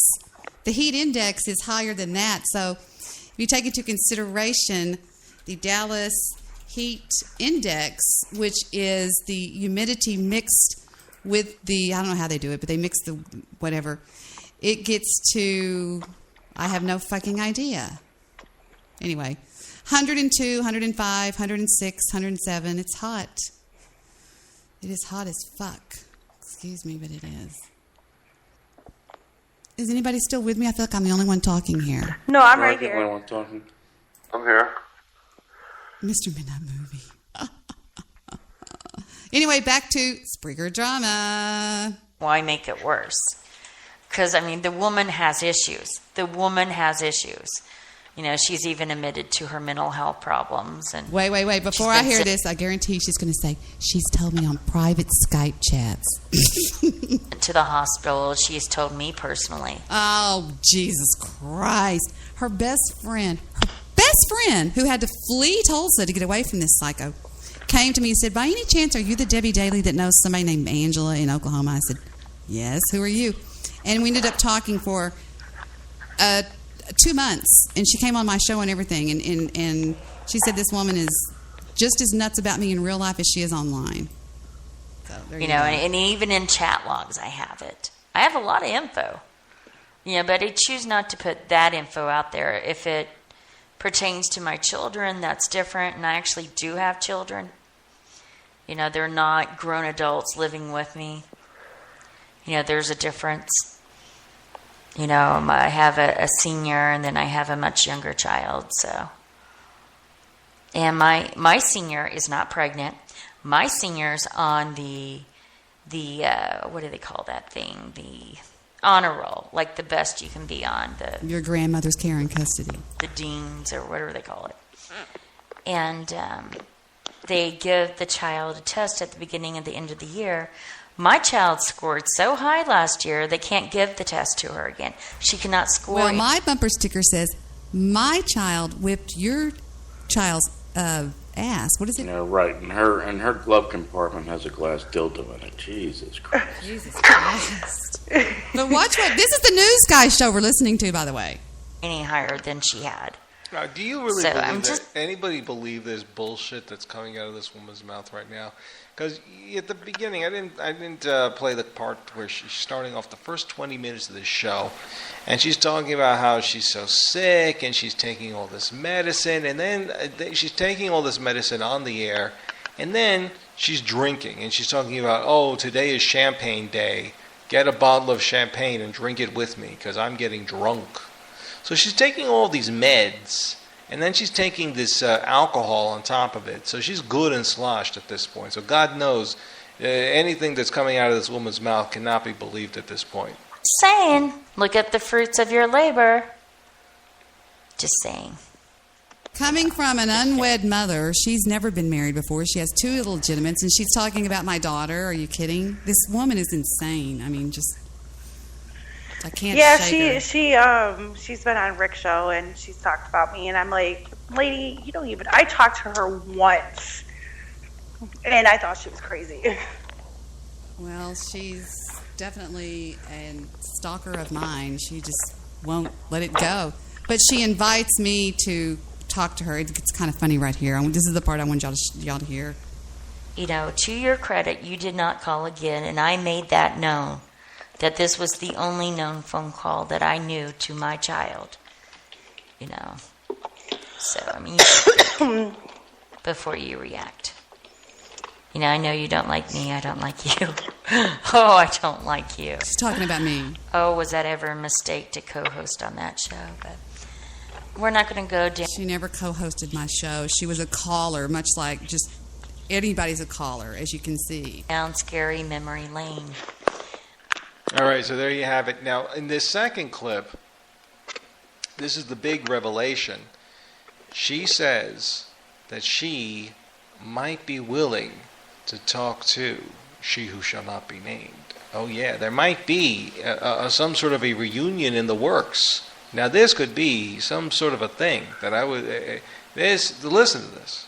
At this point in my life, because I've done a lot of re-examining of myself, my thoughts, my belief systems, my worldviews, I might entertain a conversation with Debbie. But I have to understand that she's limited. In my mind, she is limited. And it's just too much drama to deal with her. But I think for my part in Spreakerville, the campus that we are all a part of, the cafeteria, rumors, innuendos should be done away with. I think facts should remain on their own. And, she has a way of slamming people where her opinion, she makes it sound like fact, and that is not the case. And then there's the out-and-out lies that she says, in my opinion. And maybe I will say that I have been somewhat histrionic with the experiences in my life. So there you go. That's about the gist of it. But I just want to make this following announcement. I have a question. Please. What are you limited on? I don't know. Like, I'm sitting here listening to this shit, and I'm like, what are you limited on? Like, Oh, wait, I didn't play the gun part. I didn't play the weapons. Wait a minute. Wait, this is what News Guy got a kick out of. Wait. Because at the time I'm talking about them, the emotions come back. And I remember how afraid I was once I realized that she invited my child down to Texas to her place. That she wanted her to come either on that she could book a flight. This is the troll that got her one night back in April of 2011, I believe. This is what caused this stalking and hatred. Is some call was made by Herpington to her daughter or some shit like that. I don't know. Can you imagine me calling, wanting somebody's child? Oh, I want your child to come and live with... Fuck, I didn't want my own kids at the time. Or get her a ticket on the bus. And that she would, quote, fit right in. I mean, I want to vomit even now, speaking of it. But I think it's important. Because I think podcasters should be able to be heard, understood, and not prejudged because of some idiot's perspective and out-and-out lies. You know, and she says that I lie all the time. Angela lies. Well, I don't often speak of her lying.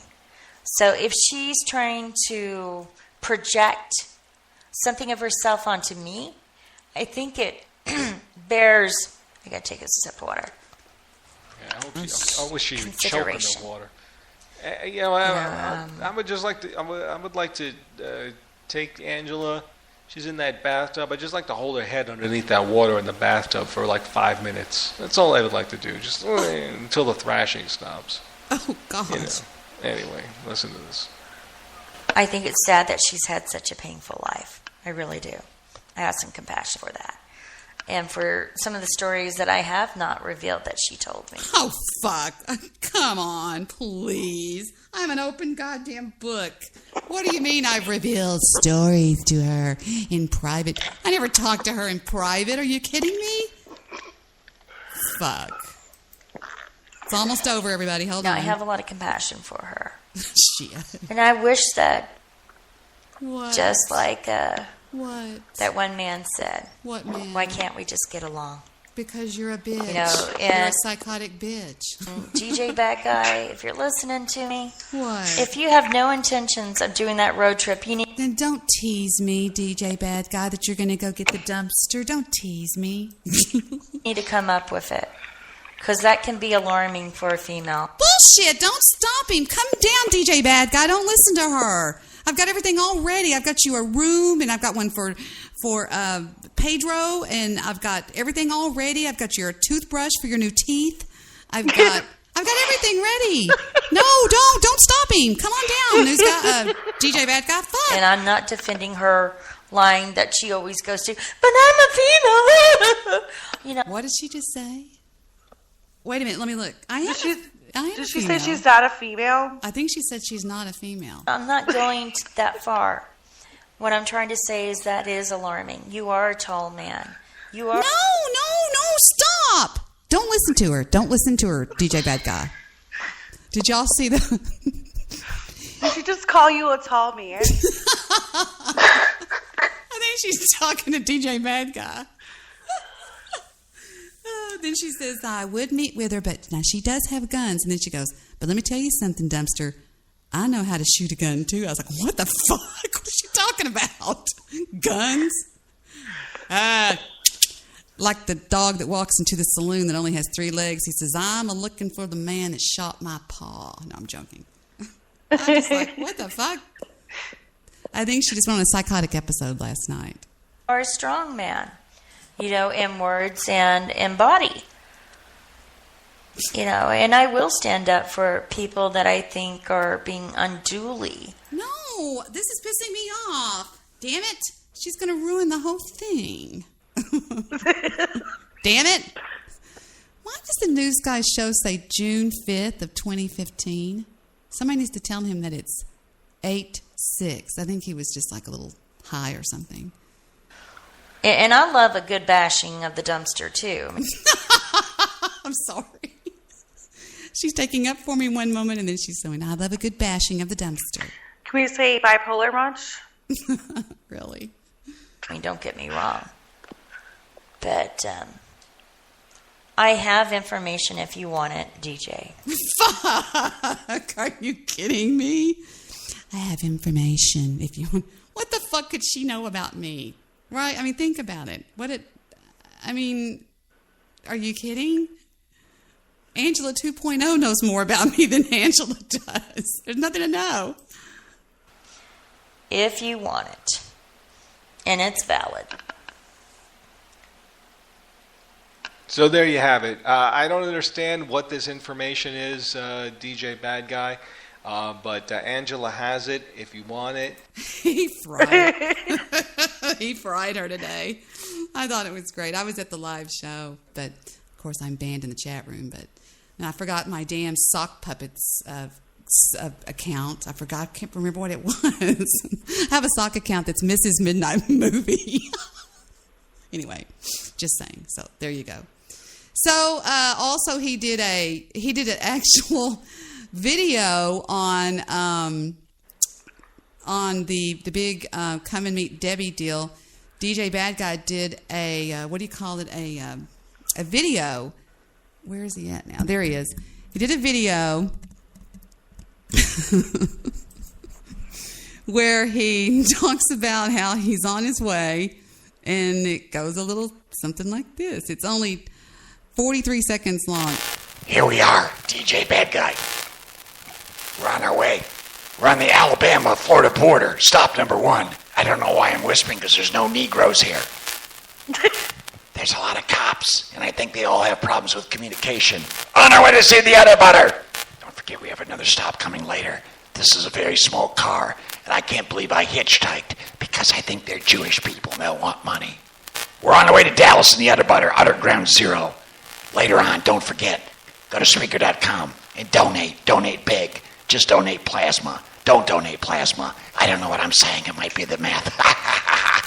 I'm out of here. Fuck you people. You're all stupid, and so am I. And then there's the beautiful teeth shot of the new teeth that he has. Oh, anyway. No, I think he's hysterical. I mean, I don't know. It's just funny to me. But, whatever, So I thought that was funny anyway. Does anybody else have anything wonderful to say? Oh, we get to hear what happened now. DJ Bad Boy just stopped. Baby Boy just. I'm never going to get his fucking name right. I just give up. I'm just going to call him. Call him Baby Boy. Just call him Frank. I'm just going to call him Frank or Alan or. He wants to dive back into that pool. I don't want to dive into the pool. The pool's closed at this point. Oh yeah. I'm done with it, and I'm good with that. I'm absolutely. The pool's closed. Oh, she knows internet memes. Today, I'm here to do my job like y'all there to do y'all shit. Y'all feel me? I love to hear Baby Boy talk. He's one of those people that just gets it, It's like Kevin Kirsten. He's just born smart. You know what I'm talking about? Yeah. He just makes sense when he talks. So, how I truly look at it, I'm a real ass nigga like y'all some real ass people. So, there you go. It is what it is. You got something to say too? I just agree with everything that's being said, and plus it's the simple fact that, we're not here to please nobody. Hell no. I didn't say you were here to please. No, I'm just saying. No, I'm just saying because everybody. Drama comes back in with you, Dark Angel. It's constant. You. Yeah, that's my daily bash. You thrive on the. I'm Italian. What do you expect? Get off of it. Grow up. I have grown up, and it just seems like I'm getting. It's like week after week after week. I've seen it. I've been in chat rooms before, and they bombard her. They go after her with a vengeance. It's not her. It's not her. It's not Angela 2.0. It's not her. She tries to be nice to these people, and they just boom. They just carpet bomb her. So, I've seen it. I've been there. I've witnessed it. I even got banned. For me standing up for myself, I got banned for even standing up for myself, and I'm like, you know what? I was like, in real life, you guys, if you talk all this shit, saying that you're you're going to do this and you're going to do that, then do it. Like, I'm still waiting for you guys to do it. Like, I even told Rick in a private message on Skype, I was like, like, you claim that you're going to do this and do that. I know, but Angela 2.0, here's what you don't get. They're not going to do anything. They're working off fear. Who keeps opening a door that goes, eh? Oh, that's the Jews chair. I'm sorry. Okay. And last but not least, here we go with more bashing of Angela 2.0 by the idiots. It's like, you know what? I haven't even talked about these people. Have I done that? No, you haven't. Okay. And that's one thing I can say about you and Megan. You're still thriving on the fact that you want to bring out everything else. I'm not here for that. I'm here for myself. Who is this talking? Megan. Let me see. Megan or Leanne, I forgot which one. I thought Megan was a man. There are pictures like of Jed Clampett. That one? No, it's the one with her and a man. It says, it looks like Jed Clampett. That's who's talking. Okay. It could be Leanne. I forgot who it was. It was one of them. And I'm here to represent my damn self. Now, do you understand me? I'm not representing anyone else, Dark Angel. Why are you yelling at me? What you think or anybody else thinks of me. I know when I can lay my head down at night, and I can lay my head down at night, and know I've done nothing wrong. But try to address the situation after days of this going by and being brought to my attention. I was brought to my attention. Okay, are you kidding me? Have you seen what she leaves? If this is Leanne, have you seen the comments in my chat room, Little Miss Innocence here? Have you seen what she says to me? I don't know who this is, but if it's, woman enough to go in there and say, hey, this is what I want answered. And I don't think that I addressed you at one point in time at all. But you still have your opinions coming at me about all the drama. And that's why I say grow up. I'm not being disrespectful to you. I'm pointing out facts. But I'm trying to tell you that I don't want you guys to look at me, Baby Boy and Polly B as, at the end of the day, I just don't want you guys judging us because of something that is being said. I want you to really take the time to look at our show. I'm judging you. I am judging you. You are doing. What am I actually doing? Okay, this is bringing in more argument. This is bringing in more arguments than what it needs to be done. Decides to apologize. Does she ever shut up? Is she like a recording or something?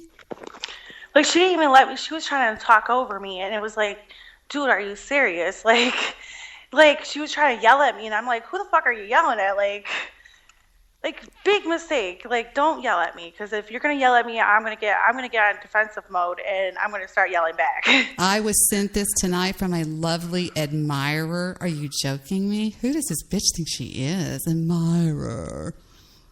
Fuck. It's the internet, people. To us, and he says, "Can you agree?" And you say, "No, I don't agree with anything that's being said." I never said it though. No, she didn't say that. Hold on. Drama is in the air, everybody. It is in the air. Something is horribly wrong. We had a real cat fight here. Now we're going to listen to Angela 1.0 talking to me.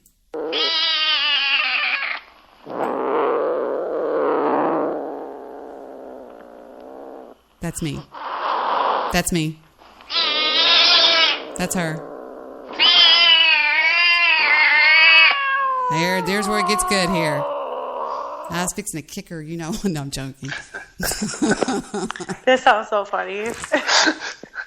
So, Polly B, you're going to have the luscious honor of picking out our closing song for this evening, whatever.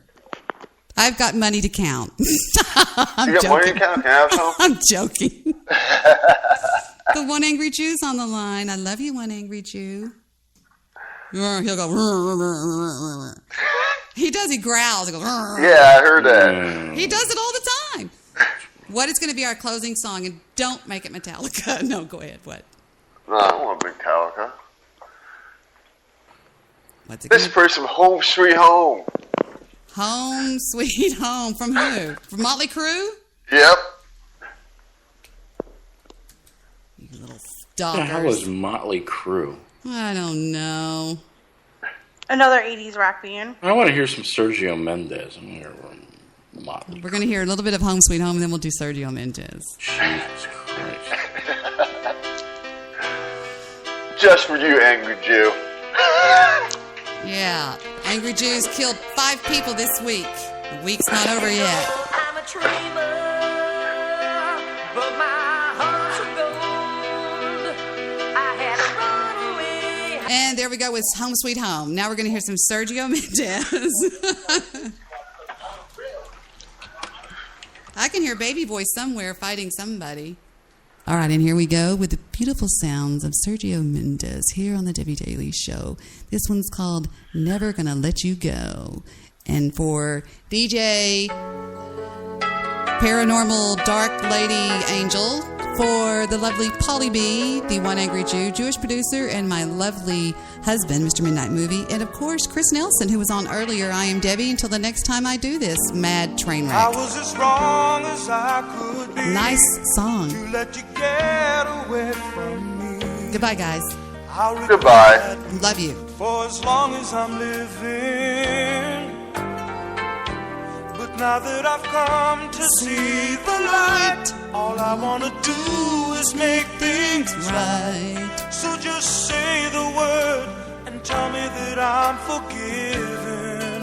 And there's the Jew song. And now my song, which I dedicate to my lovable daughter, who is the most beautiful thing in the whole world. And here is her song, which is called, here we go. This is dedicated to all the young girls out there that are so sweet. And I'm at fault because she did have a dream and it was all my fault. And she'll tell you that, even herself.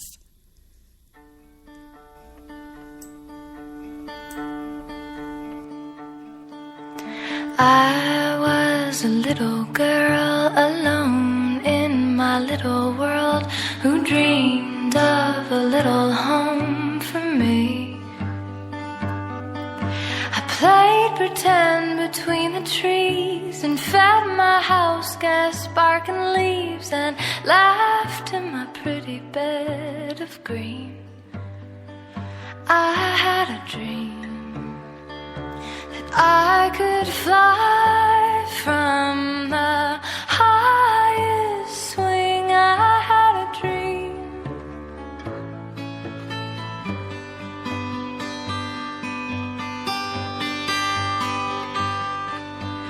Long walks in the dark through woods grown behind the park.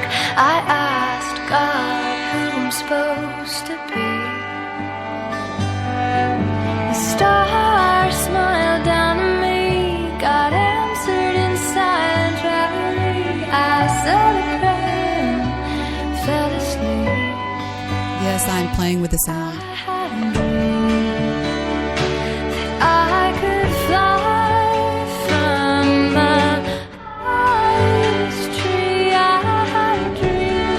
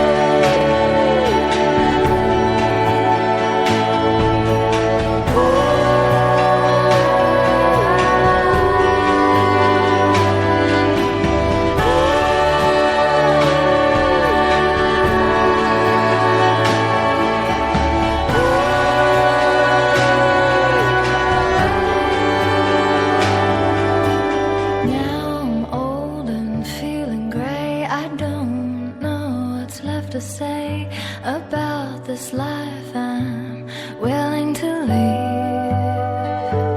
I lived it full.